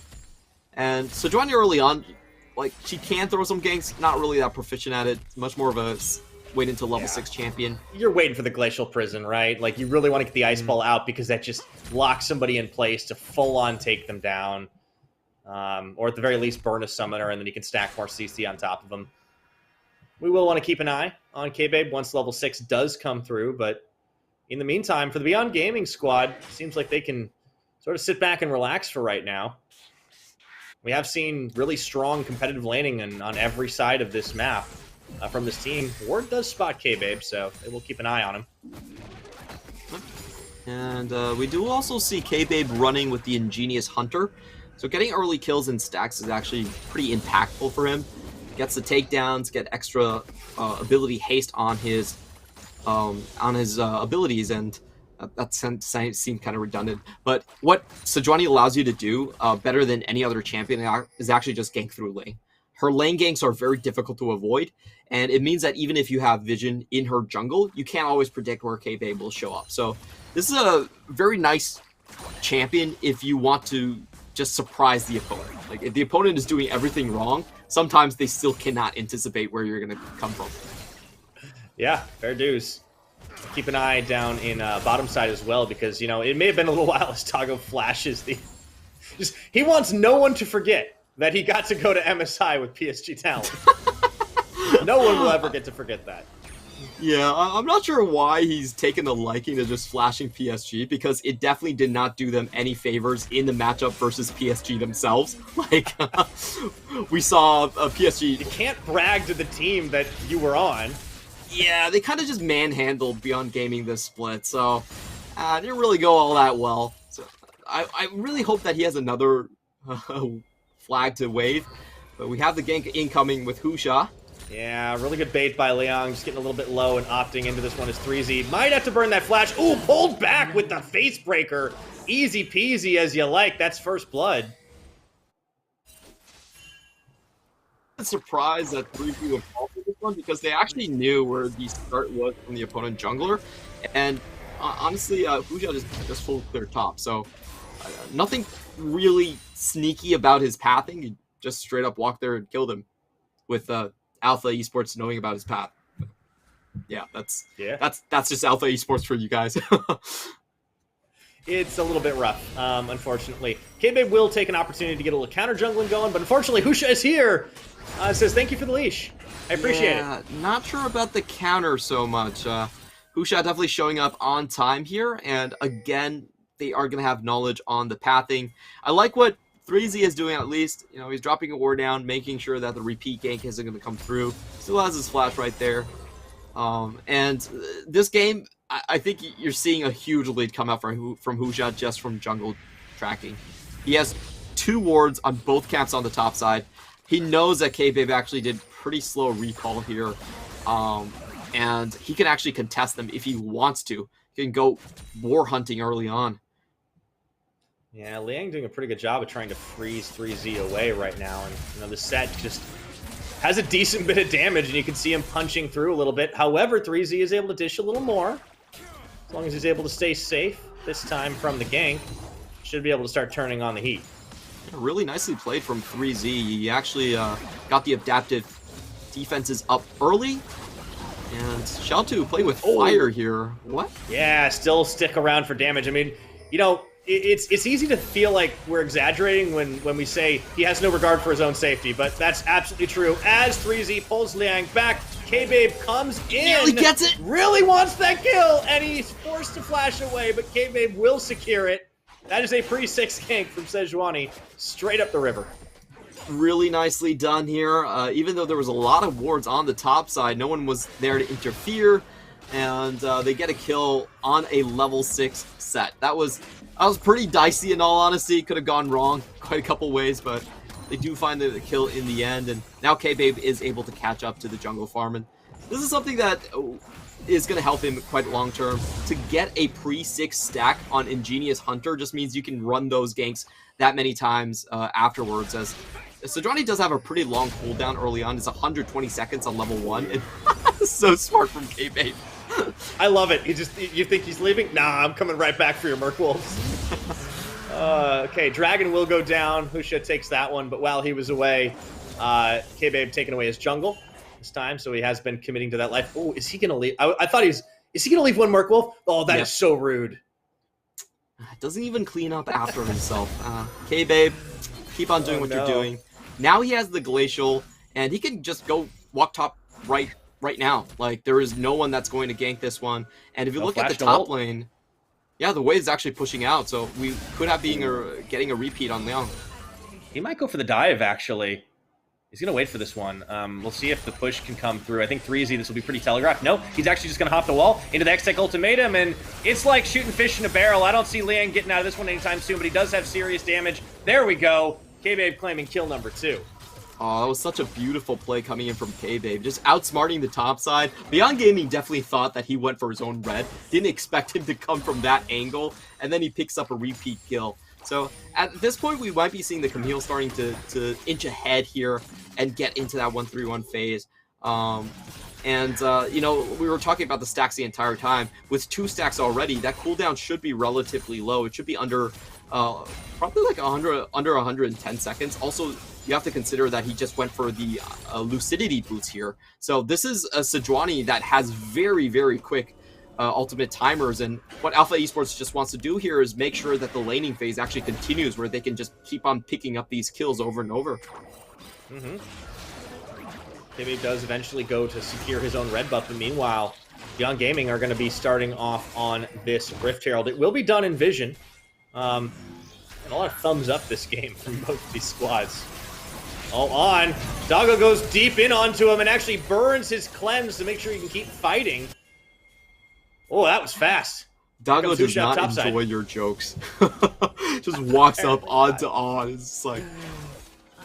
Oh, Husha's gonna get caught out here. K-Babe, is actually going to have to get the ult on, and he's still gonna fall. K-Babe coming up huge this game, and now Doggo is in a little bit of trouble as he's going to try and flash away. The piercing arrow does connect, and On will claim to kill Xiaotu, and Shung juggling aggro on the tower, On playing with fire here, but he is going to be able to walk it out. Shung looking for the body block. There's the knock up on the depth charge, and I think that's going to be all she wrote for Xiaotu. Shung sure to follow as well. So On got out just fine. That's the good news for Alpha. They definitely overstayed their welcome. I felt like they were a little bit confused on the escape route.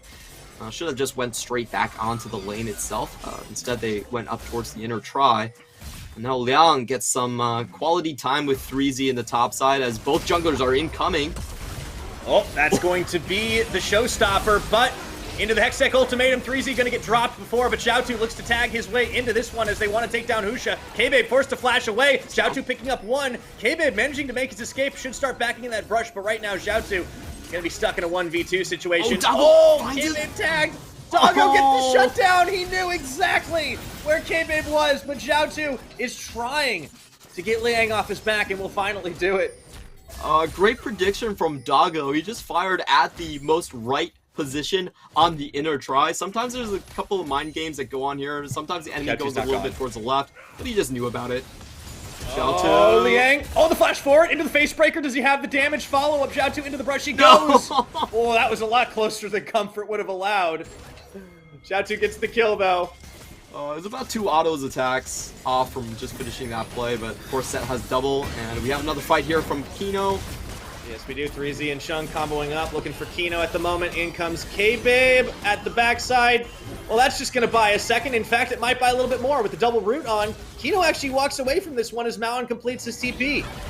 Mon comes in. Ooh, doesn't find the ultimate right there. Looking for the counter engage around the side. Look at that, on dishing the damage, but meanwhile, Husha going deep and finding 2. K-Babe and Shung falling down. 3Z steps in for a second win, but it's not going to be enough. Husha coming up with the triple kill, and Beyond, they're flying. Beyond just were sick of all of these cross-map shenanigans, and they decide to brute force. I think it's really telling to see both Beyond Gaming and Liab come to the same conclusion against Alpha. If you play a messy game split across the map where there's just constant action, it's actually much more of a headache. You just brute force against Alpha 5v5, and you take them down one by one.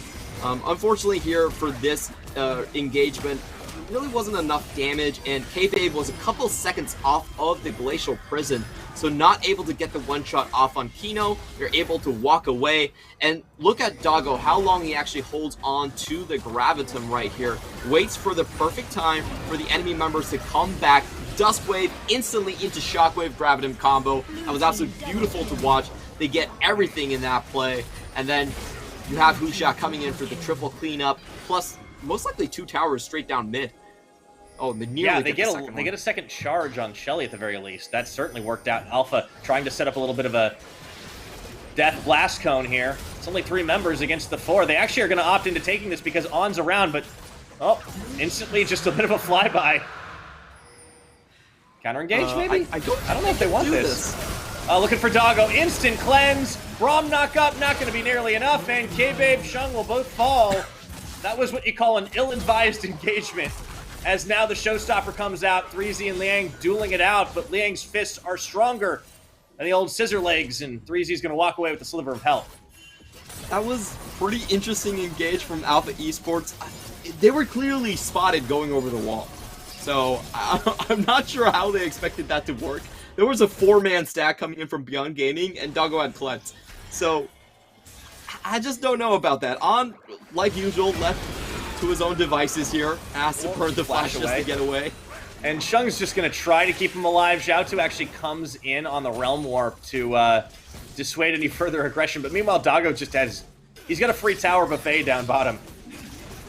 Yeah, this is your Alpha special where they try to make the impossible happen. It's just... I feel like they're just testing Beyond Gaming's level of object permanence, and Beyond Gaming says, yeah, we know you're there. We know all of you are there. So, I just don't know why they pulled the trigger on that. It was a very, like, you could see On looking to come in for collapse. At best, it was a 4v4, and it just, yeah, that was weird, man. Well, okay, the good thing for Alpha Esports is, hey, they have a very low cooldown Ice Bola, so that's going for them. Yep. See if they can definitely keep an eye on K-Babe. He started off really well with the 3 kills, and then unfortunately he's fed 3 deaths after the fact. Husha has kind of started to roll forward, and quietly picked up the Gore Drinker and has been rolling with it ever since. And big old bounty on his head, but you know, we'll see. Really do like the combo, the Oriana, and Felia's combo has worked out very well as Xiaotu's forced to flash away. Beyond definitely playing this comp to a T. Yeah, so many easy summoners just being taken by Beyond Gaming, and Alpha, I'm not sure what they're trying to do here. Losing the mid lane was so detrimental. If they kept that lane, they could continue to lane and just attack with the Glacial Prison off cooldown. I think that's their best strategy. But now with the map open like this, they actually have to find side lane pushes, and because Beyond Gaming are just stronger on the map, they get to pick where to go. And they pick on to Xiaotu. Nice little combo there from Doggo and Kino. He was able to pick him up, and even though the tower does fall in the mid, I think that is absolutely worth. At this point, it was going to get knocked over sooner or later. Husha also grabbing himself a Rift Herald as Maon pushes topside. I think this should be an easy pop. Yeah, I feel like Xiaotu just going way too far in this. It doesn't really have a reason to be there on the map. but he just decides to stay, and Kino, like, he's not even wearing Moby boots, he's just walking in on it, and he's able to catch up to the engage from Dago. Very nicely played here. I think this is the make or break point for Alpha Esports. They need to get something off of the Siege. They do have a 5v4 opportunity here, and unfortunately, Megabank Beyond Gaming, they're way too smart for this one. They see the Scryer Orb come down, instantly back off. Gotta respect that. You know, Beyond Gaming, they've definitely dropped games to their own hubris before, dropped engagements. They're not going to fall for it now. And they are just in full control of this game. Remember what they're playing for. They're the team with the stakes at the moment. And the stakes are trying to get that second seed, which means a bye in the playoffs. Mm-hmm. The best they can hope for is a tiebreak against Machi, but with the win here, they guarantee it. On has no flash. On Chains of Corruption and heal. Ooh, that was a lot to just try and get away from Liang. And now the rest of Alpha. Liang is just like, he's a big old bully right now, even though he's 0-3. He can chase people down. I feel like Alpha Esports are just playing a cat and mouse game to distract Megabank Beyond Gaming from ever grouping up. It's like, if we keep this going, then someone in the map is going to be able to pick up farm. And if you sacrifice yourself, then Xiao2 can get to the state where he can start to carry. Maybe. Yeah. So let's try. Game plan. Xiao2, what? Come on, Xiao2. Unfortunately, Xiao2 gets caught right now, and he's just rooted for days. Absolutely nothing he can do. 3Z gonna have to head over the wall. And honestly, I think you got to start breaking out the acne sacks every time we see Alpha moving on the map right now, because it is just absolutely all over the place. Beyond looking to clean up wherever they can. They're still having cross maps, Clement. It's just unfortunately not doing anything for Alpha. Yeah, you know, I was talking about the theory that maybe they're trying to get Xiao2 fed. After I watched Xiao2 walk into a 3-man stack like that, I was not sure anymore. Oh, yeah, there we go. 2-man shockwave to pull in, and Liang's just tanking for days as he throws out the haymaker. K-Babe looks for an execution. Doesn't quite find it. Liang with the outplay still, and Maoan will actually end up with that kill credit. Meanwhile, Xiao2 again comes straight back in on the teleport and loses a third of his health bar, just like that. Maoan's still threatening even without the shockwave available. The hook in, and he just chases too far forward. It's like Xiao2 doesn't know how to back. Yeah, it feels like Xiao2 is just going, oh, please end my life. Like, I don't want to stay here anymore. It's actually running it down. Yeah, that's... Oh, dear. Jeez. This is kind of sad to see, honestly. I don't think the game's completely was out for Alpha Esports. You know, they still had a pick composition. There were still ways to play it, but not like that. Yeah, no. Fusha once again denying last Merc Wolf, as K-Babe did to him. It's only fair. Yeah, this is rough for Alpha. They just don't have an answer to anything that Beyond are doing, and they are kind of running around like headless chickens at the moment. The thing for me is that it doesn't seem like they're giving their best attempt at it either, which is, I think, more painful here. It's, you know, we just have seen Xiao2 so many times this past week just sort of charge into the enemy team on very low percentage plays. Like, that was especially egregious for me because there was no backup. Like, no one in the team was actually going to go forward there, and just goes in 1v3 and dies. So I just want to know what's happening on Alpha Esports, and I hope that they can, you know, get themselves out of this mental rut that they're in. Yeah, you know, I mean, it is the last game of the split for them. They don't have much to play for but pride, but you're right. You do hate to see a team just kind of playing like they're already defeated, even if, you know, the enemy team is a strong one. They've got to be able to play to win this, and let's see if the defense can hold things up. As 3Z just pushing on the side, but unfortunately, well, he's got K-Babe at his back. If they can get the bait off. Oh, it doesn't quite land what they needed to. Liang is actually going to be able to play this one safe. It's a 4v3 topside right now for Beyond Gaming on the Siege. Oof, emotes coming out as well. I can't believe Liang actually dodged out on both Winter's Wraths right there and was able to stay alive. Didn't get the extended stun with the stacks going down, so Alpha Esports just decided not to go for it. And looks like there's another play onto Xiao2's life. Oh dear. Yep. Oh, gonna flash forward, keep on running. Not much he can do. Usha picking up another kill, and now it is going to be an on-spawn Baron for Beyond Gaming. They're strong enough to pull this one off. Alright, Beyond, just make it quick. I think that's all we were hoping for at this point. Oh, K-Babe does find a good pick. Hold on. Maoan actually gets caught here as the teleport's going to come in. They're still on the Baron, and yeah, beyond a little bit of an unforced error by Maon, but he will be able to back to base and teleport in. K-Babe is up if he wanted to go for the hero steal. But unfortunately, he wanders right into the precise location of all of Beyond Gaming as they turn right back as if nothing was happening. Yeah, that was a pretty good pick from Liang, knowing that the Sejuani had to come down. No flash on the Sejuani, so easy prediction right there. And in Liang goes again with the speed up. That's going to be the face breaker, looking to pull people in. Hextech ultimatum, 3Z. Really not much you can do there as he's trying to run away. Still that mid tower even up. And a big old deletion is Doggo getting himself both credits for the kills. Hook goes a little bit wide to Xiao2 on the dodge, but I'm not sure you want to take that. Oh, he gets out! He did actually get it. Give him credit. He pulled that one off.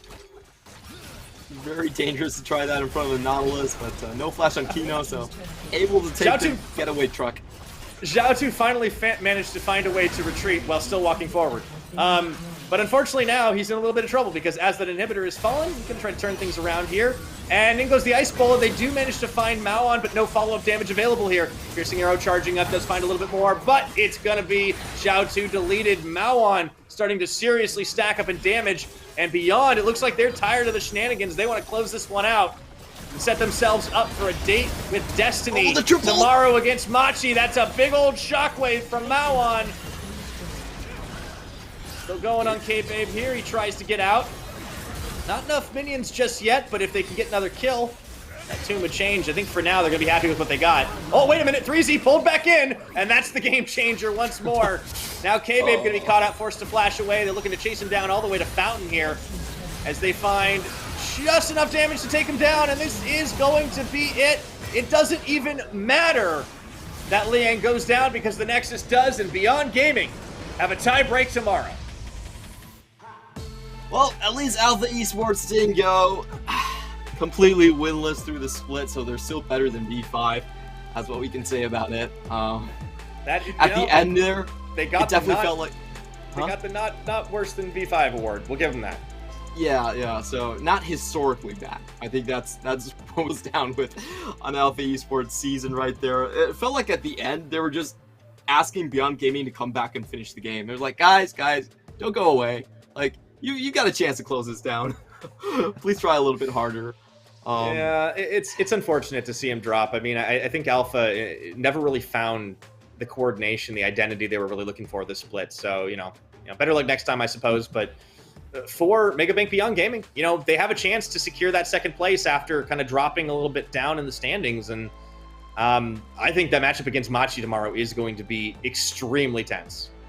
Yeah, this one is going to be back and forth for sure. I feel like Machi were the ones, the promised team that kind of was unthroned by the arrival of Megabank Beyond Gaming, and a lot of great matchups to watch out for. I feel like what we have seen from the two teams is basically Machi has delved more into their identity as a 1-3-1 team. They have broadened their reach in terms of the champions that G-Man is great on, the champions that Lee Kai is great on. While on the other hand, we had a very different type of growth coming out from Megabank Beyond Gaming, where they're trying all different sorts of compositions. Like, they started out as a one-trick set plus Kaisa pick comp, and they went into an Aphelios composition. They now play the 1-3-1 themselves. At the end of the split, they also bringing out the AD mid laners for Maoan. So it's been a great split for Megabank Beyond Gaming overall. I think it is spurred on a lot by, I would call it the cultural transfer between Doggo and PSG, but you could definitely see them leveling up in all aspects. So that match is going to be great. One about mastery in one particular composition, and the other one about just increasing the breadth of what they can play.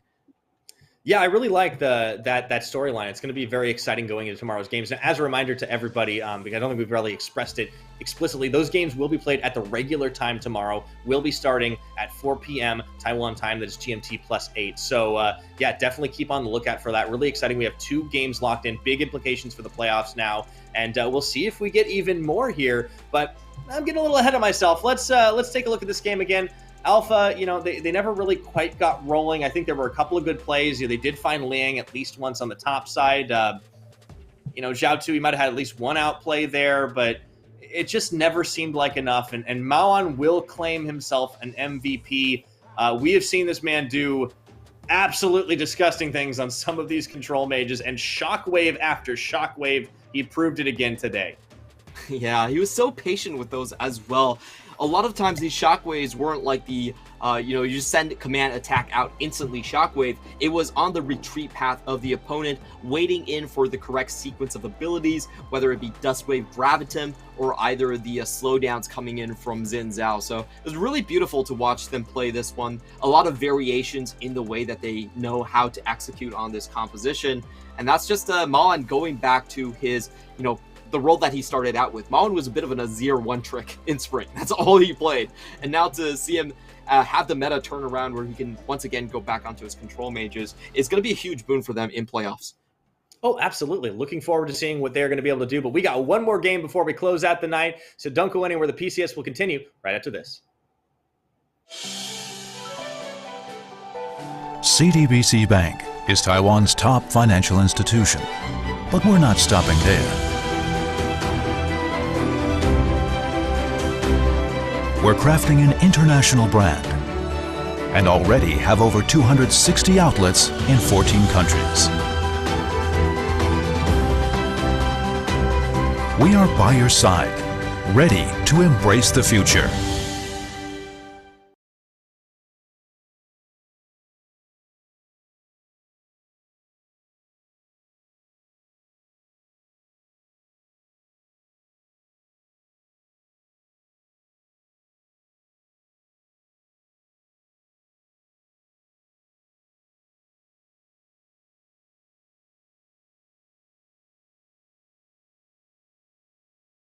We are family.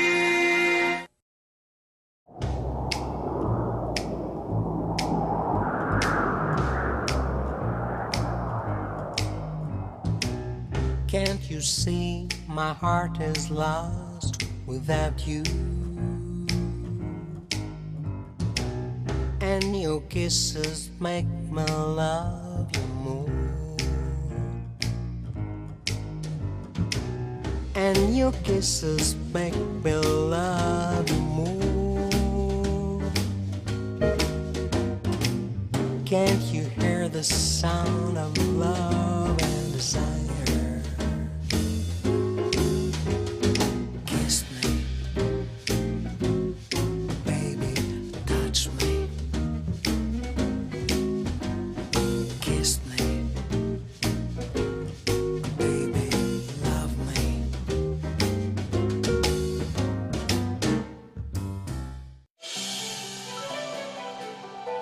CDBC Bank is Taiwan's top financial institution. But we're not stopping there. We're crafting an international brand and already have over 260 outlets in 14 countries.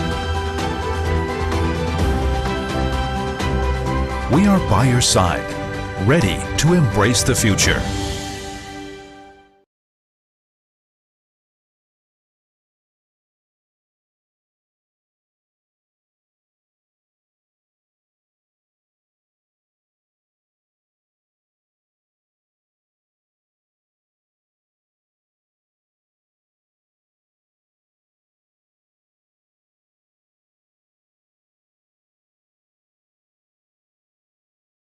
We are family.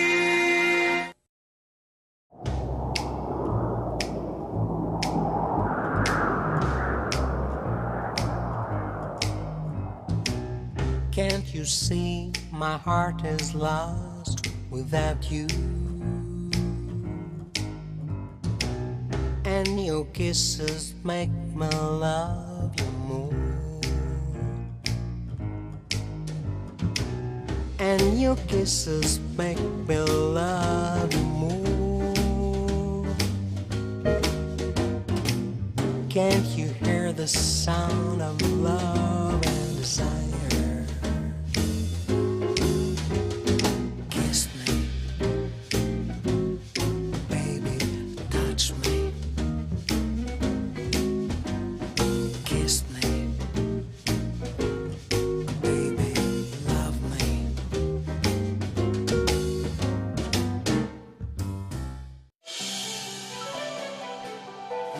CTBC Bank is Taiwan's top financial institution, but we're not stopping there. We're crafting an international brand and already have over 260 outlets in 14 countries. We are by your side, ready to embrace the future.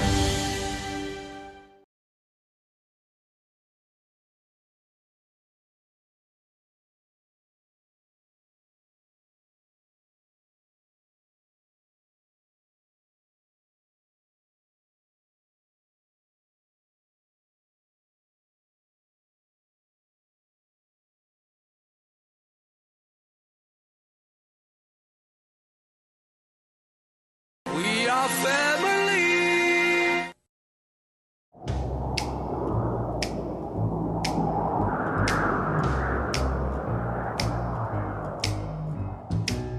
Can't you see my heart is lost without you? And your kisses make me love you more. And your kisses make me love you more. Can't you hear the sound of love and desire? Kiss me, baby, touch me. Kiss me, baby, love me.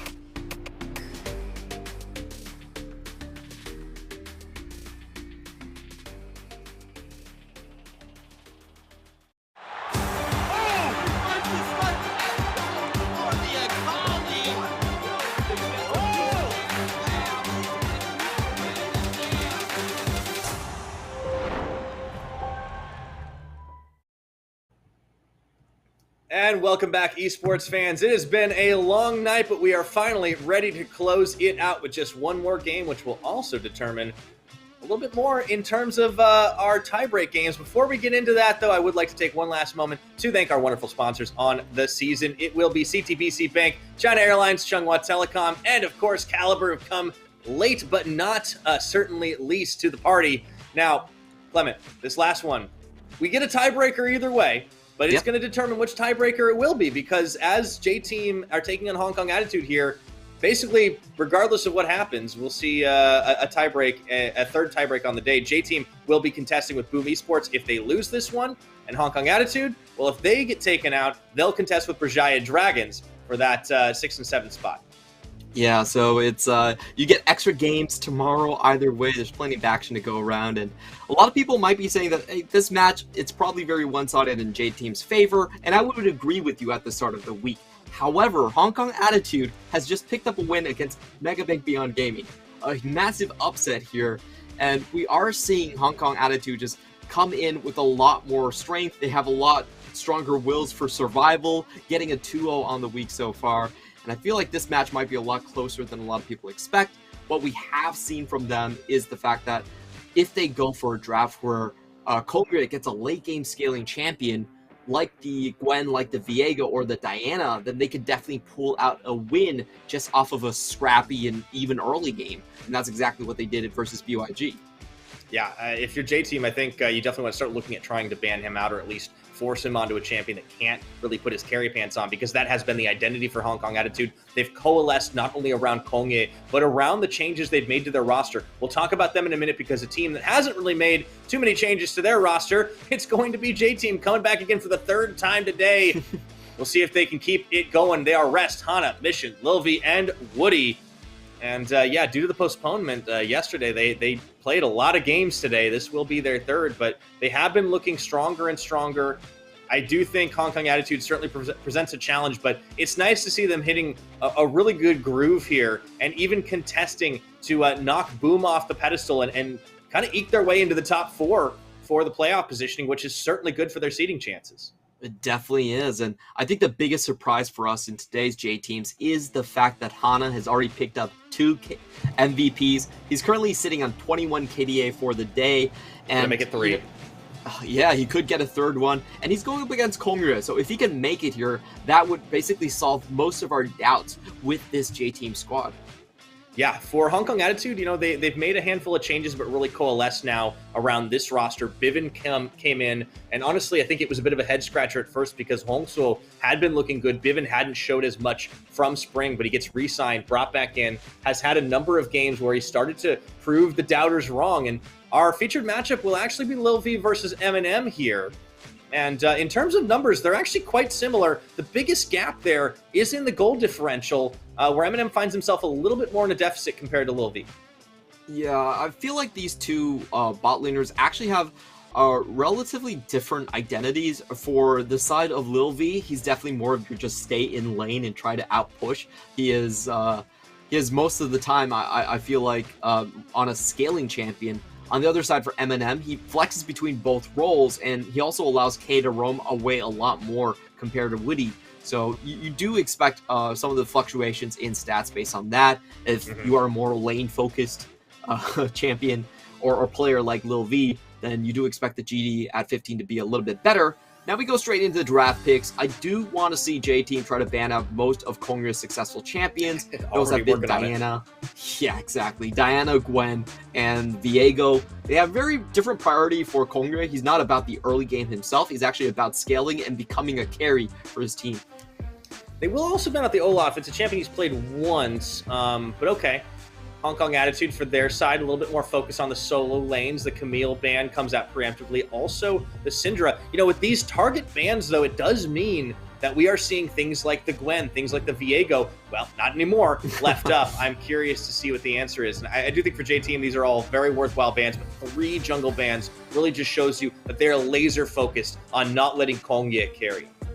Yeah, that's pretty much been the only win condition for Hong Kong Attitude outside of their victories against Alpha Esports. So yeah, very easy to see what the pattern is here. They're just going to take that away. And for J-Team, I do want to see them try to go for the Renekton pick a little bit more. This is something that I feel like just an early tempo gameplay is something they haven't been that strong on. And I do think that they can actually take away the laning strength from Hong Kong Attitude and just win based off that. For most of Hong Kong Attitude's wins, their best setup is 3 very strong lanes. You get your counter picks for Bivin, you get your counter picks for Rock, and then you just go for a scaling jungler. There aren't a lot of scaling options left. Maybe Rumble is something, maybe Graves or something. It's going to have to be outside the box and something we haven't seen before. Gwen gets locked up here, and that is going to be a flex pick because it has been shown for both Rock and for Kongye. But that does leave open the LeBlanc picked up by Mission. We've seen him really thrive on more of these control mage style champions that, of course, he's kind of made he's made a name for himself on. But the LeBlanc has certainly been good for him here, and we'll see if we get that Lissandra counter matchup for Bivin, or if he'll try to match fire with fire. Jhin being hovered preemptively to try and match the range of Eminem's Varus. Wouldn't be too surprised to see that come through, and it really just shows. Okay, there's a pivot at the last second. They go for the Kennen. I think JT might have just forgot that this Gwen could be going into the jungle. We have seen Rest just take the Kennen even before the buffs into the top side as a counter pick against the Gwen, but I think Kennen's actually a fairly risky champion. He's very easy to counter out with terrain denial, with things like exhaust. He's also kind of a slow champion in general. So I'm not really a huge fan of this one, but we will see how Hong Kong Attitude deal with it. They're going to go with Twisted Fate, which basically is a pick that is much more about tempo and not about matching the lane whatsoever. So J-Team should be able to walk away with mid-jungle prio, while Hong Kong Attitude have to hang around for 6 in this setup. Yeah, that makes a lot of sense, really pairing it up with that Gwen. Back into the ban phase 2, we've got Aphelios taken off the board, so starting to target out some of the bigger champions for a little V. Deny a little bit of combo potential. Yeah, the Kennen's still definitely a little bit of an interesting choice here.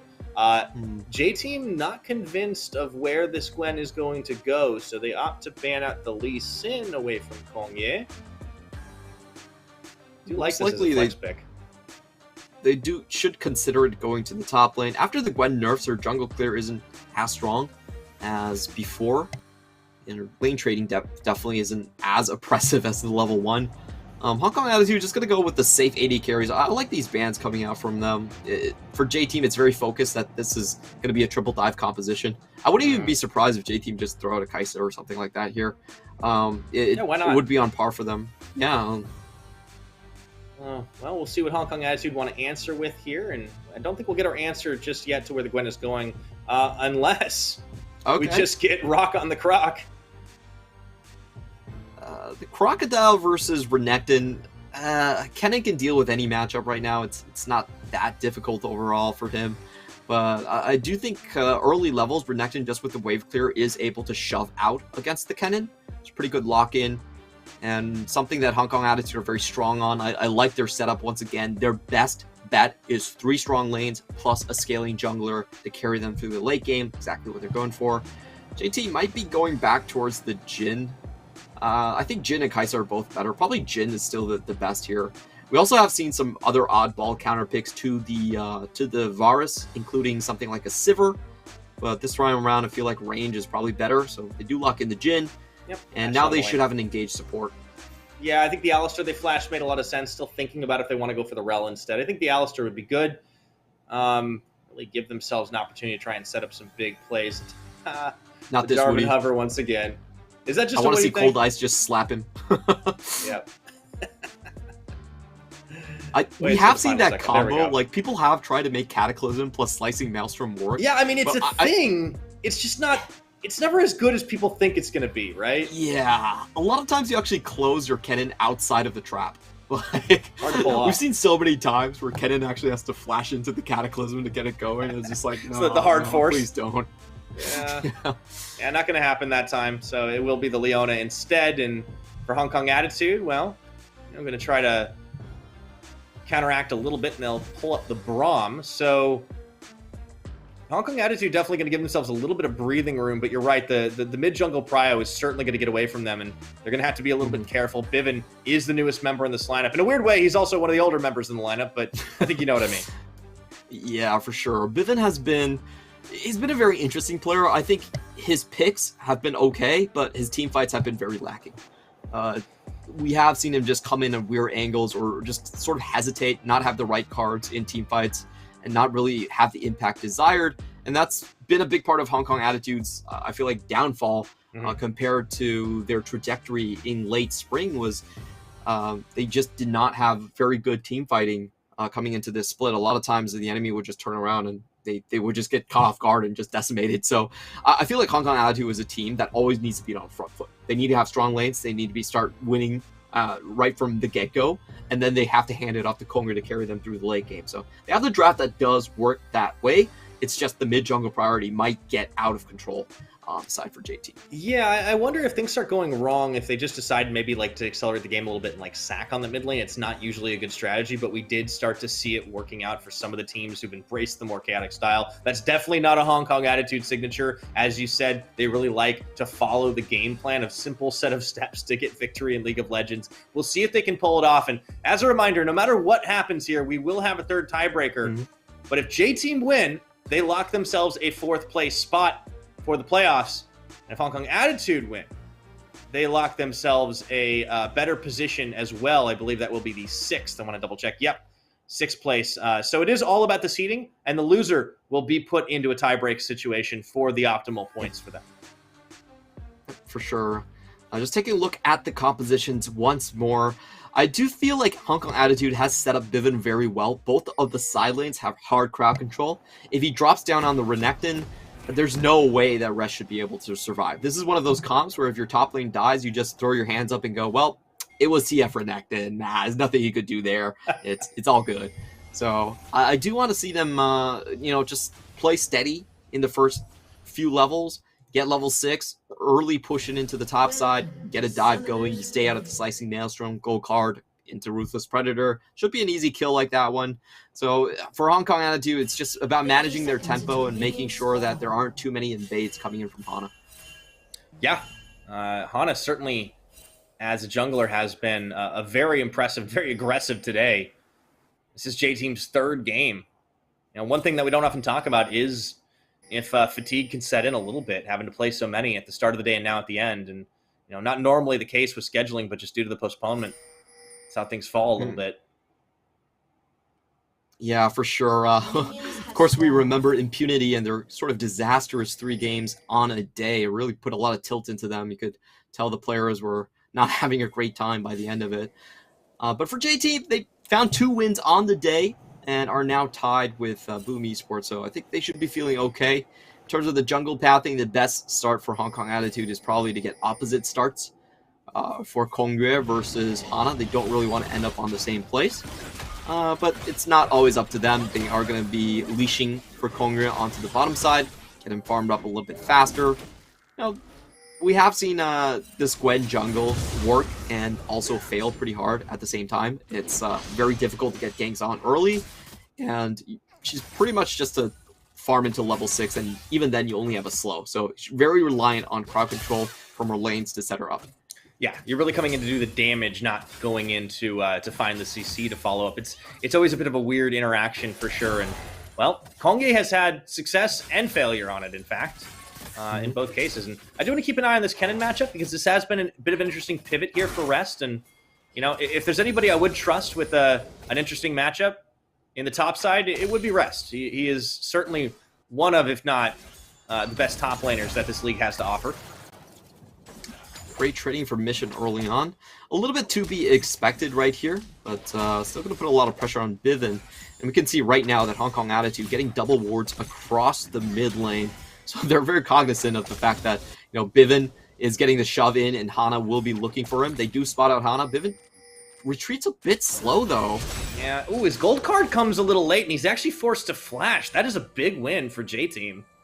Oh, that was very unnecessary because Bivin actually spotted out Hana on the minimap. Maybe he wasn't aware of him, but I don't think he needed to burn a flash like that one. So Off to a bad start, and this is what we were very fearing for.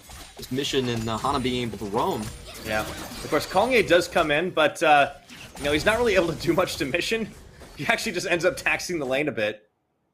Yeah, that was necessary for Kongye to make sure the shove came into the wave, and for Bivin to get the bounce. If Mission was able to hold the wave because he still had one charge on Potion, he could face tank it, and Hana could come in again. Meanwhile, ooh, Eminem taken very low here. Wow. The Ignite, Woody, oh man, Woody wants it with the bloodthirsty support play. Flashes for the kill, and K doesn't have damage. He goes in again to try and get that one. Will die. Oh man, Woody.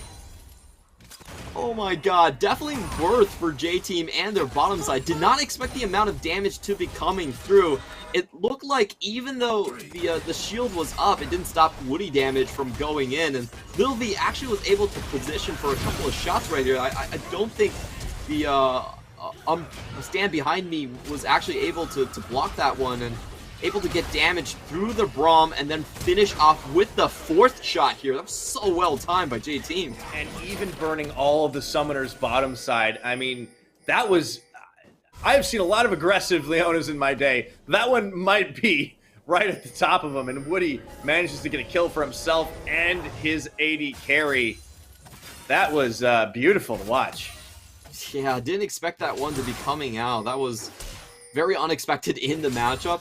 Usually Leona does have a little bit of a better time versus Braum, but not to this extent right here.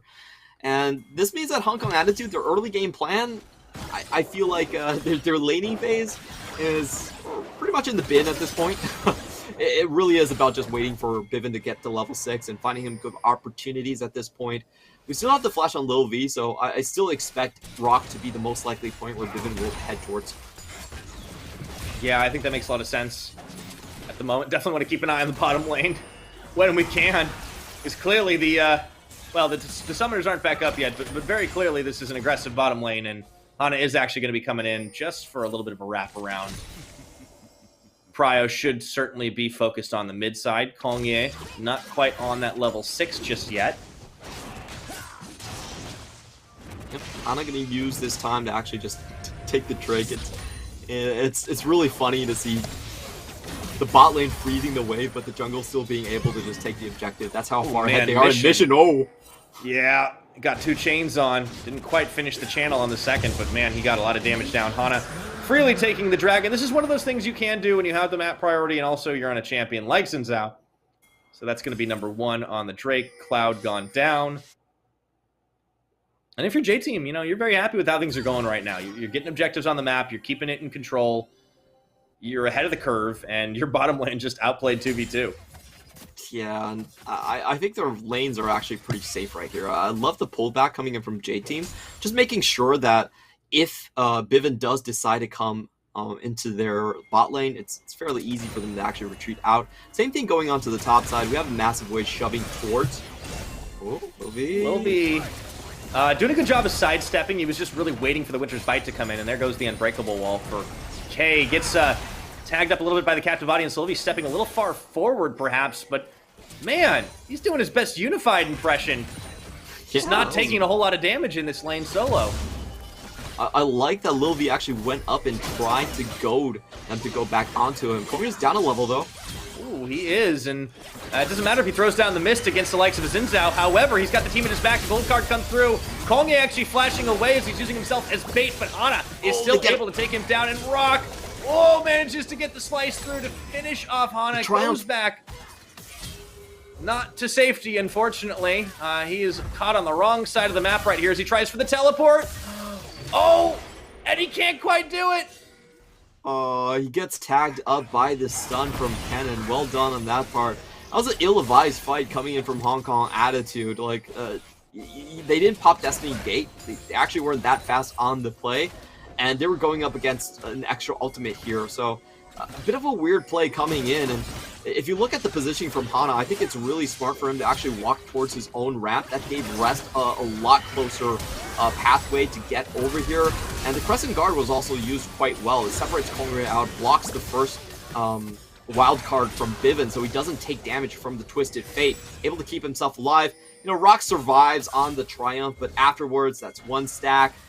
He gets another stack from the W here, and the Q cooldown's already up. So I think Rest did go for a Q max first, which is how Cannons do like to play these days. In the old days, it was always W max, but now that the Q did get a little bit of a buff in terms of its damage, we do see a lot more of the Q max Shuriken Cannons coming back. Certainly came in handy there. J-Team start off on this Rift Herald, but the turn comes in as Bivin tags his way in with Destiny Gate, and they open fire. Curtain Call gonna kill Bivin as K getting tagged time after time. The needlework just trying to deter the J-Team members from going any further, but that's gonna be it. A quick 1 for none, and Hana also cleans up Herald on the back. Man, that's kind of the headache that we've been seeing from Bivin this entire split. Like, Destiny Gate, you typically don't choose that bad of a spot because you have full vision of the enemy team. I don't know why he chose there. Yeah, a little bit of a head scratcher for sure, and he even burns Flash. Really rough for the Hong Kong Attitude mid laner right now, and it's going to be another J-Team win on the team fight, building themselves up a nice little advantage here in the gold game. You definitely expect a better spot to be on the periphery there, or try to catch out Jin as he's setting up for a Curtain Call on the other end, but he just popped himself right in front of Woody, Leona support. So yeah, I don't understand what Hong Kong Attitude was trying to go for there. Their idea was not bad in terms of using the ultimate cooldowns. There's no Slicing Maelstrom here, no Crescent Guard, but unfortunately for them, they instantly lose their mid laner, so not much they could do afterwards. Looks like they're setting up a bit of a bait here as Hana waits in the fog of war. I don't think Rock is biting on this one. It may just end up being a Rift Herald pop and push. Yeah, I do think Rock at some point has to go in, because that's just the nature of the range versus melee matchup. The melee matchup, you have to kind of trade aggressively to maintain your position in lane. You can't take damage forever. Like, you can't play the lane that way. So this is actually a pretty decent bait, and we'll see if Rock does fall for it. Hana just loses his patience and goes right in. Yeah, Dominance popped on. They forced that one out. Slicing Maelstrom just for the defensive play. And Hana he spends a lot of time up top, and all he got was, well, nothing. Yeah, that was actually really well played by Rock. He gets the full charge onto the Call the Meek, gets a lot of his HP bar back, and J-Team just look at the situation and go like, yeah, we're not going to go for this one. Meanwhile, in the bot lane, we actually have Hong Kong Attitude starting to win out right there. Lil V down to 200 HP. Vivin almost getting his Destiny Gate up, so we see Hana paying them a visit. Yeah, curious here. Kongye actually finds an open mountain dragon, and he wants to start this one up, but he might be needed very shortly, as Hana is showing down bottom. Yeah, I don't think they're going to make the same mistake of running into an early game champion like Xin Zhao without lane support. That was part of the downfall for Hong Kong Attitude in the early game. You definitely, at this point, I feel like it's just a scaling game from Kongyue. If the rest of your lanes aren't doing too poorly, then you're fine. However, on Bivin's part, this is absolutely brutal. Look at where Mission is positioning himself. He's going past the minion wave. And look at the vision as well. Like, he has full river vision on both sides. There's nothing Bivin can do. He can't even find a chance to roam to side lanes. And he opted into this matchup, too. I mean, it's just, Hana's just going to delete him. I don't think he's got anywhere to go. No flash. Oh, he's going to be able to walk away at least. Yeah, Hana's just showing him up and making sure he loses even more CS to the tower here. They're not letting him farm, and Twisted Fate isn't exactly a high damage champion to begin with. All right, here we go. Rest is able to lightning rush away. You know, kind of surprisingly safe pickup, but ooh, Mission taking a little bit low here as Kay and Bivin actually tag their way in. Unfortunately, the Mimic is all they grab on that second Winter's Bite. Meanwhile, Hana, free time on the Dragon. Yep, so if we look at the timer here, it's about 22 minutes and a half where they are going to go into the Ocean Dragon Soul. So that's kind of the time for Kongyue to farm up. He's still got 10 minutes here. If Hong Kong Attitude honestly could keep this in laning phase, that would be considered a win. Hana dropping quite a lousy Herald, to be absolutely honest. I think he might have been out of time here. Yeah, I feel like he should have just dropped it when Bivin went back to base. Like, I don't think that Kongyue would have been able to defend the tower by himself anyway. Yeah, a little bit of an odd play there for J-Team, but, you know, Still going to try and shepherd this one in for a big charge and knock off a couple of plates, if not the tower. That's going to be it. Mission stepping a little far forward and not going to get punished for it. He's LeBlanc after all. It was such a rough game coming in from Bivin. Like, usually when you're playing TF, if your first Destiny Gate doesn't go well, as we have the full-on engage. Yeah, there's the Destiny Gate once again. Try again is the mantra here for Hong Kong Attitude. Needlework onto Woody, not going to find a whole lot else as they just kind of get led on a wild goose chase. And, yeah, he dodges out the next one. Man, this is real extended. Yeah, I don't know why. Okay, so this time Bivin should have went for a much more aggressive Destiny Gate. He had stopwatch, and it was a 5v4. So, again, just I hate to harp on this, but this is the whole point of the champ. If you cannot use your Destiny Gates well for the early game, there's actually no point of picking Twisted Fate. There literally is no point of picking this champ if you do not find the picks. Yeah, it's been a bit of a head-scratcher for Bivin this game, and, you know, well, we'll have to see if he's able to pick it up in the clutch, but for the time being, J-Team maintaining a very healthy lead in gold and dragons. A lot of that on the side of Lil V and Mission, as you can see. Speaking of Mission, extended brush from that Ocean Rift does get tagged by the Winter's Bite, but he's able to hop the wall. K and Bivin on the chase, and gonna wait for the next distort. He's got the Honey Fruit, no chance of really getting the deletion. It's kind of hard to catch the LeBlanc. Yeah.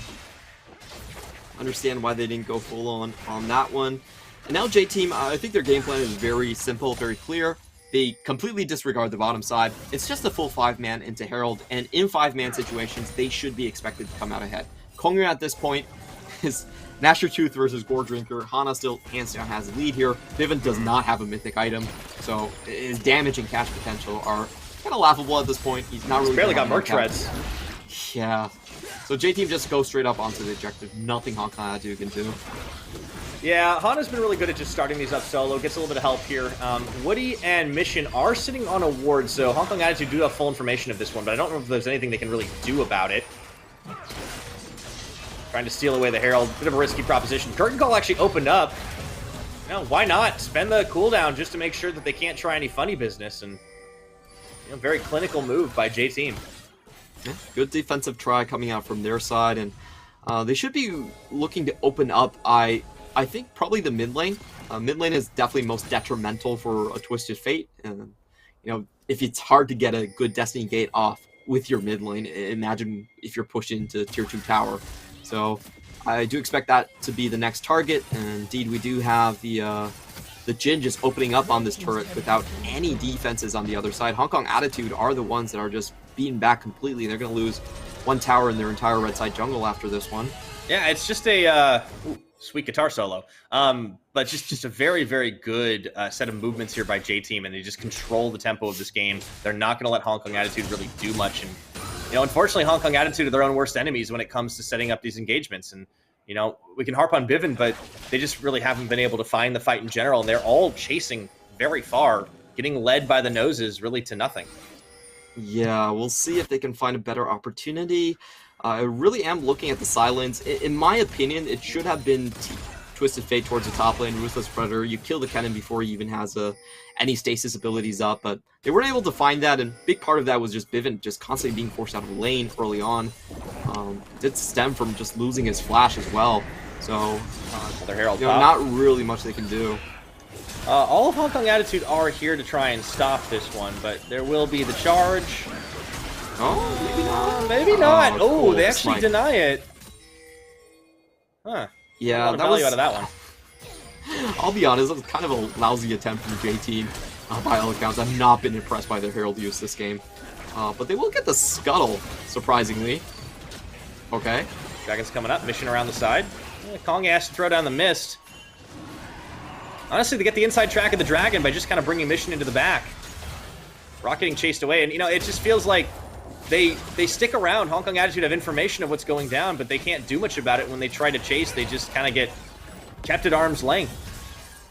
Yeah, I do think Lil V does need to keep his distance right here. It's a lot better for J-Team if they allow Hong Kong Attitude to start on the Drake first. Indeed, this is what they're doing for, and you can tell Hong Kong Attitude immediately realized, wait a minute, this might be a trap, but they now are stuck in a pretty poor position. Destiny Gate being used, Yeah, is Bivin going to use it on the secondary? That's going to be the startup of the fight. The Dragon still aggroed by Kongye, a bit of a split focus right now. As we go in, you see Hana getting the smite off, and immediately J-Team turn and burn onto the rest of Hong Kong Attitude. Hana might go down, but they get so much more for their trouble. It's a double kill though for Kongye. That's something. K should go down on the back half of this one. Mission getting a kill. Kongye's on the board though, and I think that's what he wanted. Yeah, a lot of trading back and forth. It does end up being a 2 for 3 with the objective going over to J-Team at the end. So overall, I think the game plan still doesn't really change. J-Team looking to close this game out early. We'll take a look at what goes wrong here. Chains of Corruption doesn't land, and as Rock comes in on the side, this is so smart from Rest. He rushes in the opposite direction to chase down all the damage dealers on the other side. So that's a 3v2 on the other side. Rock is getting isolated in this 2v2, getting kited around, and they actually only find the support right here. So not really a lot gained on that side of the fight, while on the other, J-Team are able to pick up a couple kills, keep it relatively steady. So, and they managed to pick up the Dragon. They're on Ocean Soul Point right now at 19 minutes. It's not a terrible timer if they're able to secure this one and really just try and snowball that lead forward. And you know, the critical thing is Bivin has just not been able to do much in this fight. He finally has his Everfrost on, or he has had his Everfrost on, excuse me. But apart from that, you know, we haven't really seen much from him. Destiny Gate, I don't think really ended up getting popped. I believe he got locked down before he had a chance to use it. And it does kind of feel like J-Team are playing 5v4 in every one of these fights. To be absolutely honest, he should have flown onto Lil V. I'm not sure if he had the chance or not, but it was also really smart on Rest's end to just charge for the Twisted Fate. I think that was the correct teamfight call for sure. Yeah. Rocket Belt Cannon, definitely terrifying. Yeah, it's really hard to get out of from him, and the stun happens very quickly as well, so they're probably not able to get the Destiny Gate off before then. It's a pretty sweet Jin skin, I have to admit. A little bit of a non sequitur there, but I do appreciate the observers focusing on that one. Yeah, cheers, you can cheers definitely are okay. tell that J-Team is a very experienced Jin team fighting team. You know, they go in first, they let the opponent onto the objective, and then they found this really nice, cozy place for Lil V to open up on this rest of the squad with the curtain call. So there's a lot of nice mechanics you have to pay attention to, and Bivin finally going in. Yeah, there we go. Gold card combo into Kongye. This is what we were hoping for, seeing a lot sooner. Flash forward. Oh, he gets the bait on the needlework. Oh, man. Is he actually going to get away with this? No, I don't think so. Finally, the shutdown. It was a nice try from Mission. Really nicely done right here, and it does come off of the vision that Hong Kong Attitude did control afterwards on the fight. Even though J-Team got the objectives, Hong Kong Attitude stayed on the map a little bit longer. We're able to just ward up that bottom lane river and then catch Mission off his guard right there. It will just be a 1 kill, no objectives taken, but definitely a good start, and this is what we want to see. Just constantly force-feeding Kongye kills, and Gwen can carry you to the promised land. She can definitely scale up a lot harder, already with a level lead over Hana, despite how this game started. Yeah, there's a lot of Gwen can do. Definitely a champion that has a very, very positive win rate in this league over the season, and for good reason as well. Teleport comes back in, Mission going to get back right to doing what he was before he was oh so rudely interrupted. Already has the Ludens completed and is going to go for the one-shot combo right here with the Void Staff. Ooh, that's doesn't matter which meta you're in, that one hurts. Absolutely right here, and I feel like J-Team for them, the game plan is still relatively simple. They have a great chance to just earn a massive permanent advantage with this next break. And for Hong Kong Attitude, I feel like the fight is about just jumping on Lil V before he can find a good spot to use his ultimate. A lot of Jin's damage actually does come from the Curtain's Call, so if he's not given that safe space to fire away from, then you know his team fight really isn't as impressive. So it's a lot about the flanks, it's a lot about which directions they can push for him, and also about if Hong Kong Attitude can maybe force priority into the mid lane, force J-Team to defend something instead. It doesn't look like they're going to have any track on the mid, though. Yeah, it really is going to be on Rock Teleport timings, on Bivin, on the Destiny Gate. You know, we need to see them focusing, getting the prio onto the Jin. They're going to have to burn that cleanse as well and get through his health bar in order to really pick up these fights. Now, Hong Kong Attitude, they're clustering here. Man, there are a lot of wards in that River Brush. 5 seconds till the Dragon. Destiny Gate preemptively popped. Oh, they actually focus on to rest. There's going to be a Solar Flare coming up. The rest of the team getting zoned away, and Bivin, unfortunately, can't get back with the rest of the team as Mission zones him out. Gold card up, but this has become a very chaotic fight. The Dragon does reset. Hong Kong Attitude, once again, cannot find the inside track on the Lil V before he opens up the curtain call, and they are getting caught once again. That's going to be the route out onto K. It's slow going. Flash is burned. Dragon's in the mix, and in goes Rest. Looking for that big combo on the Slicing Maelstrom, but he does get shut down. The rest of the team weren't quite in there. And the steal, Rock takes away the Ocean Dragon, and Hong Kong Attitude preserve.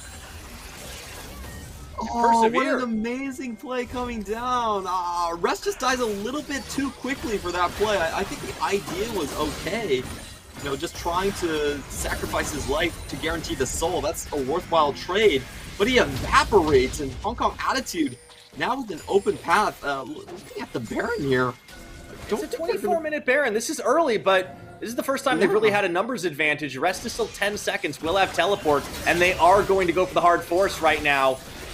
K is not quite in. Oh, they actually get Lilvi. He's going to go ahead and burn his cleanse. Do they have the damage they do to shut him down? Hana getting zoned out. The teleport coming back in as Rest is up back off this one, but they've stayed on top of the Baron. Hong Kong Attitude, they find an opening a little bit low. The Baron's not falling fast enough, and Rock, he is so low on the health bar, gonna have to bail out. I don't think Hong Kong Attitude can do this. Kongye left by his lonesome here as he does throw down the mist. It was a nice idea, maybe a bit ambitious, but they do manage to get a kill, and crucially, they do get out. Yeah, resetting the timer there was massive. J-Team was about to run away with this game just with the Ocean Soul, but you know, Hong Kong Attitude put a stop to that one. It was a little bit unfortunate that Hong Kong Attitude took that much damage from the Baron. One thing about the Baron play is you really don't want... Those spikes hurt. Away. Well, you know, Mission wasn't even in the pit, and they had the flash, so a little bit mistimed right there. Definitely could have picked their spots a bit better. As it stands, Hong Kong Attitude, you know, it is really big that they were able to kind of arrest this momentum.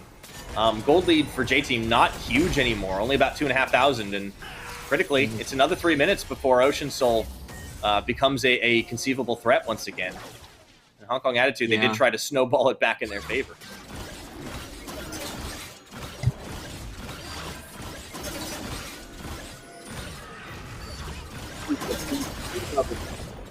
Finally has a Mythic complete, and this is where you can start dealing real damage here. If you look at the side from J-Team, they don't actually have a lot of melee damage dealers. So it's going to be hard to put damage onto Kongyu as he just flies in. There's the gate. Vivin kind of flopping the button right now, see if they have enough damage to really follow through. They do delete Mission off the map, and that is going to be Hong Kong Attitude opening up for a second when Curtain Call is on, but they're going to have K body blocking on this, and the Baron is in their sights once again. Clement, Hong Kong Attitude are finding fights. Yeah, that was beautiful. I was just talking about this. Kongyu knows that like the damage from J-Team can't touch him. Only the jungle and support are melee, so he can just fly in into any fight, pop the mist, and the range is gone. Like there is no range damage coming out as they do the turnaround. And they delete Hana. This means they should be able to secure up the Nasher, and they do. All of a sudden, Hong Kong Attitude in the last couple of minutes have come alive, and now they have the gold lead. And this is the Hong Kong Attitude gambit. We put Kongyu, our best player, at a jungler that is supposed to help the lanes, put him on a carry position, and just wait until he helps us instead. Kongyu flies directly on. He just starts this fight. Like the damage isn't going to do much to him. He stays full health, and we could see as Mission got in, I believe he was tagged down by the Ruthless Predator there, instantly gets popped without doing any damage, and Hong Kong Attitude just roll with the 5v4 afterwards. Now they can just start to keep pushing down the line, and this is going to be tough for J-Team to really try and counteract. And, you know, it's tried and true. It doesn't matter how many games we see this team play. The formula does not change. In Kongye, we trust, but he goes a little too deep. You praise the man, and he will die. A horrible death. The rest of his team not on the same page. Yeah, you definitely cursed that one. That was more than coincidence. I was saying it as he was running it down. Oh no. I'm so sorry, Kongye. The only All the same, person Hong Kong Attitude still in the lead. he couldn't face was Kennen, and just ran headlong into Rust. That was very unlucky. Like, I actually understand the play. Don't get me wrong. I feel like it would be fine in most situations. The mist should protect you against like LeBlanc, Sigil Malice. It definitely protects you against Lil V, but not Kennen. Kennen instantly slicing Maelstrom and just kills him. Unfortunate. Now this does mean that it's going to be a little bit of a missed timer when the next dragon comes up. So J-Team going to try to open up immediately. The curtain call actually getting chunked a little bit low here. Body blocking, forcing K and the rest of Hong Kong Attitude away. But they are a little bit low. This isn't the easiest. Instant dominance pop by Rock. Destiny Gate comes through. They get the stun off. Will they be able to get enough damage? This dragon is going incredibly low, but they focus on the fight. They actually don't care about the soul right now, and they cannot steal it away, but they do take three members of J-Team looking for a fourth, as Mission is trying to bait this one out. Needlework lands the land. Oh, he is going to bait, but Kongye cuts him down to size. Yeah, long death timers on Mission, 40 seconds. This should be a broken inhib for sure. Hong Kong Attitude with the right idea here. If you look at J-Team's composition, they don't have sustained damage. It's all pick, it's all burst. So if you just wait out the curtain call and then just run at them full speed ahead with all 5 members, it's actually not a lot that J-Team can actually do. You know, Rest got his slicing mail. I don't think he even had his slicing mails from. Yeah, it was still on cooldown during this fight. So just a really good engage coming in from Rock. He's standing in the front line. He knows he's not going to go down. Even gets the kill after the flash. Great play from them. And the exhaust also makes Mission just a non-factor here. I feel like J-Team just... they were a little bit too cavalier with the abilities when their cooldowns were not up. They already popped their curtain call. They don't have Slicing Maelstrom in this team fight, but they still all in for the objective.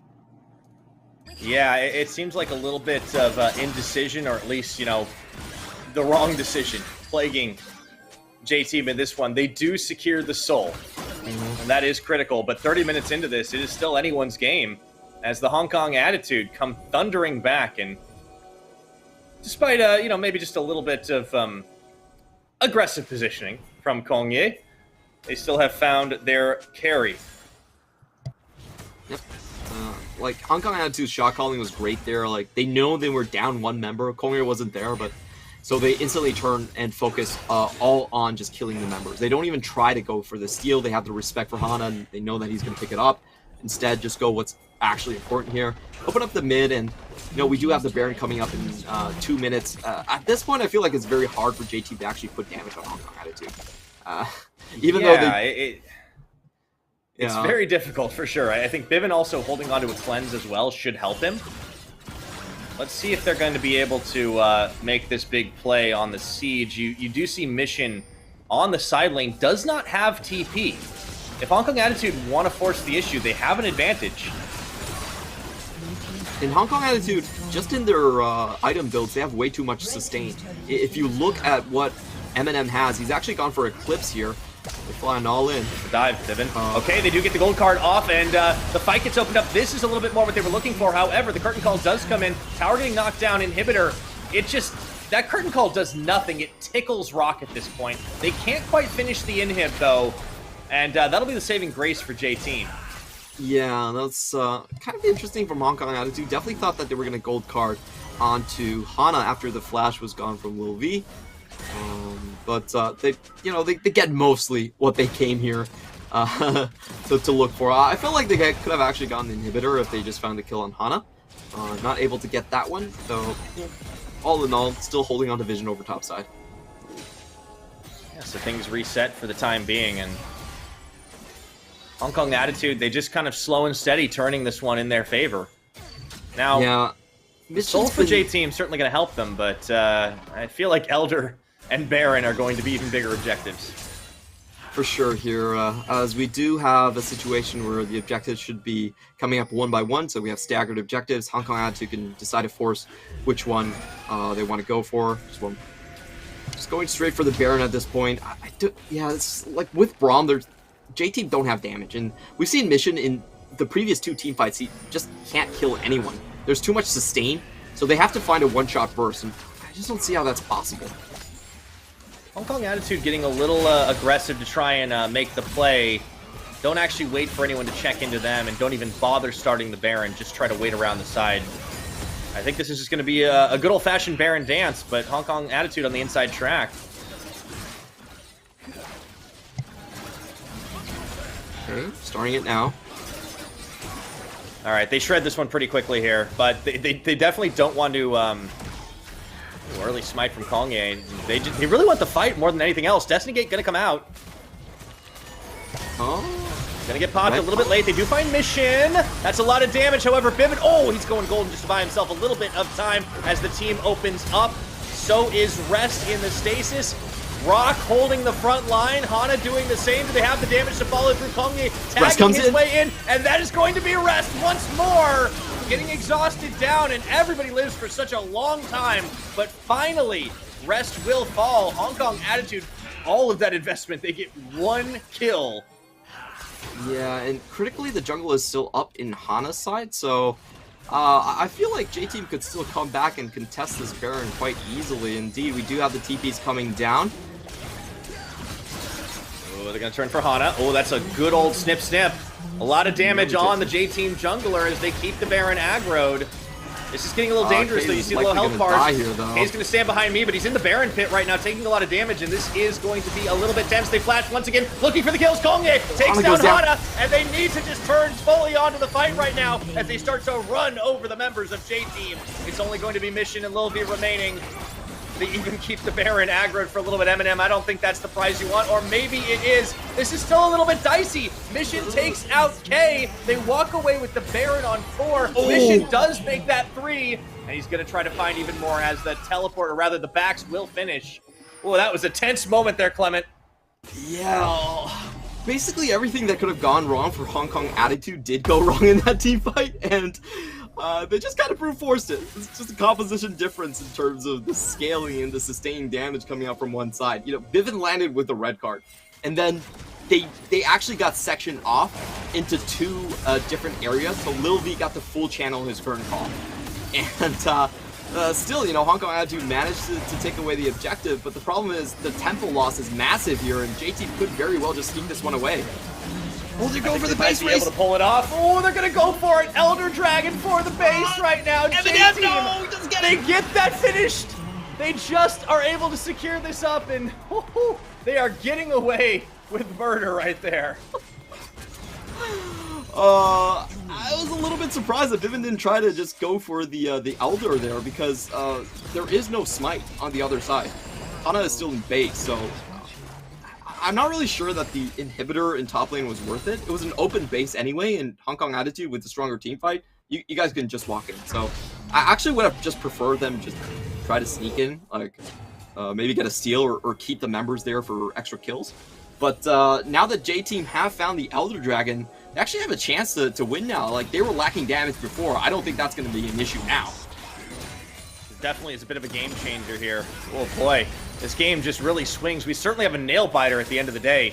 Remember, it is all for the seeding tiebreaker battle. The winner will get the better seeding position, and the loser will have to play a tiebreaker for their respective matchup. Here's the curtain calls opened up once again. They do get the Solar Flail land onto the cluster of Hong Kong Attitude members. Baron Buff versus Elder Dragon. I think J-Team put like 600 damage on a Hong Kong Attitude. After all of that, just 600. So, yeah.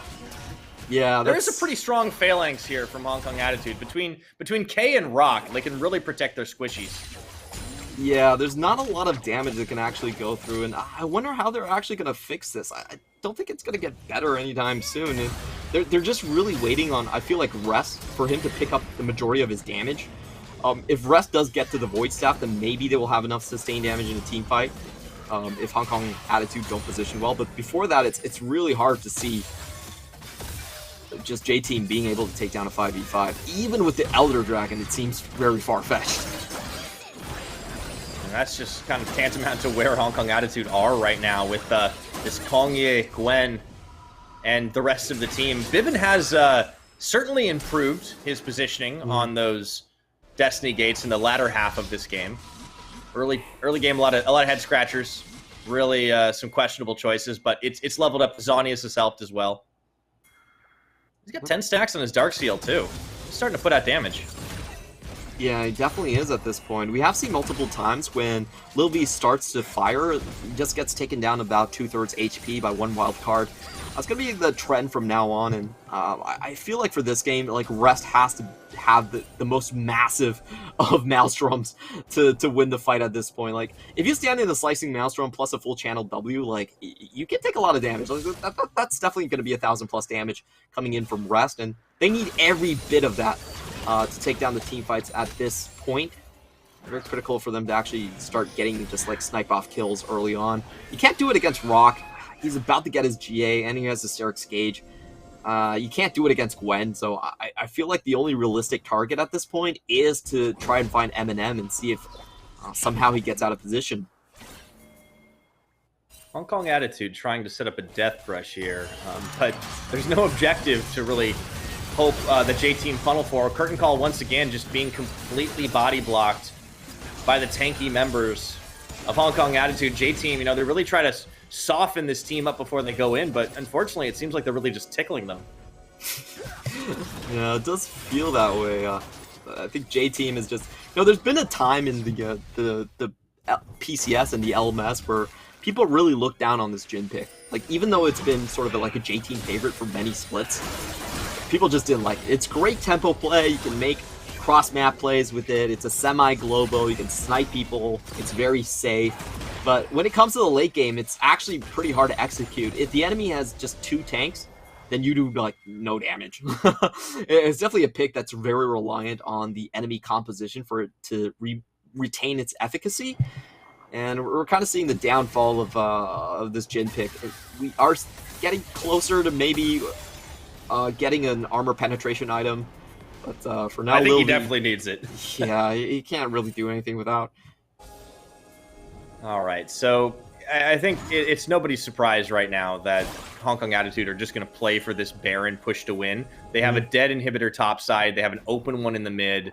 You know, if they can force and win a fight, it is over. But, I mean, this is one of those games where we're starting to get into the point where items don't matter. 40 minutes.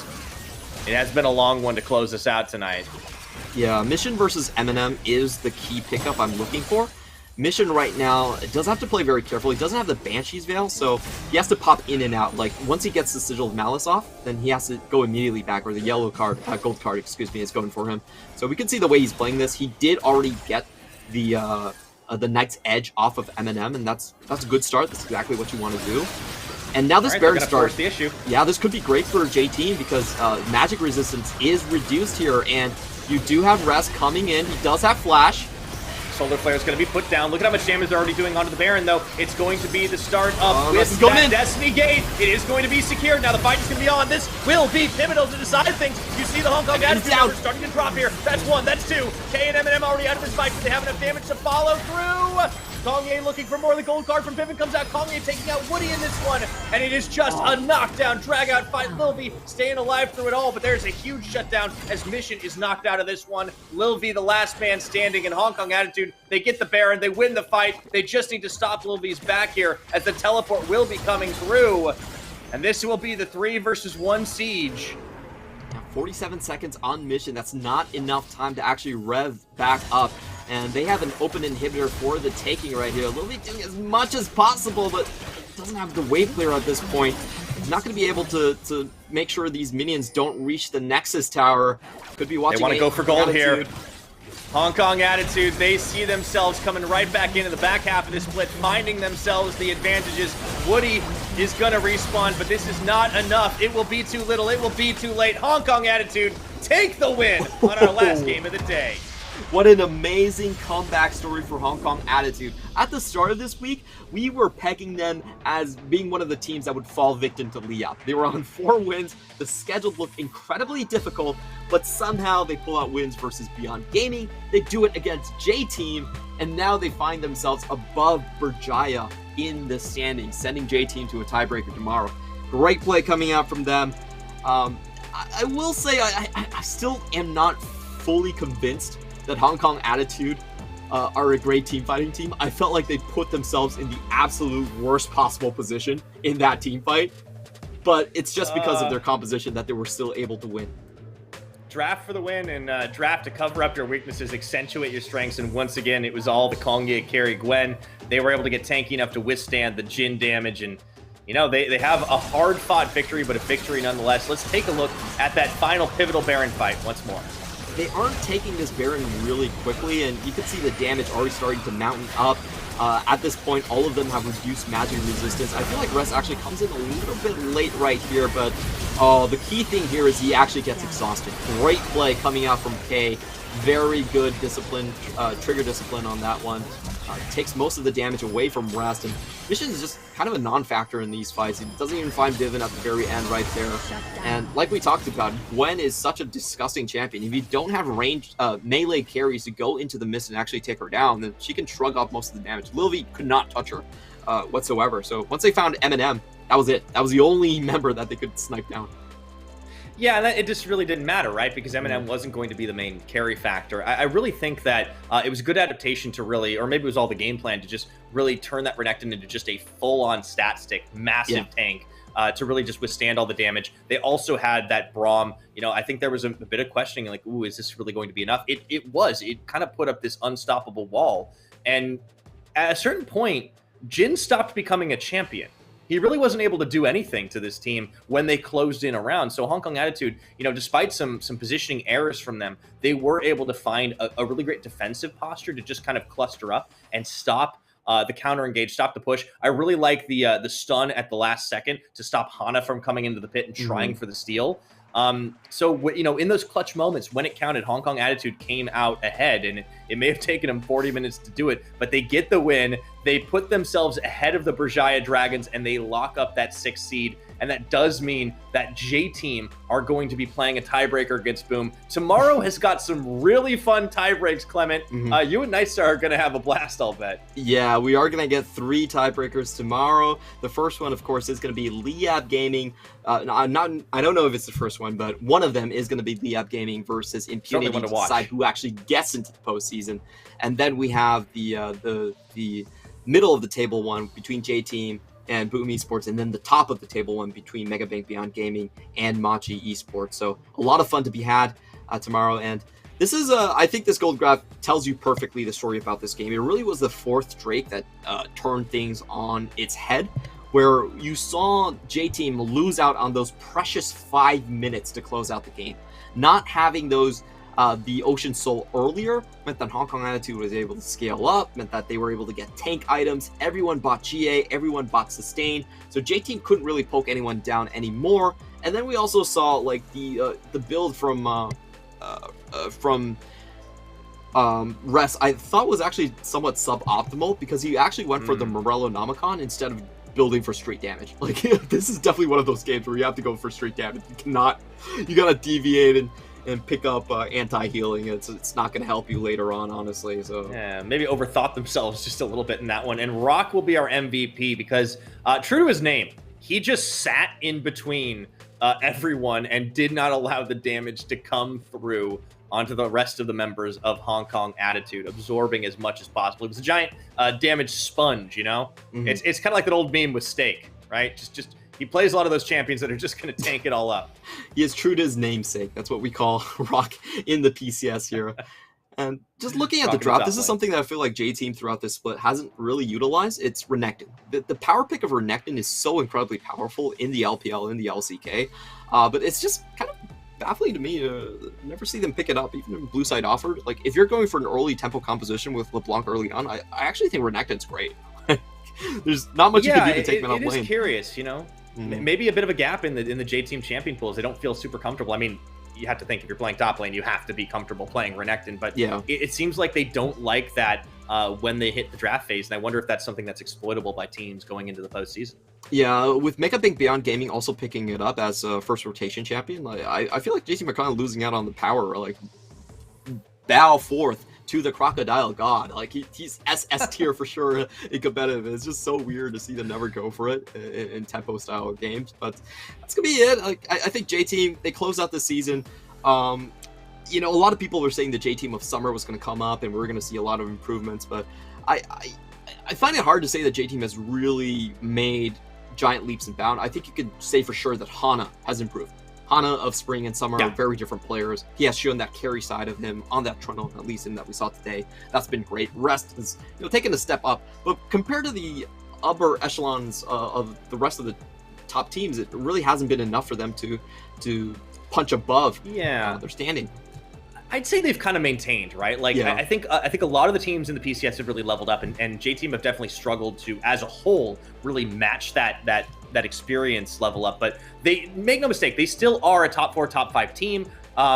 They'll have a chance to really prove it tomorrow when they will be facing off against the likes of Boom Esports. And let's take a look at our final standings for the end of regular season. We still have those tiebreakers. PSG Talon with the perfect split. They finally do it. The absolute Mad Lads. Right behind them, Machi tie with Megabank Beyond Gaming, and that's certainly going to be an exciting clash at the top of the table. Boom Esports and J-Team right behind. And then, of course, Hong Kong Attitude, they do lock up that number 6 seed. Bershaya Dragons will make it through. And then, of course, right down there at the bottom, it's a battle for the final playoff spot, Impunity versus Liab. Honestly, that is my game to watch because it's just so exciting. The Liab dream is alive. Impunity, they're trying to hang on. Yeah, I really like this split from the PCS. Like, so many good games, so many good storylines, and most important, you can feel that the league has leveled up. It's become more competitive. Machi Esports, G-Mian has been a great storyline this split. I think he's overtaken the position on Mission, and Machi Esports trading away Mission, it doesn't seem like they've actually lost that much. Taipei J-Team... No, I don't think so. Yeah, definitely, it's hard to say that losing Mission actually impacted them that much, but going on to the storylines, it isn't finished just yet. So we can harp on this all day tomorrow. I'm sure we're gonna bonus games unlocked. Yeah, you gotta love it. Yeah, go over the upcoming matches, tiebreakers. They are gonna start 4 p.m. tomorrow. Don't miss these. Liab Esports versus Impunity for who gets into postseason. J-Team versus Boom for who gets 4th, and then Megabank Beyond versus Machi to see who gets 2nd. Yeah, that is going to serve as a little bit of a preview for some of our playoff matches. I am so excited to see how that one shake out. And, well, that is going to be it for us here today. Tune in tomorrow for the resolution of those tiebreakers. On behalf of myself, Clement, the entire broadcast team for the PCS, thank you so much for watching. We'll see you tomorrow. Take care and be well.